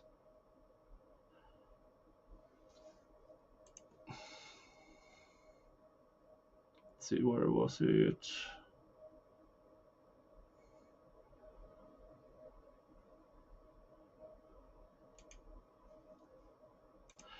I don't consider that proper for court. And I'm might be old-fashioned, but then again, I would assume that she is not that far away from my age. You dress for court. I don't think that is proper attire for court. This is not a summer barbecue place. It's court. Those east or west. Okay, now have you been involved in the collection of DNA samples through swabbing? Yes. Explain how that process works. The most I've done myself is the swabs within the mouth, and you cotton swab on each side. Then you place it into a secure envelope, and then it gets sent to the lab for analysis. As far as the swabs that the defendant underwent that day. I can't speak to the full detail or how exactly that's all done. Certainly. By the time that DNA samples were collected from him, would you agree with me that there had been a significant period of time that his whereabouts were unaccounted for? Yes. Okay. The one thing that law enforcement definitively knew, did you know that he had changed clothing? At the time of that interview? Yeah. I did not know that he changed clothing at the time of the interview. And when you did your interview at noon? Yes. Okay. And then when did you later determine that he had changed clothing? Later that night in regards to the shoes. And then when we were able to finally recover the quick shop video footage, that's when we confirmed that there was a full set of clothing change. Okay, so then let's talk about the clothing that he was wearing at the quick shop video. If he returned to the apartment at 3:30, is that when Breasia was seen outside the apartment, Yes, standing by the Chevy Impala? that is correct. And then, of course, Ms. Culberson in her testimony had indicated that when she looked back out and the defendant had left, the Impala was no longer there and the child was no longer there. Is that in accord with the Really hard testimony to that you've offered here in motivate court today? adult flats. Yes, Is it significant to you as a law enforcement officer that that child is attached to that Chevy Impala? yes, That the time that child is attached to that Chevy Impala, Mr. Dinkins is coming into the apartment, digging through a closet and leaving. yes, And then after he leaves, the child is no longer out there in the parking lot by that vehicle, that is correct. that that vehicle is gone, Yes, that there is no reported activity going on in that parking lot at the time that Ms. Culberson looked out and saw the child standing by the Impala. that is also correct. And then at the time of departure, when was it that the defendant arrived at the quick shop in that Chevy Impala? At what time he left the quick shop or arrived? No, what time did he arrive? 3:33 a.m. Based on his behaviors as he stood there at the cash register, was his behaviors very concerning? Redirect. The fact that he looked out to the vehicle several times while paying for gas, that is a concern. And even when he went out to the vehicle, did he stand by the pump as the gas was pumped, or did he get back into that vehicle? He got back into the vehicle while the gas was still pumping into the vehicle. So if you go through that chain of events, do those chain of events suggest that the child is still alive at that point in time? Yes, Okay, but then by the time he returns sometime after sunrise and before 5:50 a.m. in the morning, and he's changed clothes, is that significant to you? yes, And then if you draw the correlation between his That is what you should have focused on this entire time, not meddling with everything else. As I said, there is good circumstantial evidence here, but she keeps just glancing it over and then move out to the fucking machete or something else the kid said. That's irrelevant. Jesus Christ. changing of clothes, and then the activity that you saw at mile marker 124 after he left the quick shop, is that concerning to you? yes, Okay. After he left the quick shop and before he returned to the apartment, do you believe that that's when Breasia was killed? after he left the quick shop and then going back to pick up DL, yes, Okay, all right. So somewhere within that time frame, would that be fair to say? yes, If you were going out and you're applying for search warrants, which you Then have how applied can you for, listen would that be to fair the to say? And by you, I mean the Davenport Police Department. that's correct. Okay, so if there was no concern about the clothing that he was wearing at the quick shop, you've executed a search warrant at his sister's, is that correct? Yes, You've executed a search warrant at Genesis Johnson's, is that correct? yes, You've executed a search warrant over at the Jersey Meadows apartment complex, apartment 8 specifically, is that correct? that is correct. And none of that clothing is found at any of those locations. That is correct. So if he has clothing at his sister's, or he has clothing at apartment number 8, or he's got some association with Genesis Johnson, as a law enforcement officer, is it significant that you can't find that clothing anywhere? Yes, Does that suggest something about Mr. Dinkins' state of mind in that he doesn't want that clothing found? Objection calls for speculation. Your Honor, that this draws on this officer's professional experience as a law enforcement officer and his evaluation. She specifically asked for what was in his mind. I asked him, does it indicate to him what the defendant's state of mind would be? Moment.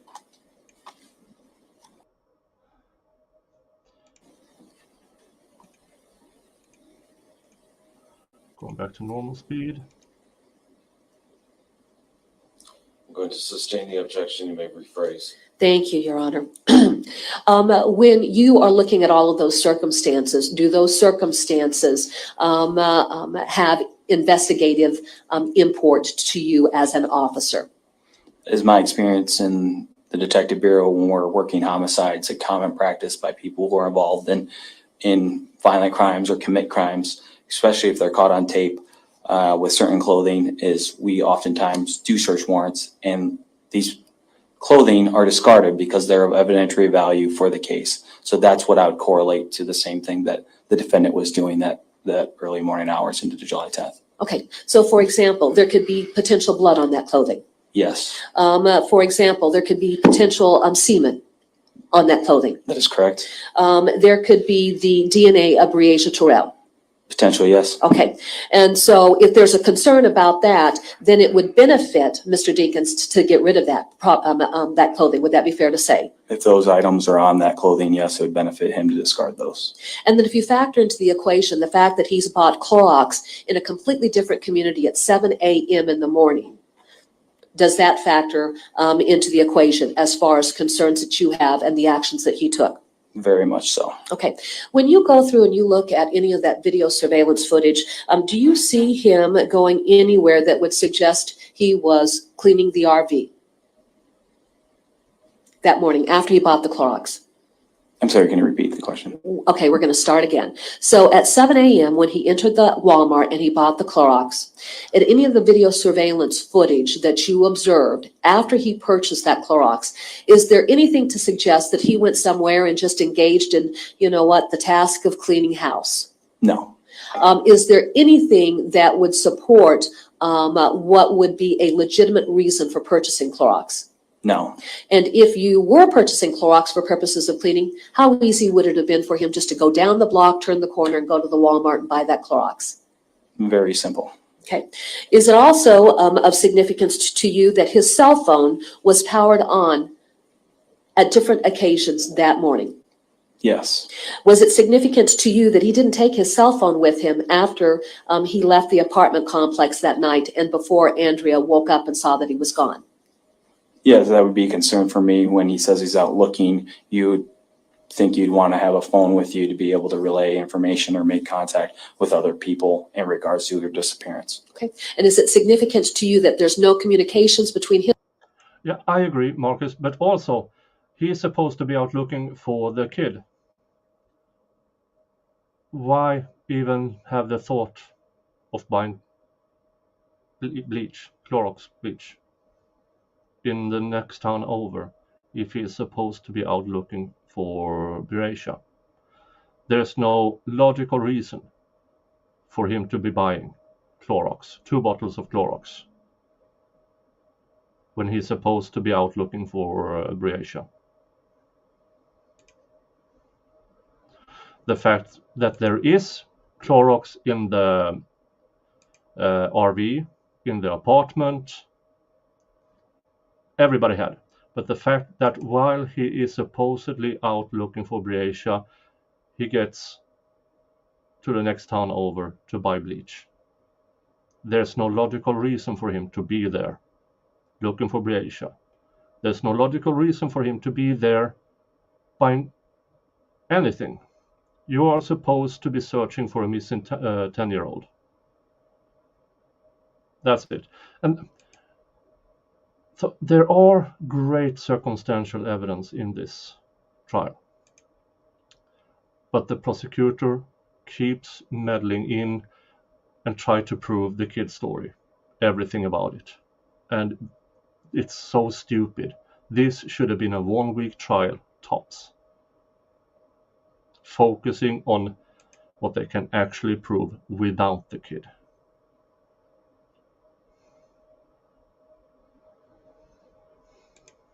Himself and Andrea, or any communications between himself and Aisha if he was out simply looking for that child? That is correct. All right, now let's talk about the testing of hands for gunshot residue. As of July 10th, and even going through the month of July, August, September, October, November, December, and up to March, did law enforcement have any information to indicate that the child had been shot and killed with a gun? No. Okay, and so therefore, If you already have the samples, then they can be retested. Why didn't anybody request for the FBI? Do you have enough to do this test? But it wasn't even requested, which is moronic to not do. if you wanted to test an individual for the presence of gunshot residue on their hands, what would you need to apply for before you could do that? Search warrant. Okay, and in that search warrant, would you be required to articulate probable cause as to why? And that anybody in that police precinct could have done that after she was found, after it was concluded that, okay, she was shot. Good. Now, have a search warrant drawn up. We need to retest the swabs we already made. We need to retest every item of clothing he has that he was found with for gunshot residue. Under the fingernails, on the hands, even around his dick. They could have easily drawn up that search warrant to have those swabs retested. And apparently they did.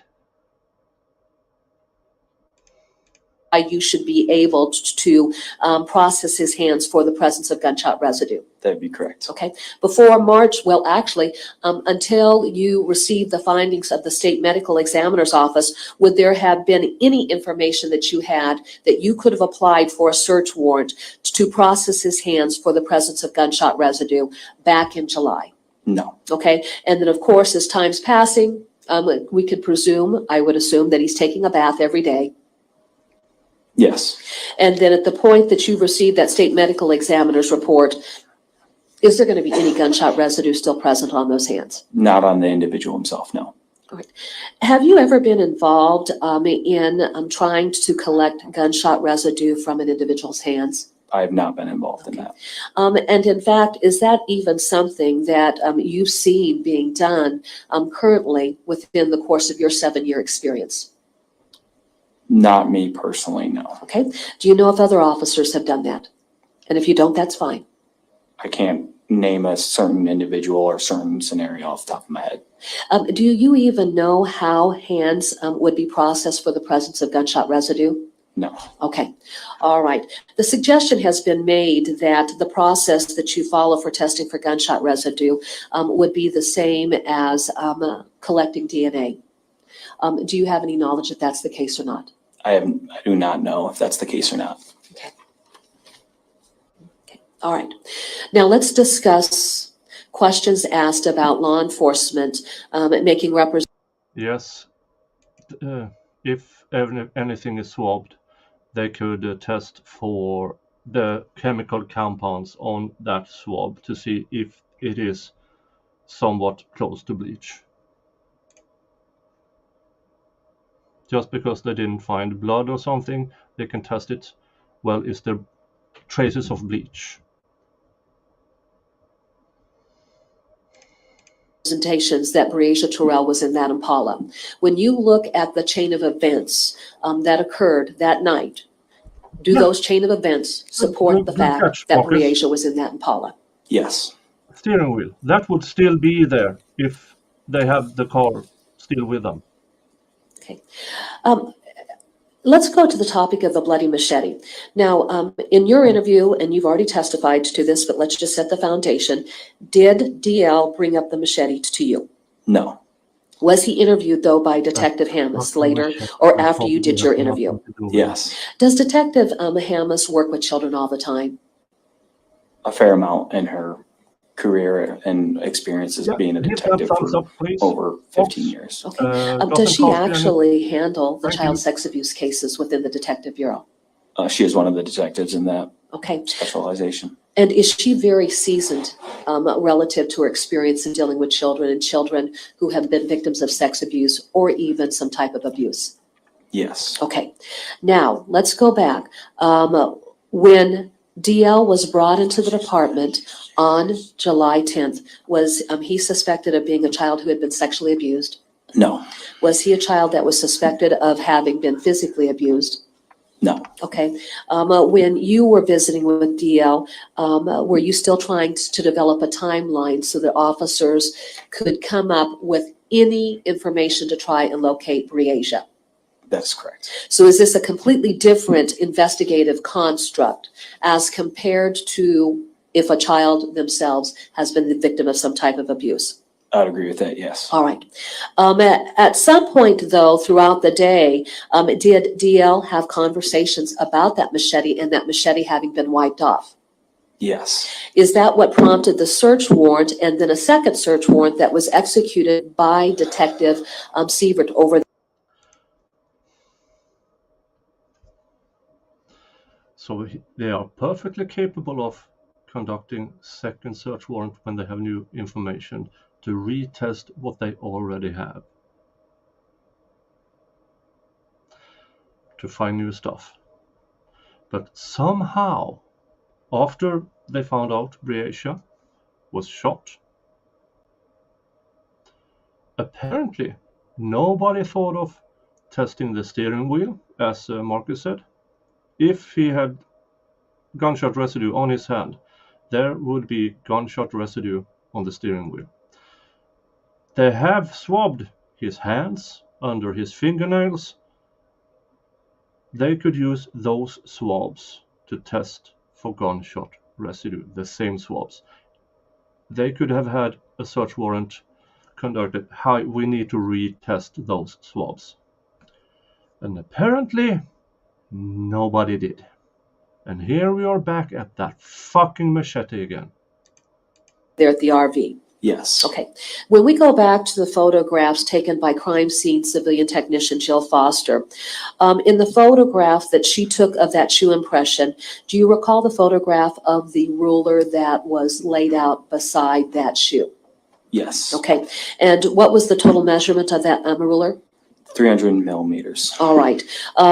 So there was actually a measurement taken of that shoe impression. Wouldn't that be fair to say? Yes, just that it was offset, so we don't have an exact measurement of it, just a general. Okay. And again, what was the defendant's shoe size? In the shoe that I showed you? In the shoe that you showed me, that one was size 11. All right.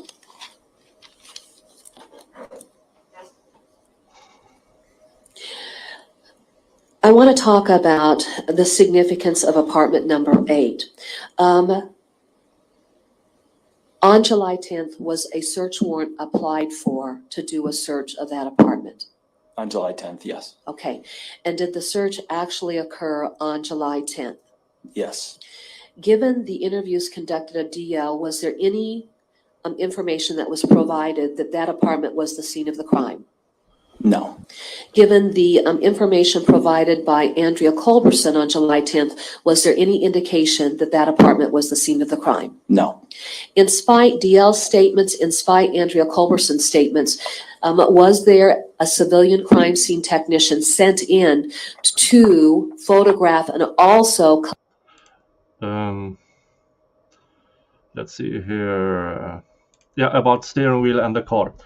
I don't know when he bought the car, but if he bought it from a US car lot, it should have been cleaned beforehand.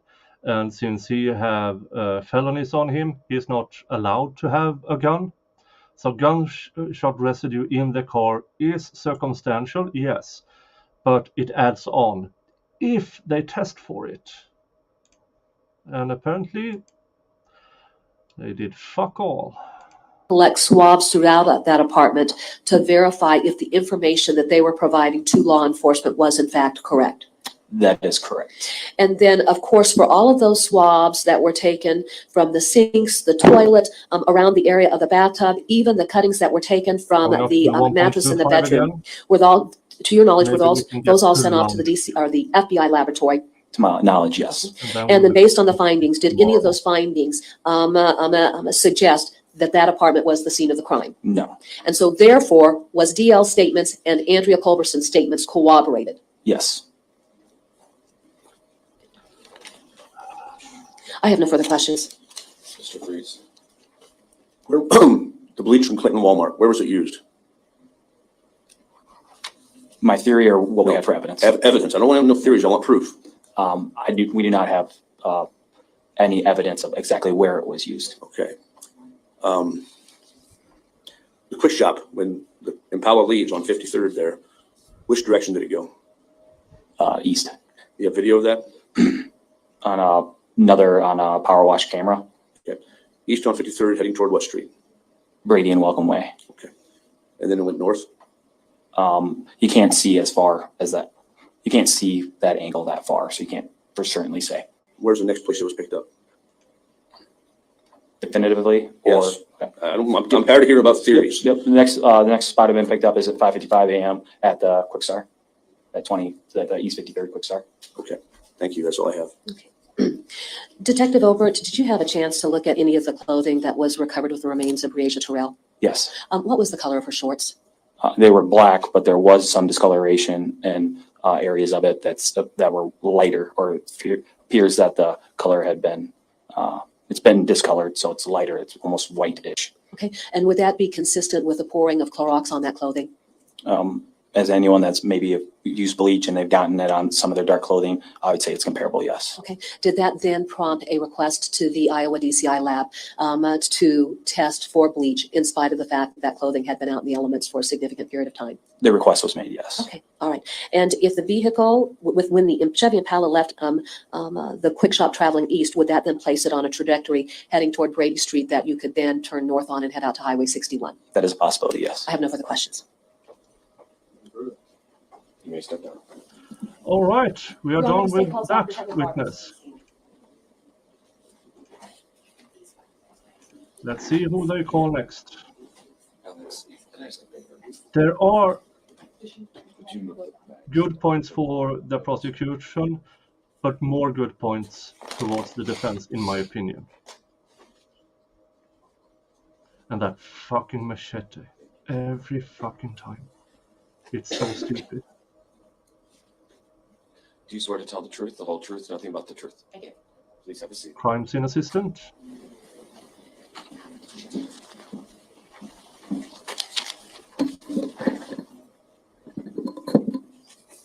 Please state your name for the record and spell both your first and your last name. Heather Garvin, Heather, Garvin, Garvin. What is your occupation? I am a professor of anatomy at Des Moines University and a board-certified forensic anthropologist there. Okay. When you talk about being a board-certified anthropologist, by virtue of that professional experience, do you work outside of the university setting? So through the university, I do forensic anthropology cases for the state of Iowa. Okay. And then that being said, then do you work with the state medical examiner's office? Correct. Through the university, that's part of the state contract, is working on forensic anthropology cases with the state medical examiner. Unless that test shows actual bleach. Because it's difference between bodily fluids bleaching and actual bleach. So if that test comes back as inconclusive, then it's inconclusive. But let's listen to Professor of Anatomy. Finally, someone who actually knows who they're talking about, I hope. What is a forensic anthropologist? So forensic anthropologist is basically an expert in the skeleton. Medical examiners and coroners may call on them in any kind of case where they think that a look at the bones may provide them with additional information, either about who an individual is or the circumstances around their death. Okay. So then in situations where we are dealing with the recovery of skeletal remains, is that? Oh God. I don't know. I haven't. This is the first time I'm watching this, so I have no idea. But you would assume she knows. And it's a bit different between a 10-year-old and an adult. The younger you are, the more bones you have, because all the bones haven't fused yet.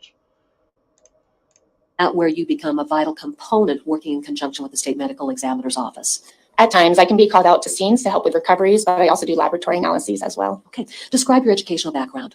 So I have a Bachelor of Arts in Anthropology from the University of Florida. I also have a Bachelor of Science in Zoology from the University of Florida. I have a Master's of Science degree in Forensic and Biological Anthropology from Mercyhurst College, now Mercyhurst University. And I have a PhD in Functional Anatomy and Evolution from Johns Hopkins University School of Medicine. When did you conclude your formal education? I received my PhD in 2012. Okay. And then describe the process that you go through to become a certified anthropologist. So to become a board certified anthropologist at that time, you had to be 3 years post PhD in order to even apply to sit for the board exam. So at the first opportunity I did submit an application that includes letters of recs as well as example case reports. They then assess those and decide whether or not you are qualified to sit for the American Board of Forensic Anthropology exam, which is an 8-hour exam, 4-hour written and 4-hour practical component. Okay. And then after having gone through that process, were you certified? I was. Okay. Now, throughout the course of your career, is there regular, like we have to get continuing legal education credits as lawyers? Are there continuing education requirements that you are required to complete to maintain that certification? So the American Board of Forensic Anthropology requires recertification every 3 years. And there's a point system in the form to fill out about your activities for that. Okay. And are you still a certified forensic anthropologist in good standing? I am. Okay. Could you describe your professional background for us? As far as, Once you completed your formal education, what did your career path look like? so once I completed my PhD, I started as a tenure track assistant professor at Mercyhurst University. I taught undergraduate and graduate students there forensic anthropology and physician assistants anatomy while I was there. I also supervised forensic anthropology casework while I was there. In 2017, I made the move to Iowa, became an associate professor of anatomy at Des Moines University, where I teach gross anatomy to DO students, PA, physical therapy, OTT students. That being said, how did you become involved in your forensic anthropology work through the state medical examiner's office?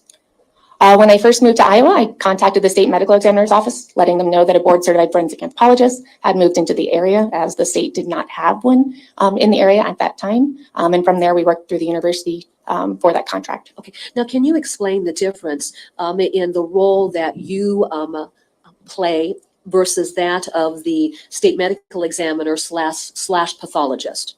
So the state medical examiner or forensic pathologist, they're the one that make the ultimate conclusions as far as cause and manner of death and the identity, because they're the ones that are signing that death certificate. My role is to provide them with any kind of evidence or information that can help them come to those conclusions. Okay, so then in the focus of your work, are you specifically focused on the skeletal remains? Yes, hard tissues. Okay, and then when you receive skeletal remains, essentially what are you doing through that process? Is there an examination process that you go through?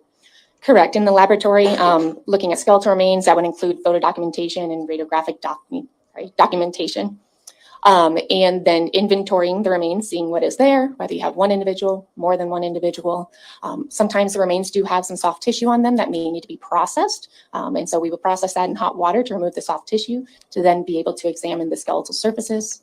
I then go through head to toe on all the bones, looking at every surface, seeing if there's any kind of defects, whether those are environmental, whether those might be trauma. In some cases also, we're asked to assess biological profile parameters.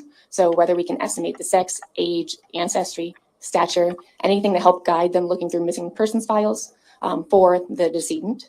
And then at other times, we are also asked to help with positive identifications, doing radiographic comparisons between antemortem and postmortem radiographs. Okay, very simply, when you use the term radiograph, what do you mean? X-ray. An X-ray.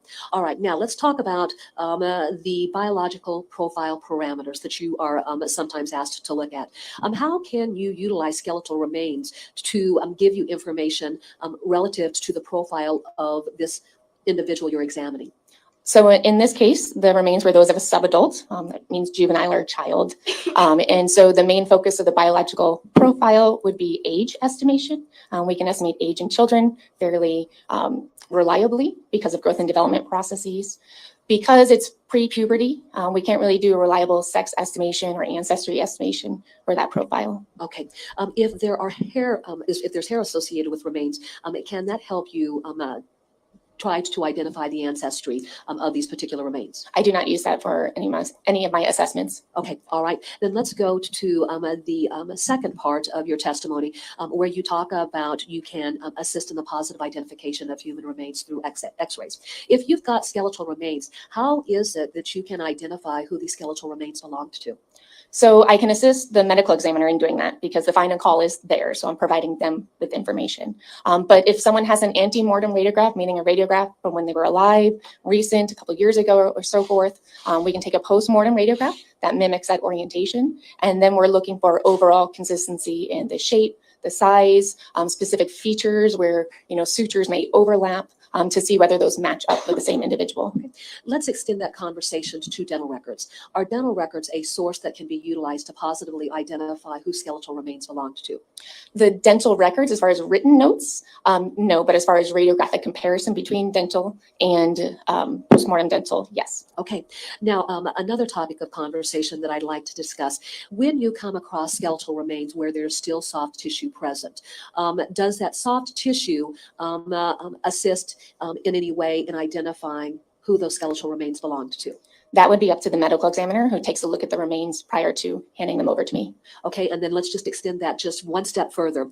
Relative to the issue of DNA, is DNA unique to each of us as individuals? That's outside my scope. You should talk to a DNA Person about that. Okay, Correct. and I just didn't know if you had any knowledge about that. Jesus But at Christ, any rate, I'll prosecutor, ask you this should question, have. and it may be outside the scope, but I'm still going to ask the question. Is there the ability to be able to collect DNA either from soft tissue or any portion of the skeletal remains? Yes, it's common for us to have the forensic pathologist or medical examiner or technicians come in and take a piece of bone for DNA analyses. Okay, thank you. I'd like to direct your attention to an investigation that was initiated by the Davenport Police Department on July 10th of 2020 involving a child named Breasia Terrell who had been reported missing as of 8:29 a.m. that morning. Did you become involved in that investigation at some point? Yes, What date were you contacted that triggered your involvement? I was contacted the evening of March 22nd, 2021. Who contacted you? It was Rick Ron from the DCI. And then when Special Agent Ron contacted you, what information did he provide you, or what briefing did he provide you to give you some perspective of the need that they had for your expertise? He indicated that they had a scene where there were skeletal remains that were somewhat scattered, and that they would like my assistance for the search and recovery of that scene, and that he had already talked to Dr. Kelly Cruz, who also supported me going to that scene to assist. Who is Dr. Kelly Cruz? She is a forensic pathologist at the Iowa State Medical Examiner's Office. Is she one of the pathologists that you work hand in hand with? Yes, Did Dr. Cruz then perform the autopsy in this particular case? she performed her evaluation. Sure. I'm just waiting for the prosecutor to bring up the machete to her. Well, she has to. So it will be really interesting to see this witness who actually looked at the skeletal remains, and can they say, were there any traces of choppy, hacky? And then was she the individual then that determined the cause of death Yes. for the remains that were found? All right. Now, when you were contacted, I would assume she's already been admitted as an expert prior to trial, or stipulated to by the defense through a Daubert hearing of sorts. And so now they are just reading this into record. were you advised whether or not the scene had been secured? I don't recall. I assume so. And would that be standard practice? Yes. What date then would you have responded to the scene to start your tasks? We made plans to meet the following morning, so March 23rd, 2021. Okay. What was the location that you were directed to? I believe we started at the sheriff's office, I want to say, for a briefing before going to the scene around 10 a.m. Which sheriff's department? Clinton County Sheriff's Office. Do you recall the details of the briefing? I do not. It was general. This is what we have. You know, let's talk about what processes are going to go on. All right. Dr. Garvin, I would represent to you that we previously introduced aerial photographs of the area in question. I'm going to ask if you recognize those aerial photographs. Your Honor, may I approach the witness? You may. You have aerial photos of the crime scene, and you spent time having people draw it on a fucking whiteboard. You moron. You have actual aerial photos of where she was found, and you made people draw it. Jesus Christ.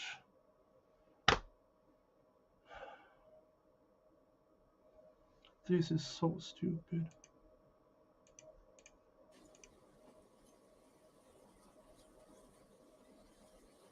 Oh yeah, she has.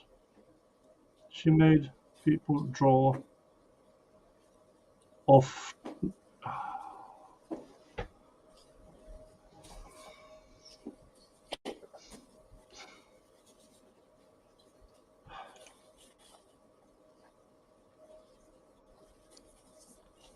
Look at that. They had aerial photos and they chose to make people draw. Dr. Garvin, I'm directing your attention to State's Exhibit number 41. Do you recognize State's Exhibit number 41? I don't recognize the specific photo, but I recognize the area that's shown in the photograph. Now, right behind you, there is a pointer. If you could point to the area of the diagram that you recognize. Would it be okay for me to refer to the image in my report to make sure it's orientated correctly? Yeah, absolutely. And you know, let me do this too. And I think for purposes of orientation, what I'm going to do is I'm going to switch this around for you. And that may help. Oh, God, you. So it's north up at that point? Yeah, north is going to be the top of the diagram here. We've got Highway 61. You can see that traveling north. So yes, as it is set up, the top of the diagram would be north. Should I go stand up to point? Or? Absolutely. I don't think my arms are long enough. So the scene would have been in this area here. All right. And then if I could, let me keep you there because we have another aerial photograph of that, which is just isolated on the area that you have indicated. And directing your attention to State's Exhibit number 42. I'm going to set this up this way.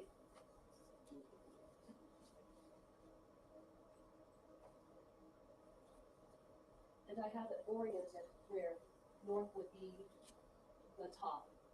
Does this area look familiar to you? Yes. All right.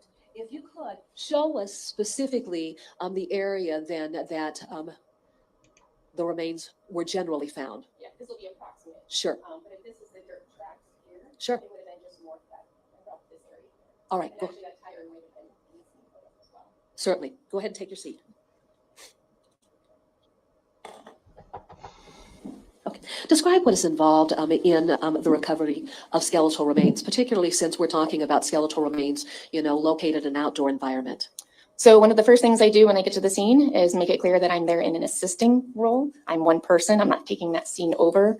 So the other agencies are still required to do all their documentation and so forth, and I do not make any decisions without them. But then otherwise, when we got there, DCI photo documented everything. We went and kind of did a preliminary view of the remains and then started flagging whatever remains we could see to indicate the general area that those remains were at. Okay. Was there a significant amount of law enforcement resources out in that area? Yes. Do you recall what law enforcement agencies were out there on the 23rd of March? I would refer you to the logs that were taken for entering and leaving the scene. That's all right. And that being said, then, did you work at all with Jennifer Poland or Ann Young, the criminalists from the DCI who were taking the photographs of the scene? I recognize Ann Young's name. Okay. Now, how did that relationship work then, as far as the DCI coming in and taking photographs relative to the recovery of skeletal remains? Explain the relationship and how that worked. Well, the first thing at a scene is you want to make sure that everything is documented well before you actually move anything and the condition that it was found in situ. And so I held back while they went around and they took all of their photographs until they felt that it was well documented. All right. And then at that point in time, did you start the recovery of the remains? At that point in time, we went ahead and flagged the remains that we could see, that way we had a general area. I believe they then documented some more where those flags were so that there were photographs with those flags in place prior to starting any kind of processing of the scene, which then required doing essentially a hands and knee search from that road north to the remains and removing any kind of loose debris, leaf litter to ensure that we can find all of the skeletal elements and for better documentation of those elements in situ. Okay. Let's talk about the issue of flagging the remains. At any given location where there were bones found, was there a flag placed by each bone itself or just in areas generally? In this case, most of the remains were in a concentration. So flags were put at pieces that were around the edges of those concentrations, and then any remains that were found away from those concentrations. And then are those flags numbered in any way so that you can then correlate the flag to a specific skeletal remain? So I don't know if DCI used numbers in this case, but we had total station out there, and I went around with the total station individual indicating what each element was for their total station map. Okay. We previously had a Sergeant Christopher Mayer testify from the Davenport Police Department. He had to testify early on due to just different conflicts that he had. And he testified about his use of the total station. Let's go ahead and let's incorporate that concept into your testimony and how that works relative to what you're doing. So I always want to make sure at a scene that there's some kind of spatial documentation of the remains that are there. In this case, they had a total station. It essentially gives XYZ coordinates of whatever element you have the reflector at to map in those features. And there was also an agency that used a drone to further document. Okay. How did the drone document what you were recovering? You would have to ask that agency. That's fine. All right. Now, as the brush started to be removed, describe what was being discovered. So again, the remains were mainly in this main concentration in the area where they were first found, around that area where the skull was found. During the hands and knee search, we just found little elements. We found some fingernails, some hand or foot bones slightly away from that concentration. All right. And then were there any areas where there was a section of the body that had been drug away from the main concentration? Yes, so the left lower limb had been drugged west of the main concentration. Okay. As you were looking at those skeletal remains, was there anything that was particularly obvious to you?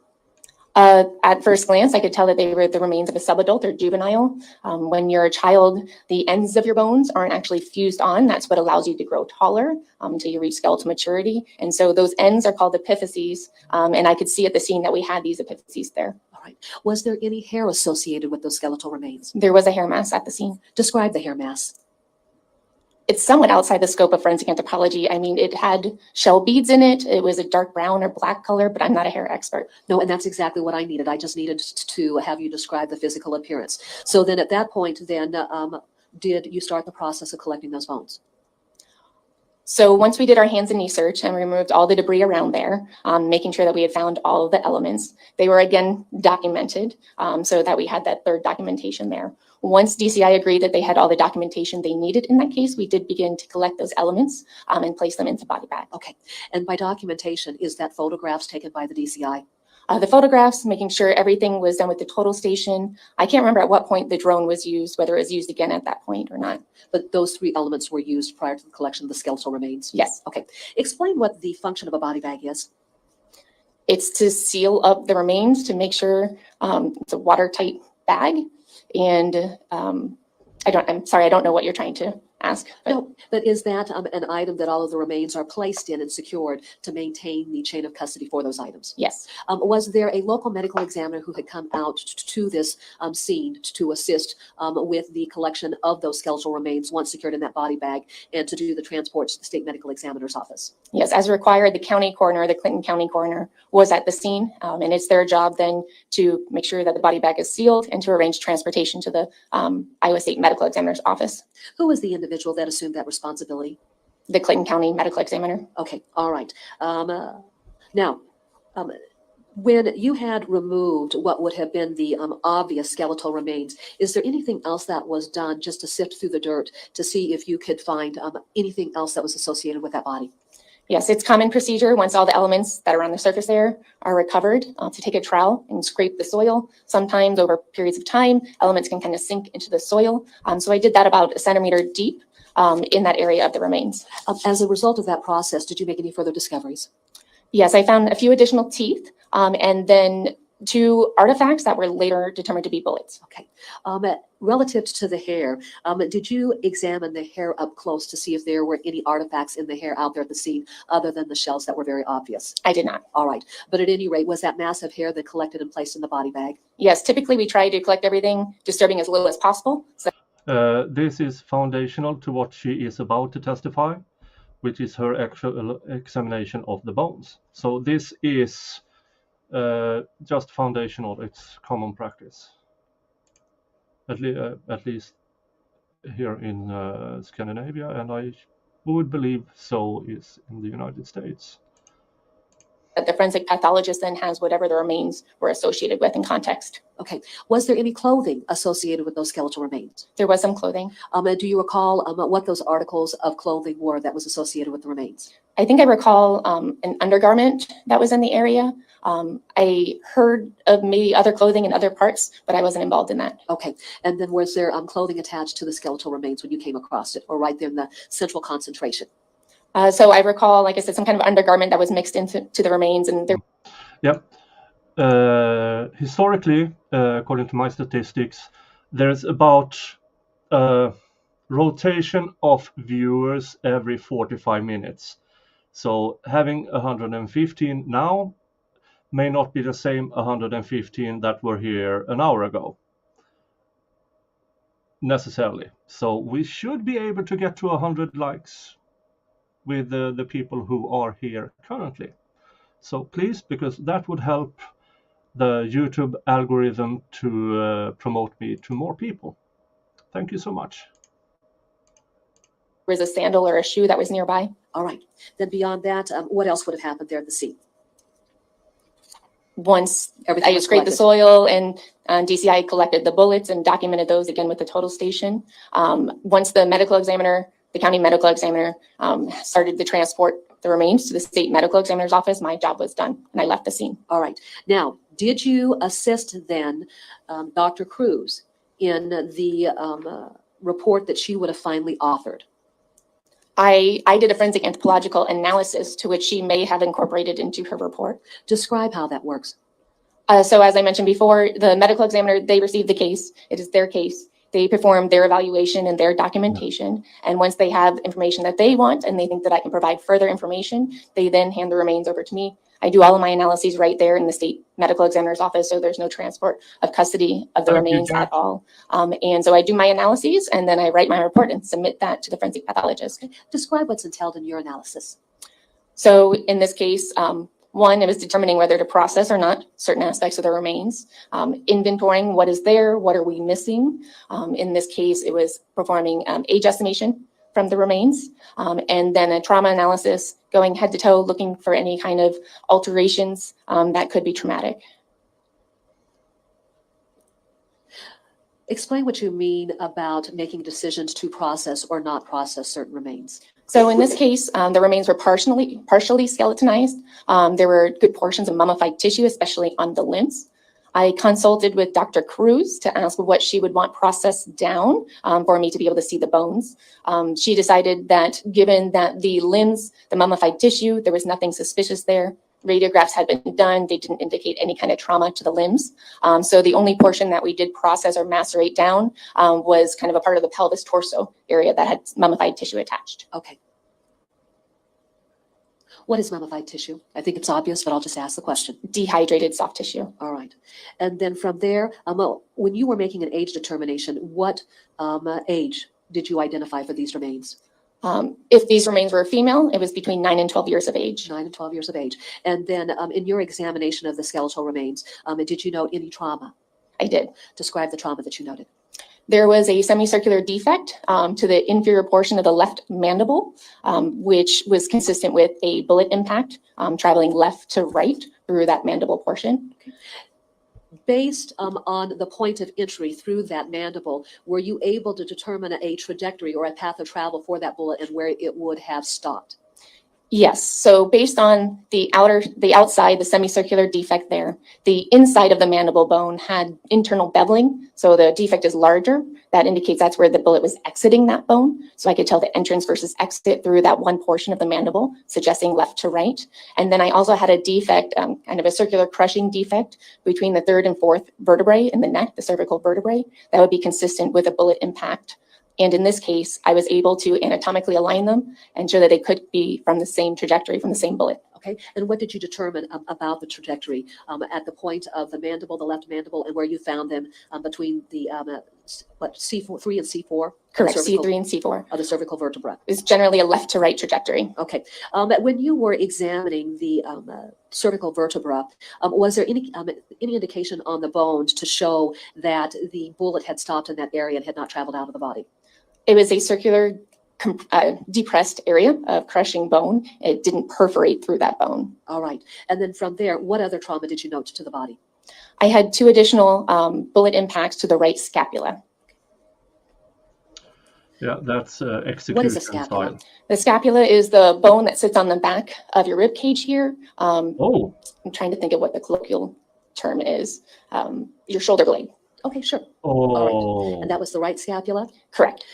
When you reference you having noted 2 additional bullet impacts, does that suggest that the child was shot twice in the area of her right scapula? So the 2 impacts on the right scapula, I had one to the top angle portion, the superior angle. Again, it didn't seem to perforate. She was shot in the back. Oh, poor kid. She was running away. Oh, poor kid. Poor kid. She tried to escape. Oh, crap. That poor child.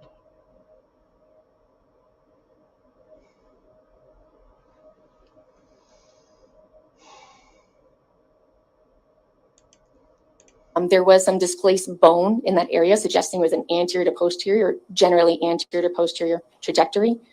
The second impact was on the scapular spine and had more of a superior to inferior, as well as anterior to posterior trajectory. And those 2 did not line up. So to me, that indicated that there was a minimum of 2 gunshot wounds to that scapula. All right, now let's go back and let's talk about this. You're using terms such as anterior, posterior, and superior.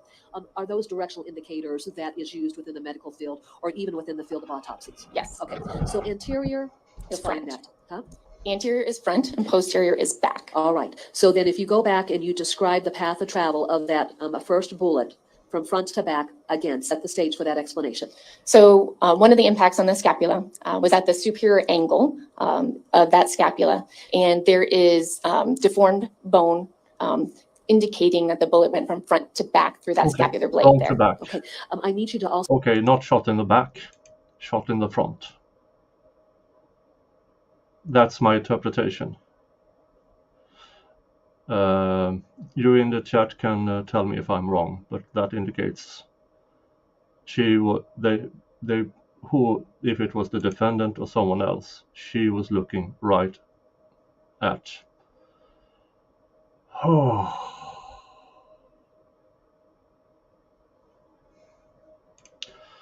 Well, prosecutor horrible, and as per usual, but she did make a few good points, but mostly bad points. Defense cross-examination of lead detective, good, but some things he could have avoided. This expert is the one who examined the skeletal remains, and yeah, defendant or whoever was looking that kid in the face and shot.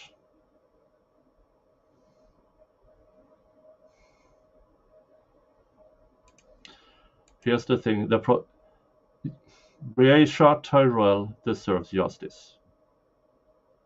This prosecutor is not respectful of the justice that Breasia deserves. This entire prosecution is horrible by bringing up irrelevant stuff that muddles the water to the important stuff. Because she is so desperate in making the kid's story make sense.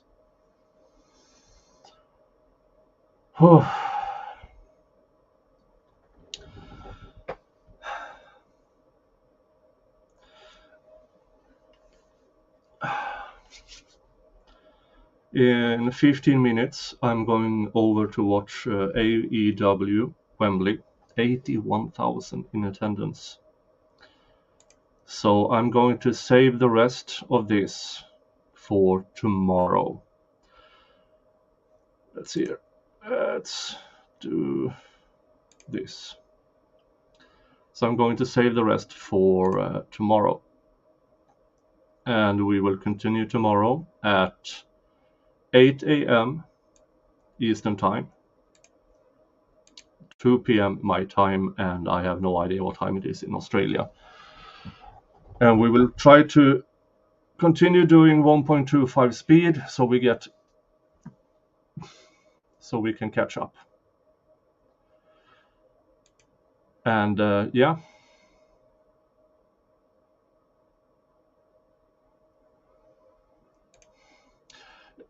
Depends on the angle, if they can determine an actual angle. But I don't know. If it was DL, then he must have gotten there somehow. Jesus Christ, poor baby. She looked at her killer. Jesus Christ.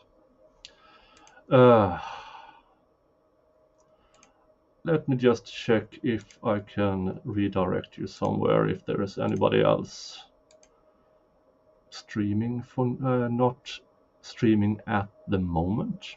Okay. Let me just go check if I can find someone else. Oh wait, Hogue. Oh, Hogue is. Why can't I see Hogue? There. I don't know how long he is going to continue. Yeah, I'm going to send you off to Hogue. They are doing Bitcast, talking about video games. That would be an excellent palate cleanser for you after listening to all this crap. Thank you all for being here. Remember to hit that thumbs up on your way out. Please consider subscribing and hit the bell and all the YouTube stuff. Thank you all for being here with me and trusting me with guiding you through this trial. And we will continue with this tomorrow. Thank you all so much. Have a nice day. And I'll talk to you later. Bye-bye.